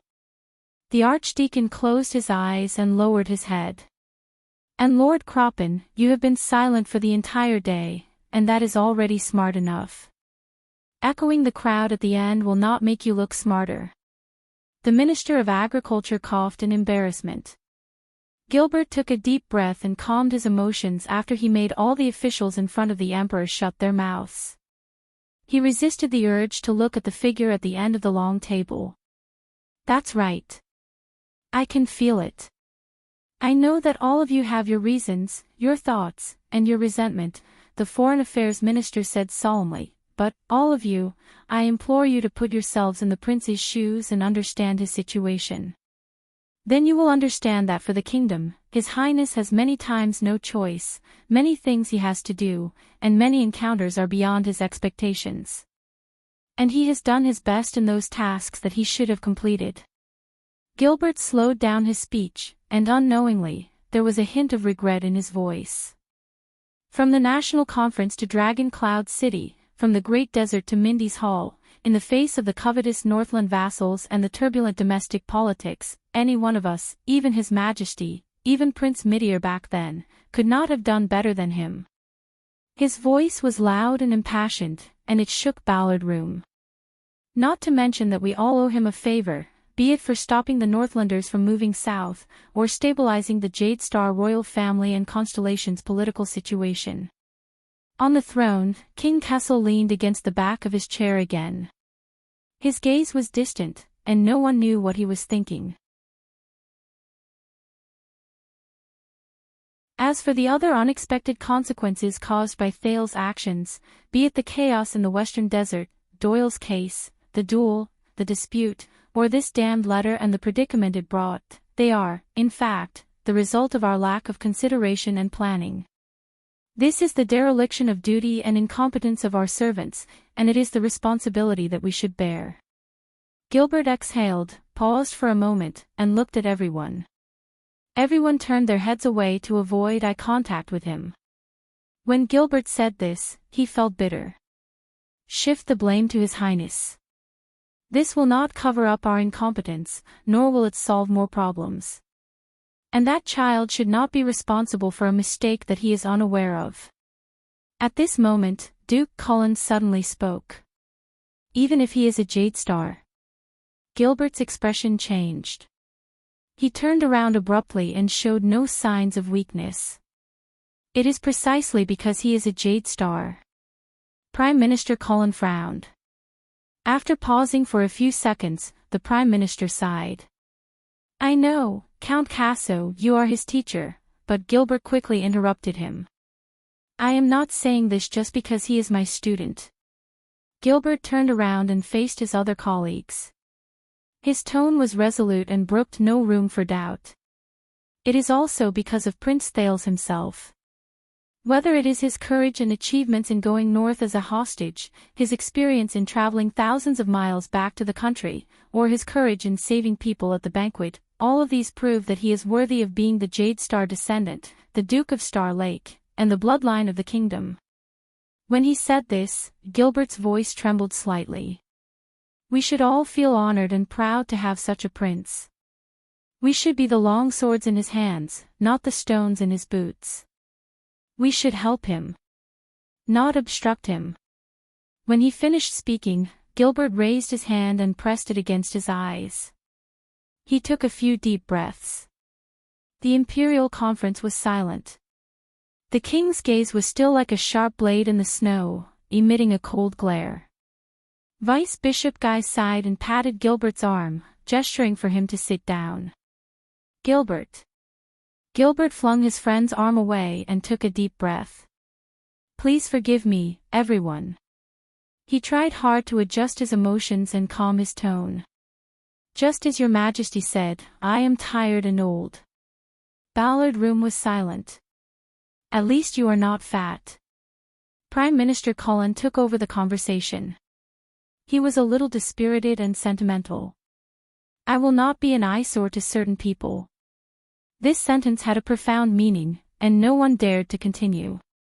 That was until the King of Constellation tapped her fingers lightly and broke the dull atmosphere. Gilbert. Kessel V's gaze was directed at him. He could not hide the complicated and subtle tone in his voice. Old friend. But Gilbert suddenly raised his head. And you, Your Majesty. The Foreign Affairs Minister's voice suddenly rose. Many people were taken aback by this. Gilbert stared straight into the king's eyes, which were filled with pressure. His chest rose and fell. "Forgive me for overstepping my authority, but, Gilbert raised his right arm as if he wanted to point at something, but he gave up halfway. He gritted his teeth. His face was conflicted.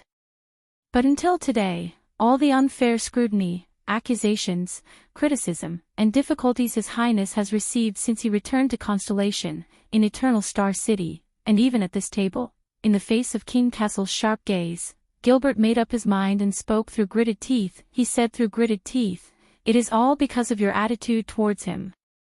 As soon as he said this, the expressions of all the officials before the king changed. "Gilbert," Guy warned sternly.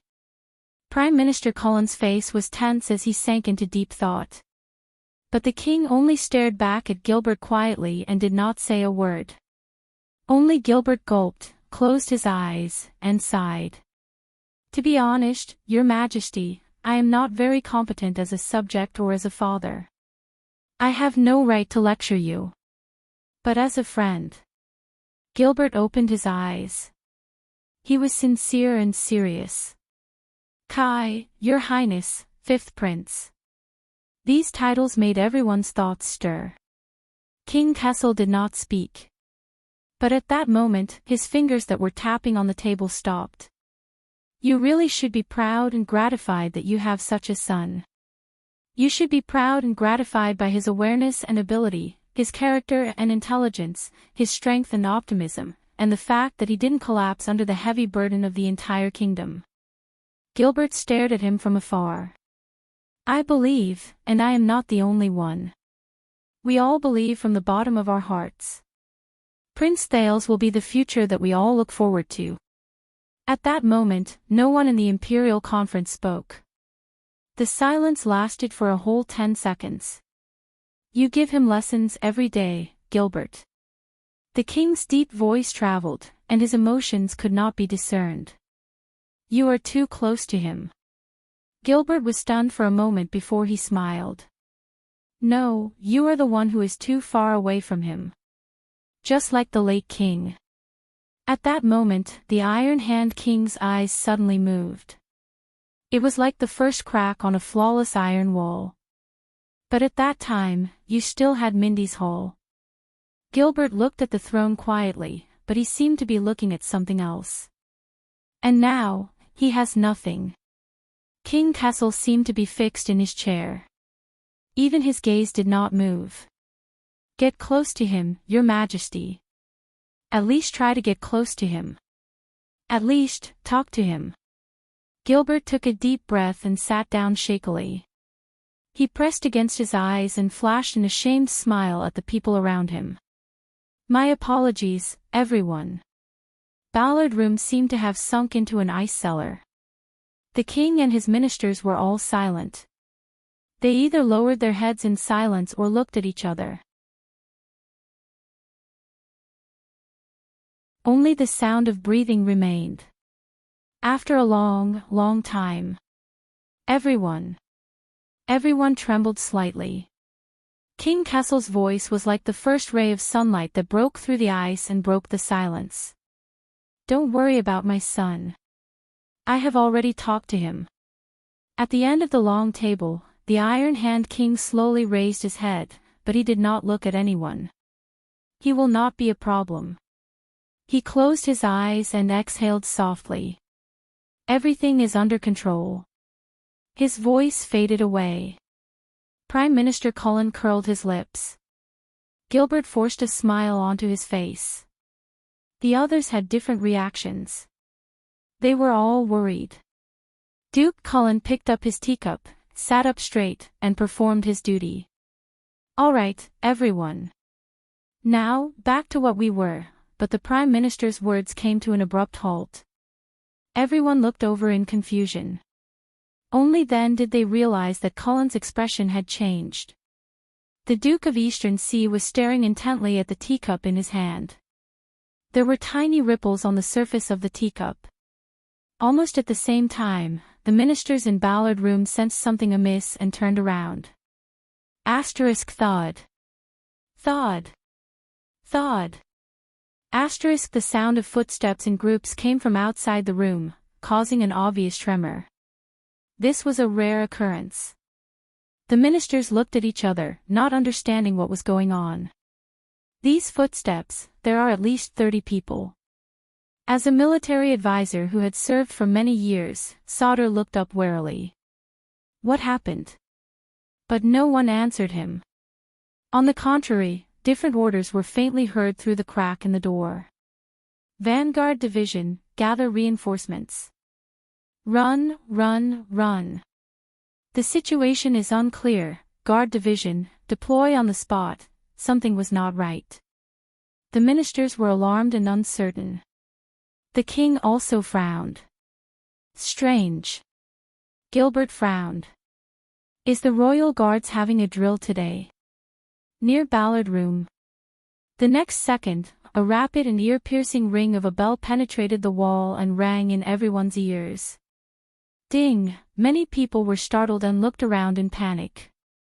This is the Royal Guards. Advisor Sauter was stunned. He blinked and stared at the dark stone door, unable to believe his own deduction. An emergency alarm. The king remained calm, but his frown deepened. The scar-faced spy from the Secret Intelligence Department was the first to move. He reached for the door. But before he could touch the doorknob, the door to Ballard Room was flung open.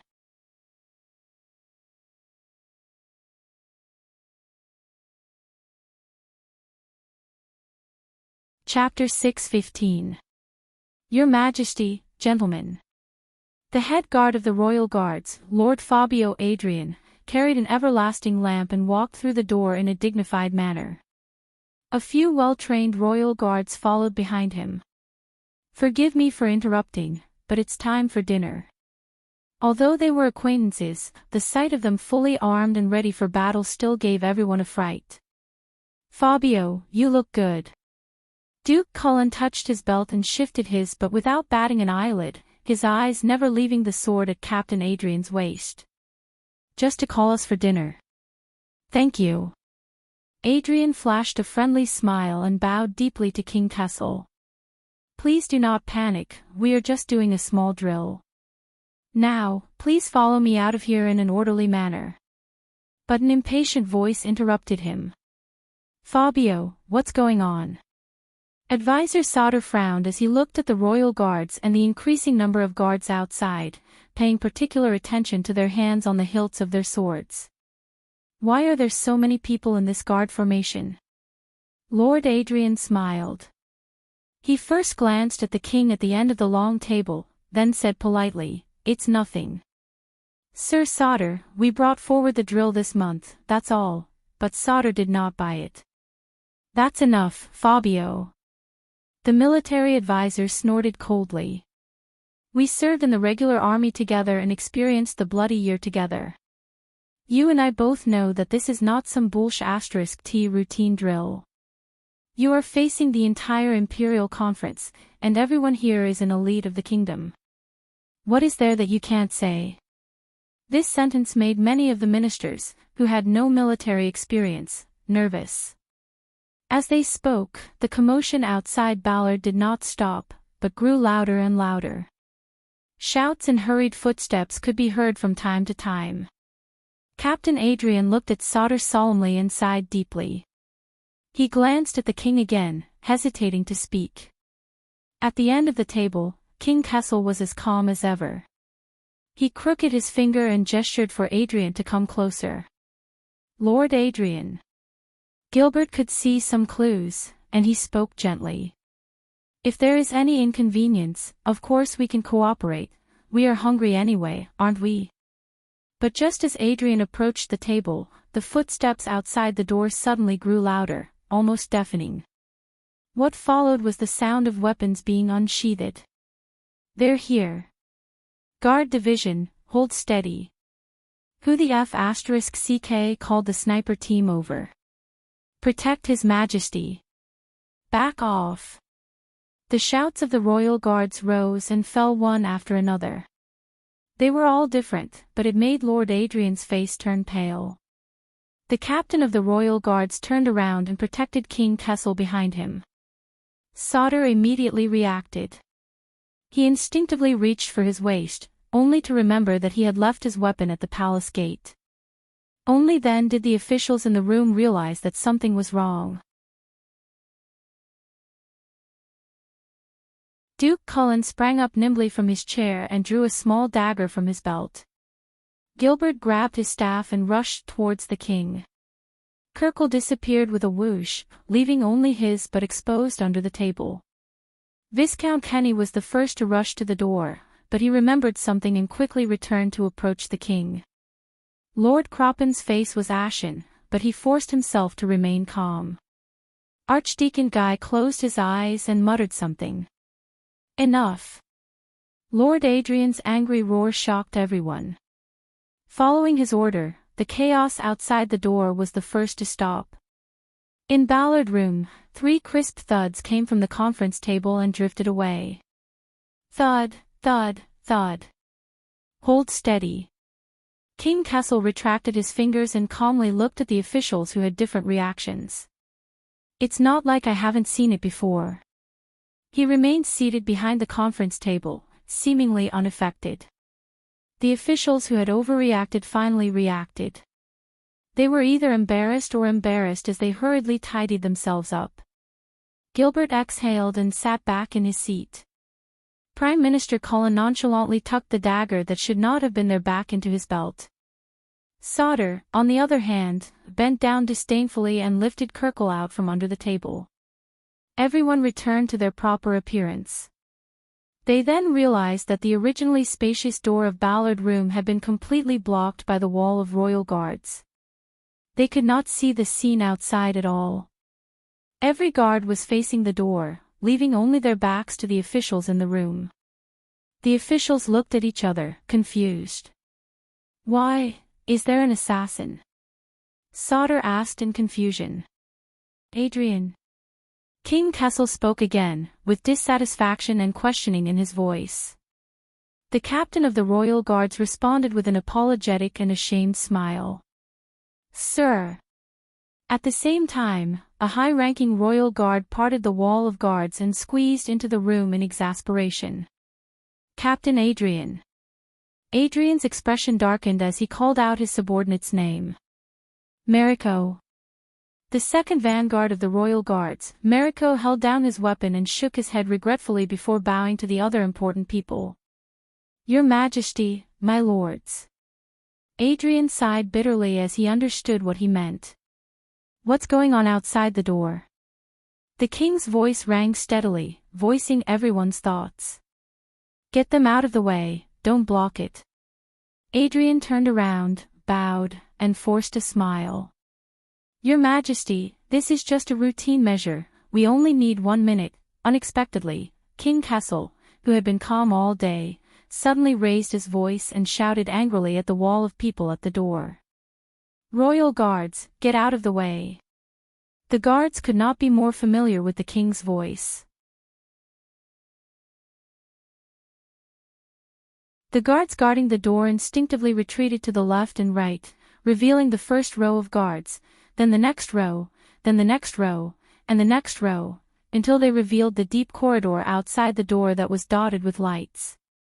Everyone was stunned the moment they saw the corridor outside the door. Only the king remained calm, and his gaze was cold. Adrian could not stop him in time. He could only sigh. Outside the door, the royal guards were densely packed and ready for battle. With Ballard Room as the center, they filled all the spots in the corridor where people could stand. All the guards had solemn expressions as they faced the depths of the corridor warily and nervously. It was as if the most terrifying enemy was there. The noisy Renaissance palace fell silent at this moment. Thud. Thud. Thud. A strange but clear sound came from the depths of the corridor, from the end of the line of sight. The people in Ballard Room widened their eyes. A tall horse stepped on the stone slabs in Renaissance Palace. While facing the countless guards and lights around it, it slowly walked over from the corridor. The royal guards at the front were under the most pressure. They held the hilts of their swords tightly, but kept retreating as the horse approached. "What's going on?" Lord Croppen was in disbelief, but he immediately shut his mouth. Because around the black horse, a few people who were clearly dressed differently from the royal guards gradually appeared in front of everyone. It was a small group of people. They nervously surrounded the horse and moved forward with trepidation. "I don't want to say this, but I recognize that big guy." Sauter looked at the tall man leading the group with a headache. The latter was sweating profusely as he looked at the royal guards around him and raised his hands. "It's the boy from the Caribbean family. His father sent him to the army for training. He seems to have made some contributions. I even praised him when I went to the Western Desert to work in the army, Caribbean." Everyone was stunned. "Damn it, that's the youngest son of the Glover family." Jolene narrowed her eyes and looked at the companion beside the tall man who was even stronger than the former. "Lozano asked me to do him a favor and help his younger brother solve the problem of jealousy in Red Street Market," Lin Yun said. Glover. This surname increased everyone's suspicion. "Ah," Duke Cullen's voice rose in a thought-provoking manner. His gaze focused on another person who was panting and limping. "That unlucky guy who got into a duel last night, from the Doyle family. What's his name again?" "I think it's Danny." "David Doyle." Everyone's mood became more and more solemn. The small group of people was getting closer and closer to Ballard Room, but the royal guards in front of them did not stop them. They just kept retreating.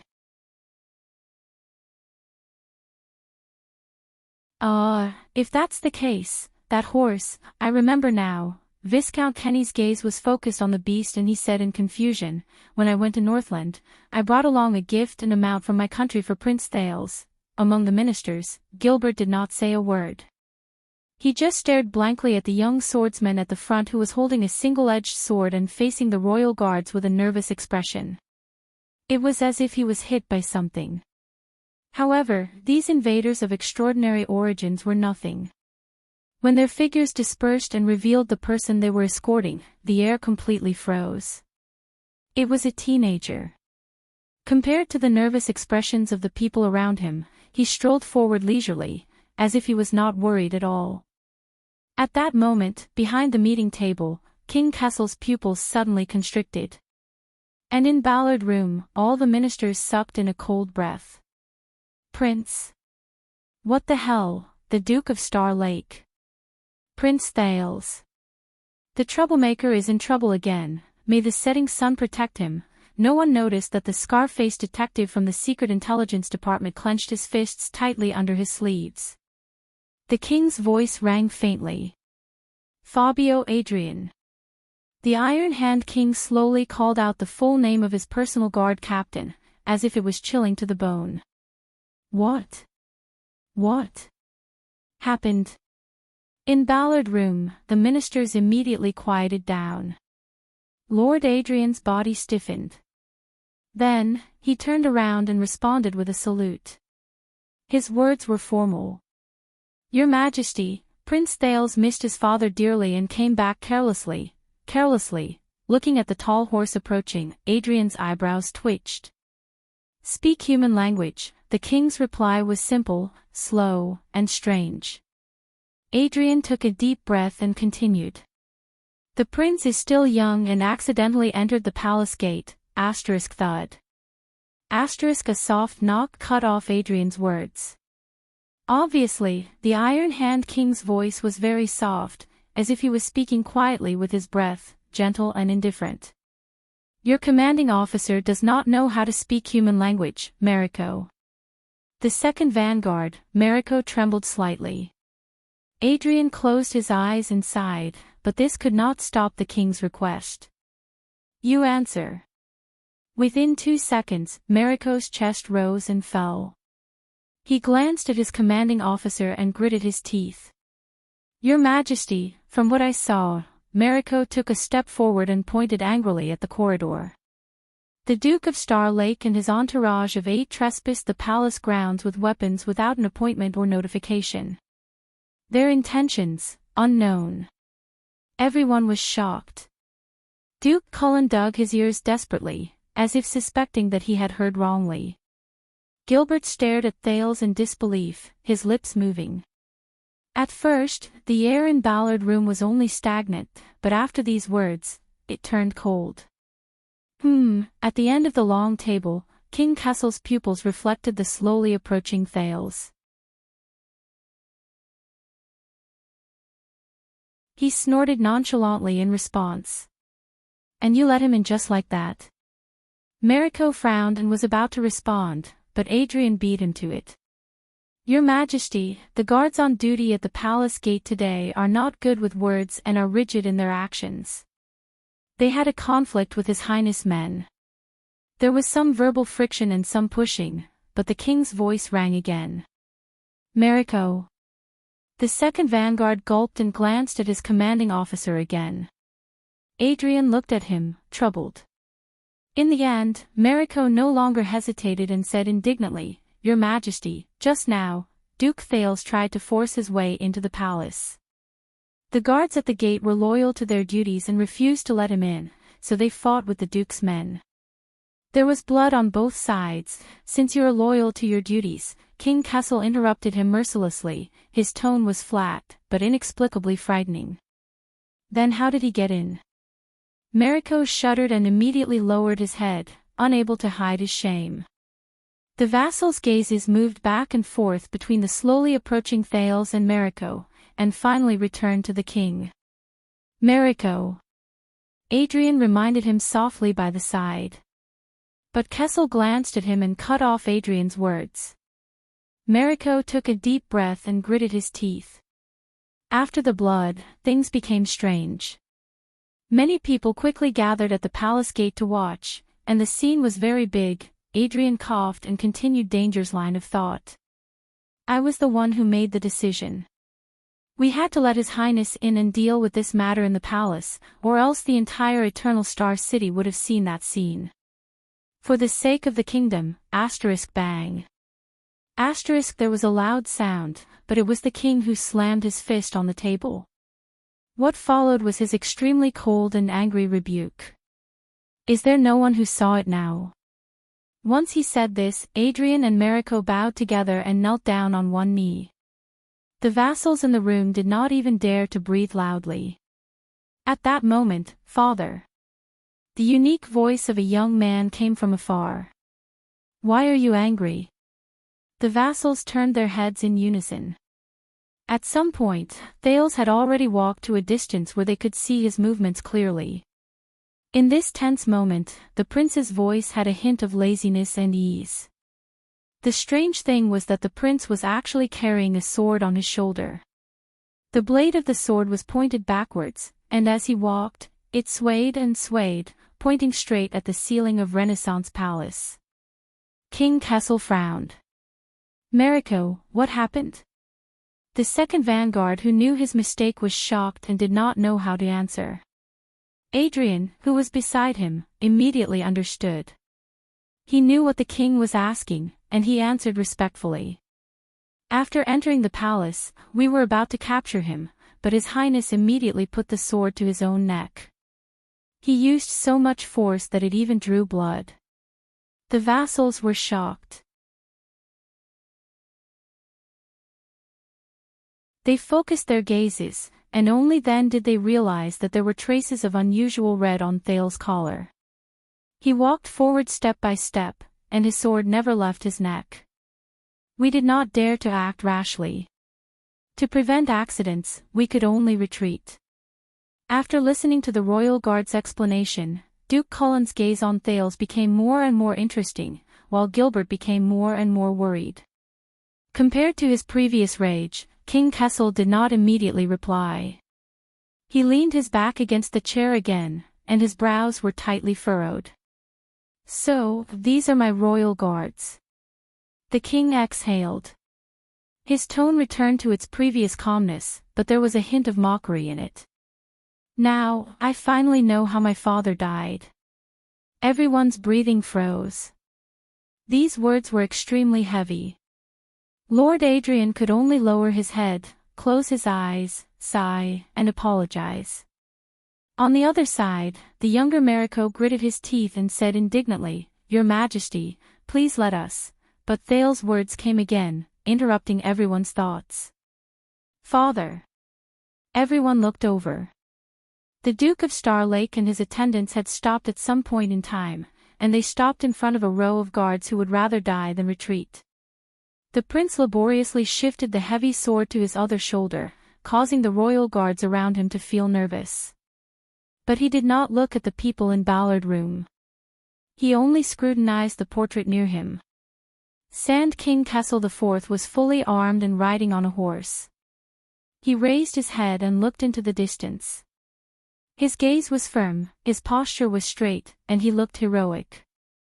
But Thales knew that a century ago, the direction the Sand King in the portrait ran to, was a war that was destined to be lost. "The meeting has been going on for so long. Aren't you tired?" Thales shifted his gaze back to Ballard Room. He activated his hell senses, allowing him to see King Kessel clearly under the lights and the setting sun.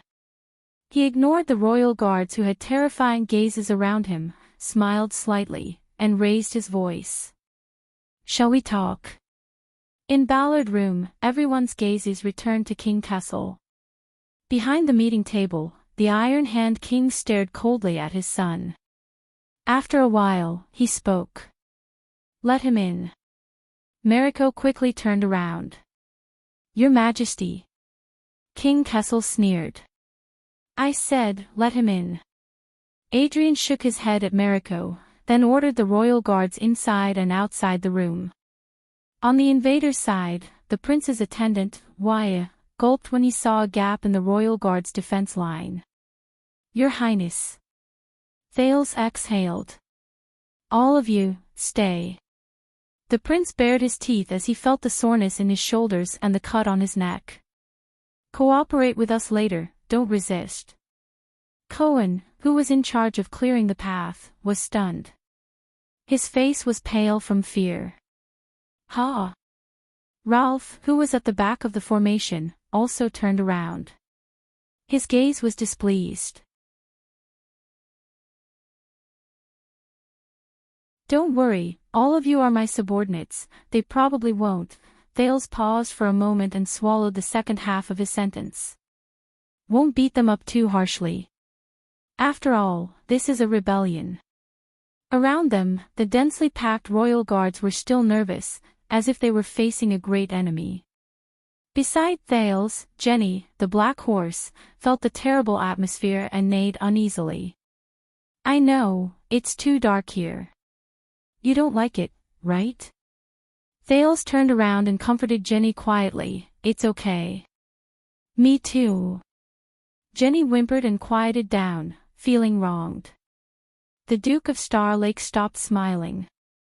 He carried the incredibly heavy longsword and strode forward. Just like countless times in the past, he walked forward alone. The prince's sudden approaching figure made the royal guards around him spread out abruptly. Like a whistling arrow shooting into the forest, it startled countless birds. Thales could feel that when he crossed the threshold and brushed past the royal guards, the vanguard named Mariko stared at the long sword on his neck. His muscles twitched rhythmically, as if he was waiting for an opportunity to attack. But Adrian, who was beside him, held him down firmly. Finally, Thales stepped through the door of Ballard Room unscathed and saw King Kessel behind the meeting table. This journey was really not easy. The prince stopped in front of the meeting table and seemed to be in high spirits. "You are well protected, father. Even your own son had to shed blood to meet you." King Kessel only stared at him coldly. There was not even a hint of obvious expression on his face. It was just as Thales expected. Unlike before, the prince did not pay attention to the king. He looked around with interest. In front of him, the ministers of the Imperial Conference stared at him with dumbfounded expressions. Their expressions were interesting. Behind him, countless royal guards glared at him resentfully and gritted their teeth. As expected, Anchor was right. Without waiting for the others to react, Thales sighed and tightened his grip on the sword beside his neck. He lamented to himself, "That's right." He sighed and lamented, "If I don't kill, no one will listen. Even if it's my own life."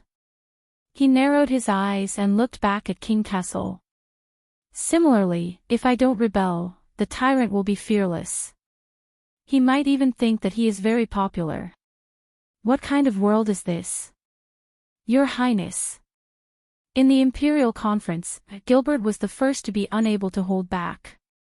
He tried his best to hide his anxiety and forced a smile. "What are you doing?" Thales turned his head, and his eyes lit up. "Gilbert, how are you?" The prince's tone was very bright. There was no hint of gloominess, and it was a stark contrast to the atmosphere in Renaissance Palace. "By the way, Waya is back." Thales flashed his thumb behind him. He did not care whether his thumb was correct or not. He just chuckled. A reunion between father and son. How touching. For some reason, Thales, who had been filled with pressure when he entered and left Renaissance Palace a few times, actually felt relaxed and happy at that moment. It was as if he had removed all his burdens. But his smile did not last long. Because at that moment, Gilbert's expression was extremely complicated. He stared at Thales' face, then at the sword on his shoulder. He seemed to be smiling bitterly, grieving, sighing, and feeling grief. It made Thales stunned for a moment. "I know, Your Highness." Gilbert sucked in a deep breath and lowered his head. When he looked up again, he was beaming with joy. "You are not satisfied with your marriage." Gilbert's smile froze, and he suppressed his rapid breathing. "I understand." When he said this, many people were confused. Thales was also stunned. "Marriage? What marriage? But you don't have to be so anxious." Gilbert cut him off fiercely. While he talked to himself, he gave Thales an anxious look. "I told you, just wait for me at the entrance of the palace." "I will explain it to you," Gilbert laughed, turned his head, and smiled bitterly at the others. "You know, young people are not satisfied with their marriage candidates. They are a little impulsive and wanted to clarify things with me, and our meeting went on for too long." He could not stay, so Thales blinked and gradually understood. He could not help but feel warmth in his heart. But it was a pity. "Gilbert, I see." Deputy Bishop Guy reacted quickly. He smiled faintly and nodded. "Marriage is indeed a big matter. May the goddess bless." Viscount Kenny was born noble. He also reacted and laughed heartily. "Oh, yes, yes. Of course, we were young once, we understand." Prime Minister Cullen also blinked and shook his head like a kind and amiable old man. "I still remember that His Majesty once made a fuss about marriage in front of the late king." The ministers in the Imperial Conference laughed continuously. They had excellent chemistry and soon got along well, making the atmosphere in Ballard Room much more comfortable. Most of the royal guards also understood what was going on. Unknowingly, they began to laugh and relax their tense muscles. But Adrian sadly noticed that in the face of such an atmosphere, only two people were unmoved. King Kessel did not laugh. He stared blankly at Thales, as if there was no one else in his eyes at that moment. Thales put on a fake smile. There was no warmth in his eyes when he looked back at the king, only an eager challenge. "Fabio, very good. You are very responsible." It was just a false alarm. Advisor Sauter exhaled and gave Adrian a thumbs up. But the exercise was very effective. "I suggest that we reward our brothers." Clang. A muffled sound of metal colliding suddenly rang out. The royal guards who had not completely relaxed shuddered and unsheathed their swords. "Steady!" Adrian bellowed, calming down a possible conflict. The royal guards who had just come to their senses breathed rapidly and looked at each other nervously. Only then did they put away their weapons under the strict orders of their commanding officer. The ministers in front of the imperial conference were tongue-tied in disbelief. "Sorry, it's too heavy." The person responsible for the muffled sound, Thales, breathed heavily. He laughed and dragged the blade from the ground. "No wonder it's called load-bearer." King Kessel narrowed his eyes. The emotions in his eyes became more and more indescribable. After this incident, the minister's efforts were completely interrupted. Gilbert's expression only became more bitter. This made Thales feel a little guilty. But soon, he put this behind him. He stepped forward nonchalantly and reached out his hand. Swoosh! A few of the royal guards unsheathed their weapons again. "Don't worry." This time, Thales chuckled and walked to the discussion table. He gestured for everyone to relax. "I just want to give myself." The prince sat down casually, patted the shoulder of the person next to him, and looked into the Iron Hand King's eyes. "Find a chair." Near him, Chief of Finance Kirk looked at the prince's hand patting his shoulder and revealed a smile that was uglier than crying. Sensing the puzzled and uneasy gazes around him, Thales smiled. "Yes. Be it in the Hall of Heroes or here." He had to find a chair for himself. He had to wield a heavy sword that was beyond his means. He bet his life. Thales stared at King Kessel. He suddenly realized that every time he looked into his father's eyes, he could feel the heaviness and pressure gone. Even though the king's gaze was still sharp, he still felt a slight sting when he looked into it. "Sorry to disturb you, everyone." Thales slapped his thigh and leaned against the discussion table. He smiled and said, "I'm afraid that today's imperial conference will end early." In Ballard Room, both the courtiers and the guards looked at each other, not knowing what to do. The king's gaze became more profound. Thales looked at the sky outside the window and could not help but smile. Perhaps, it's not too early.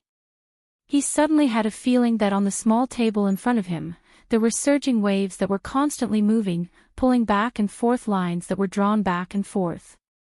At this moment, he stepped into this room, just like a ship parting the water, cutting the Gordian knot. Finally. "What are you doing?" King Kessel's voice rang in the silence. He enunciated his words slowly, very slowly. "Son. Son."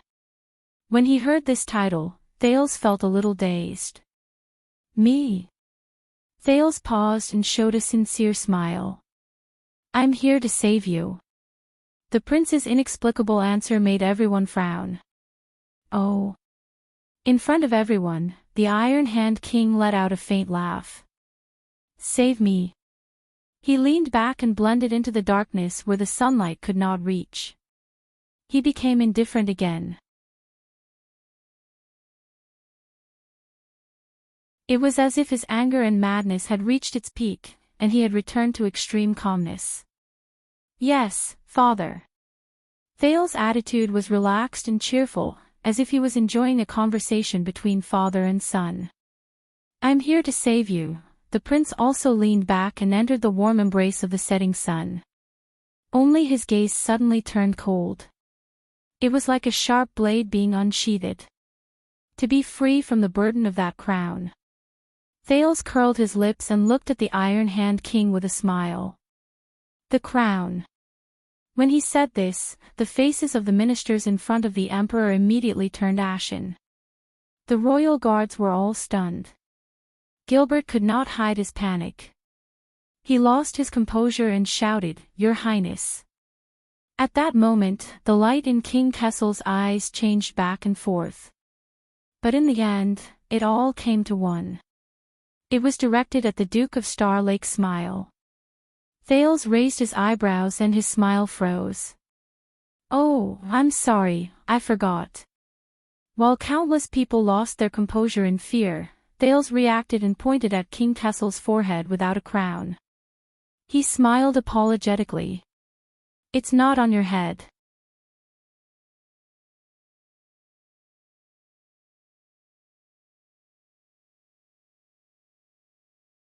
Chapter 6:16.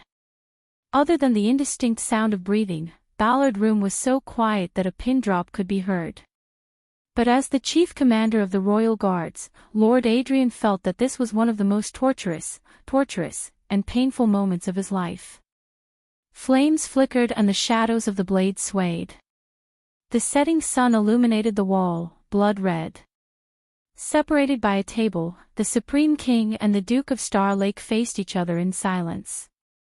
Everyone else went silent like cicadas in the winter. Amidst their fear and nervousness, they waited for this strange and fragile silence. Finally, after an unknown amount of time, King Kessel's deep and forbearing voice slowly rang in the room. Why? Why? The king's words were calm and slow, but contained an unbearable weight. The young duke's low laughter responded to him.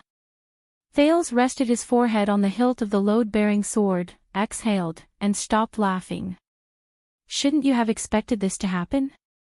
After you summoned me to the palace to have an audience with you, and after you raided Mindy's hall, Thales raised his head, his eyes like lightning. Your Majesty.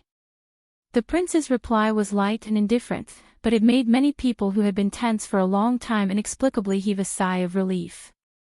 The king stared at his son, the blue ocean in his eyes regaining its incomprehensible depth. He did not think for long before he snorted and turned his head, as if the person in the seat opposite him was not worthy of his attention. Adrian, Mariko. The chief guard captain and the second vanguard bowed and pressed their hands on their chests. Your Majesty. Your Majesty.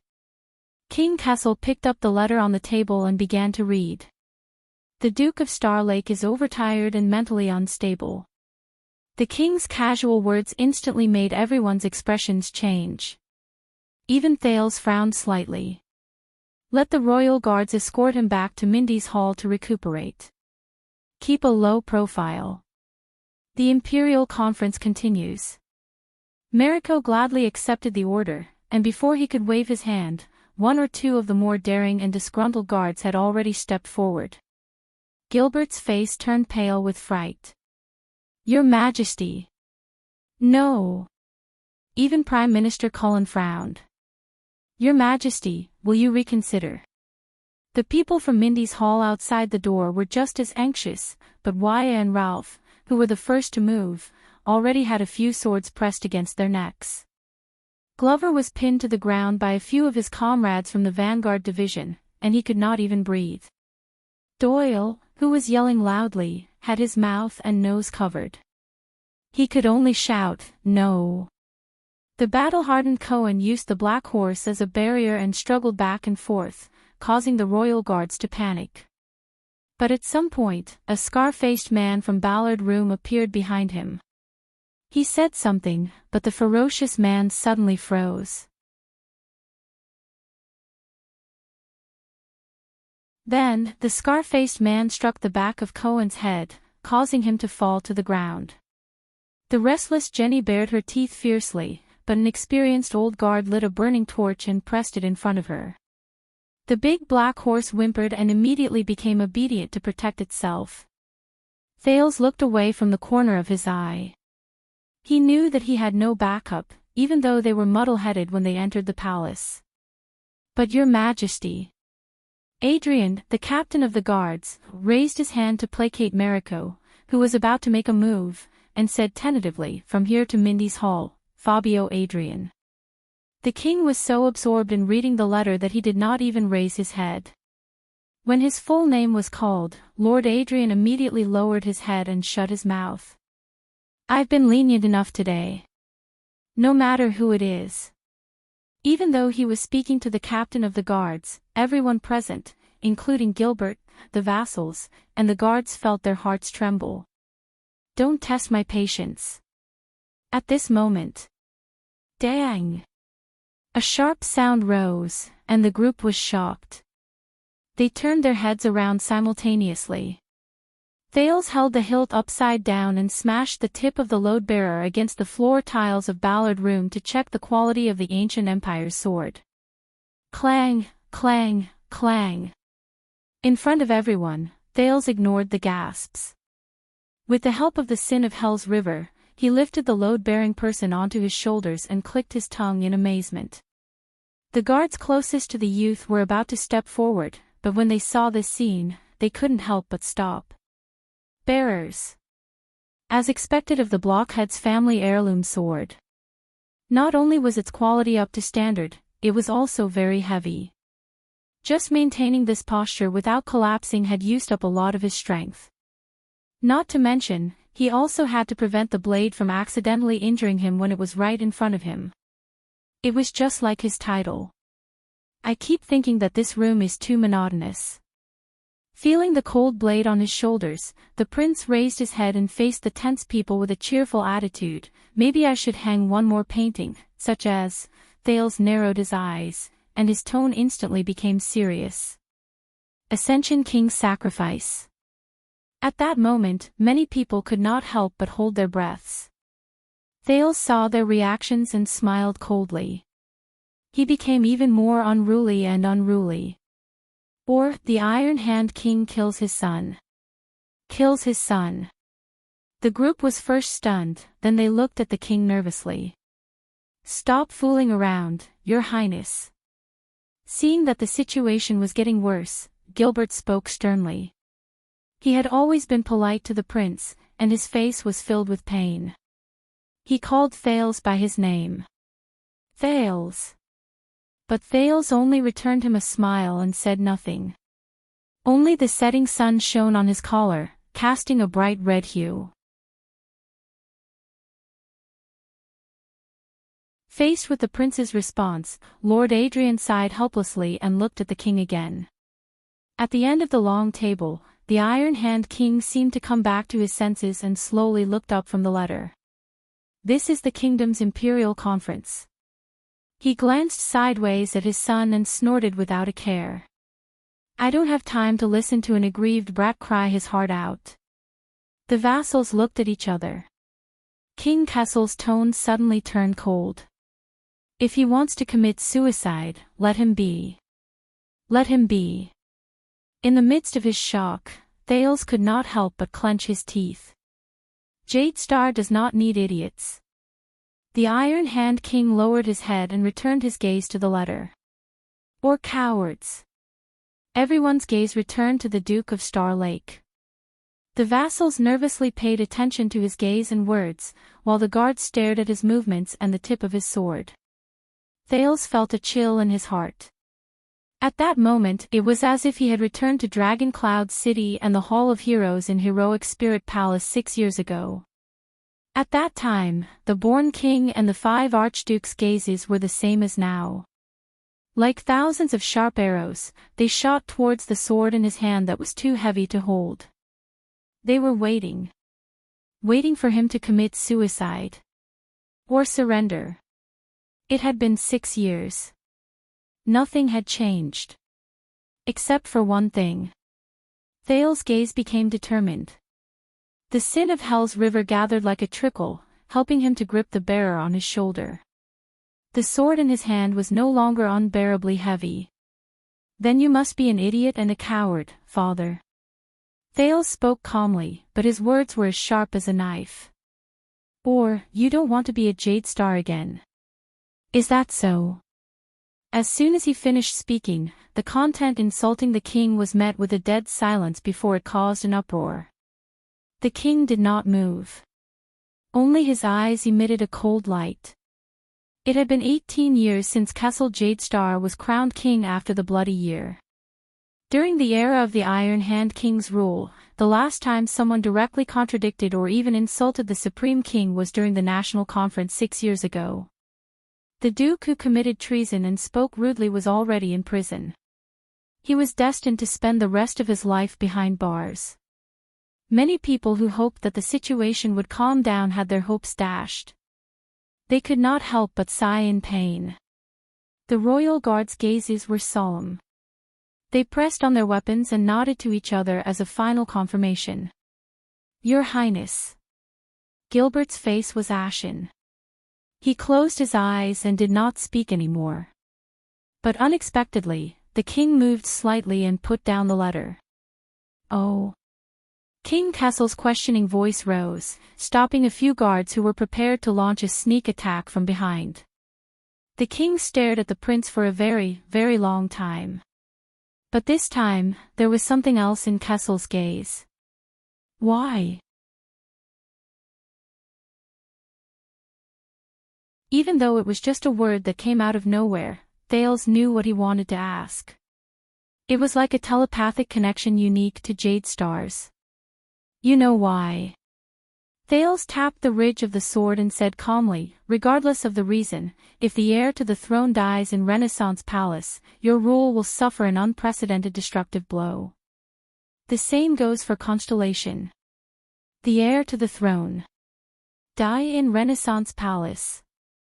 With just a few words, the vassals in front of the king frowned, their hearts filled with countless schemes. King Kessel continued to stare at Thales, his eyes slowly widening.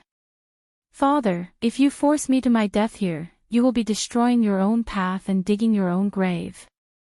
Of course, Thales shrugged, relaxed and content. "If you want to commit suicide, it's up to you." In that second, the Iron Hand King's gaze was cold. But Thales did not avoid it. His gaze met the king's. "Anyway, Jade Star does not need an idiot. Or a coward." Thales' voice faded away. At that moment, everyone present stared at their prince in shock. Lord Adrian pressed his forehead helplessly and painfully. There was nothing more horrifying than a father-son conversation. The temperature in Ballard Chamber returned to its lowest point. A few seconds later, King Kessel laughed. He sneered. "Too late." He leaned forward slightly and appeared from the shadows, allowing the setting sun to carve out the outline of his determination.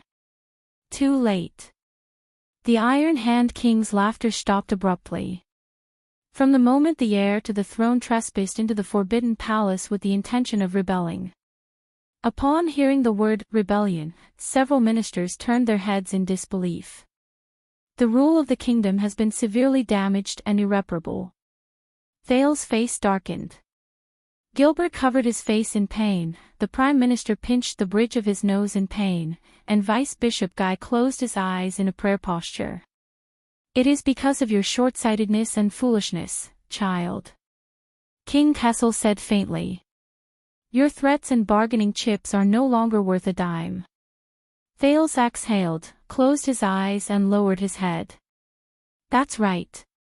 Kessel had not changed.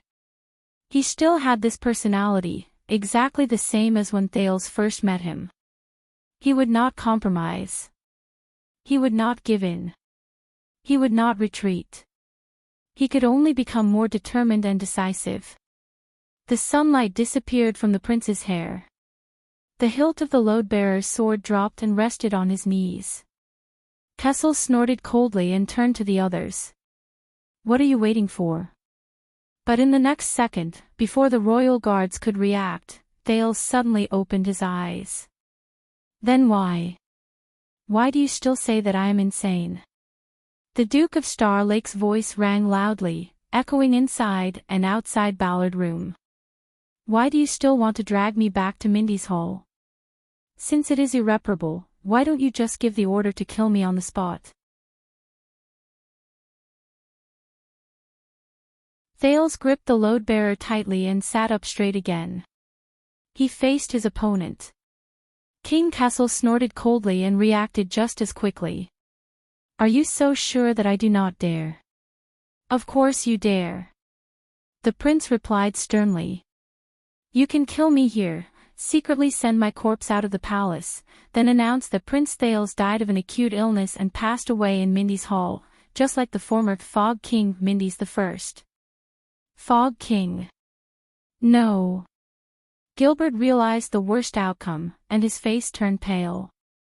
The Iron Hand King's gaze was as sharp as a knife, piercing straight at Thales. But Thales did not wait for the other to reply and stood up with a bang. But the premise is, amidst the sounds of unsheathing and shouts, the prince held his sword with one hand and pressed the other against the table. He shouted angrily, "Everyone who witnessed the king killing his son, be it the ministers or the guards, must keep their mouths sealed for years, decades, or even a lifetime. Even if you have to kill them." At that moment, Viscount Kenny, Lord Croppen, Advisor Sauter, the ministers looked at each other in disbelief. "Ah!" Chief Kirkirk reacted quickly. He pressed a hand to his eyes and said with a trembling voice, "That, I am only here for a meeting, I didn't see anything today." But before he could finish, Duke Cullen stopped the Chief of Finance like a lion. "Shut up, Kirkirk." The Chief of Finance was about to say something when Sauter swiftly pulled him to his side and sealed his mouth. Lord Adrian hurriedly made hand gestures, trying his best to appease the defense line that was on the verge of losing control due to the sudden turn of events. The atmosphere was extremely tense. "That's the only way." But Thales did not care about anything else. He only stared at the king in front of him, gritted his teeth and panted. "You won't leak the news, repeat the evil example of the Ascension King's son, endanger the authority of the royal family, and threaten your rule." But he had obviously miscalculated. The Ascension King. Evil example. On the throne, King Kessel laughed angrily. "If we can recreate Alan I's greatness, why not sacrifice a prince?" As soon as these words came out, the ministers and guards were shocked again. Thales frowned hard and gritted his teeth.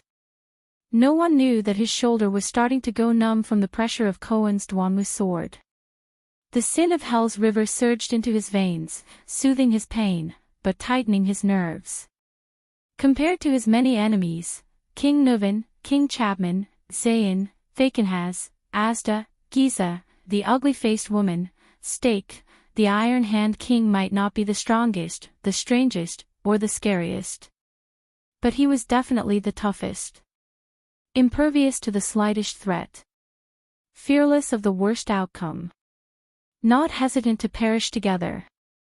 Compared to him, Roman Williams, with his skull on his shoulders, was simply the most gentle, considerate, and easygoing person in the world. "Your Highness. Your Majesty."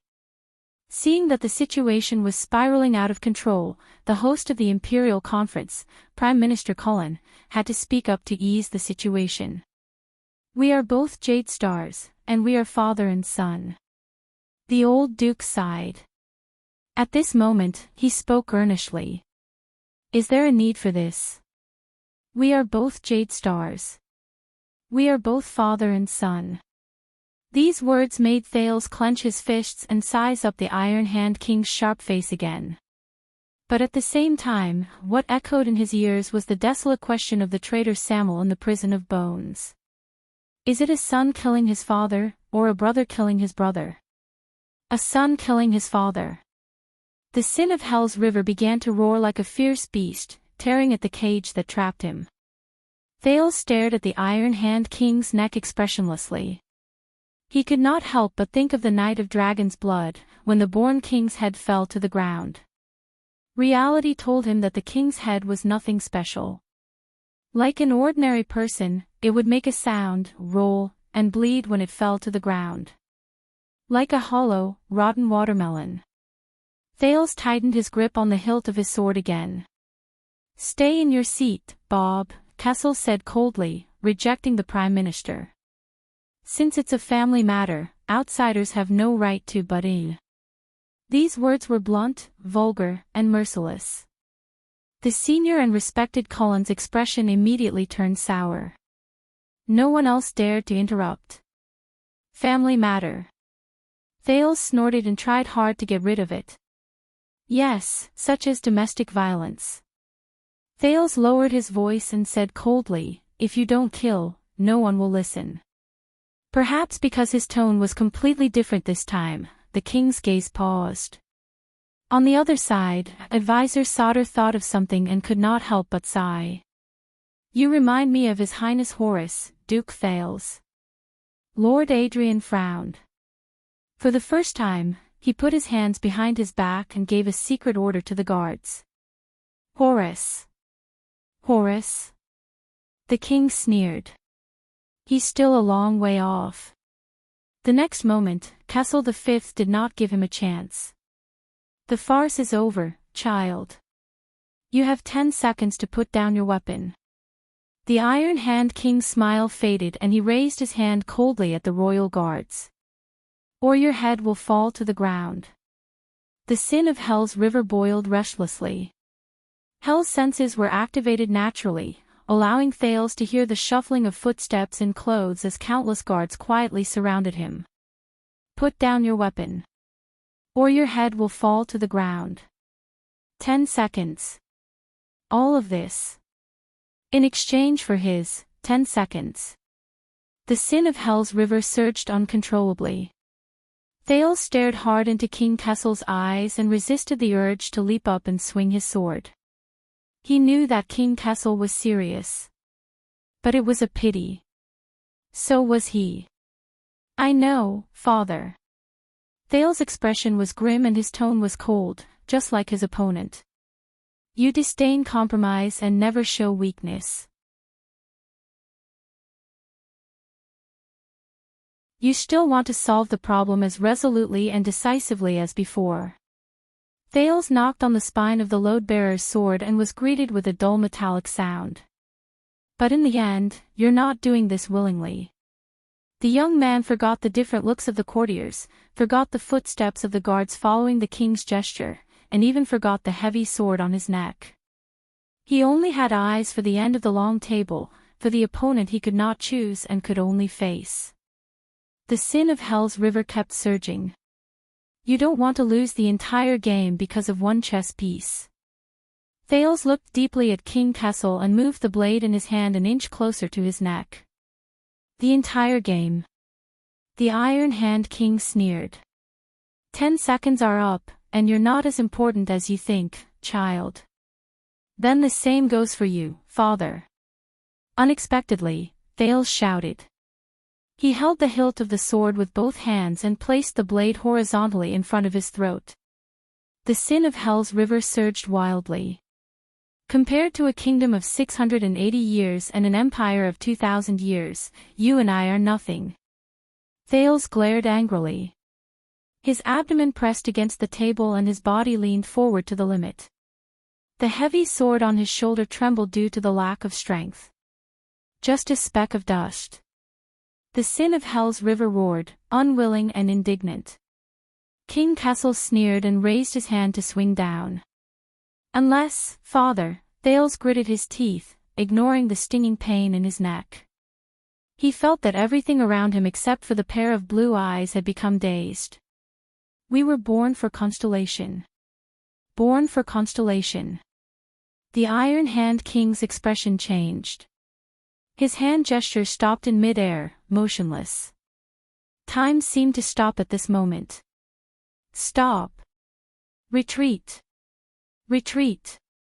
Retreat. Lord Adrian spoke hurriedly, stopping a few royal guards who could not restrain themselves and wanted to make the first move before His Majesty gave the order. Well, Viscount Kenny took a deep breath and mustered up his courage to smooth things over. Why don't we?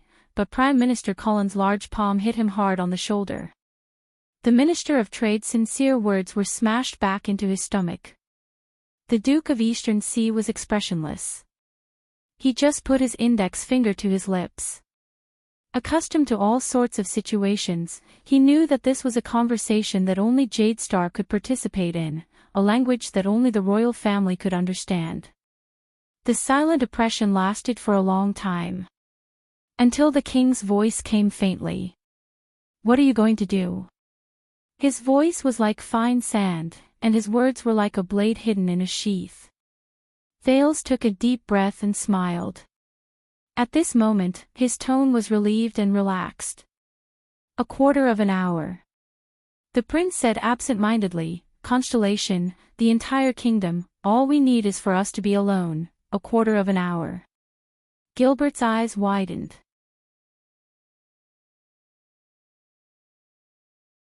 A few drops of scarlet blood seeped out from between Thales's sword and his collar and fell onto the meeting table. King Kessel did not answer.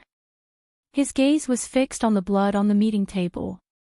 1 second, 2 seconds. Finally, the king slowly put down his left hand that was poised to strike. Instead, his right hand clenched into a fist and slammed it on the table. Everyone. King Kessel's voice was cold and stern. Stand down. As soon as he said this, the crowd burst into an uproar. Only Thales exhaled fiercely when he heard that. Damn it. The sin of Hell's river subsided unwillingly. The prince took a few deep breaths. He fell back into his seat and put the load-bearing sword down between his knees. Only then did he realize that although winter had arrived, the hilt of the sword in his palm was already soaked in sweat. At this moment. No, Mariko. At that moment, the sin of Hell's river in Thales' body suddenly woke up and roared violently. Oh no. Thales subconsciously wanted to raise his sword. But he was too late. Just like Adrian's exclamation. Thawed. Thales only saw a shadow flash before his eyes. His chin hurt and he immediately saw stars. Bang! There was another muffled sound. Thales felt a sharp pain in his abdomen, and all his resistance was drained from his body. Asterisk clang. Asterisk under everyone's astonished gazes, the load-bearing sword fell to the ground and swayed endlessly. 3 seconds later, the dizzy Thales opened his eyes and panted in pain. The rebellion is over, Your Highness. The second vanguard of the royal guards, Mariko, pressed him firmly to the ground. His arms were locked under his armpits, and his knees were pressed against his neck, making it difficult for the prince to breathe and make a sound. This punch is for our brothers who guard the palace gate. The vanguard looked at the blood at the corner of the prince's mouth, and furiously retracted his fist before spitting to the side. Brat. You're tuning into the LoveLore Library YouTube channel. We're so grateful for your support and don't forget to subscribe to join us on this incredible journey through captivating stories. Your generosity through donations truly makes a world of difference, as it's the primary source of revenue that allows me to expand and enhance this channel for you. Thank you from the bottom of my heart for being a part of this adventure.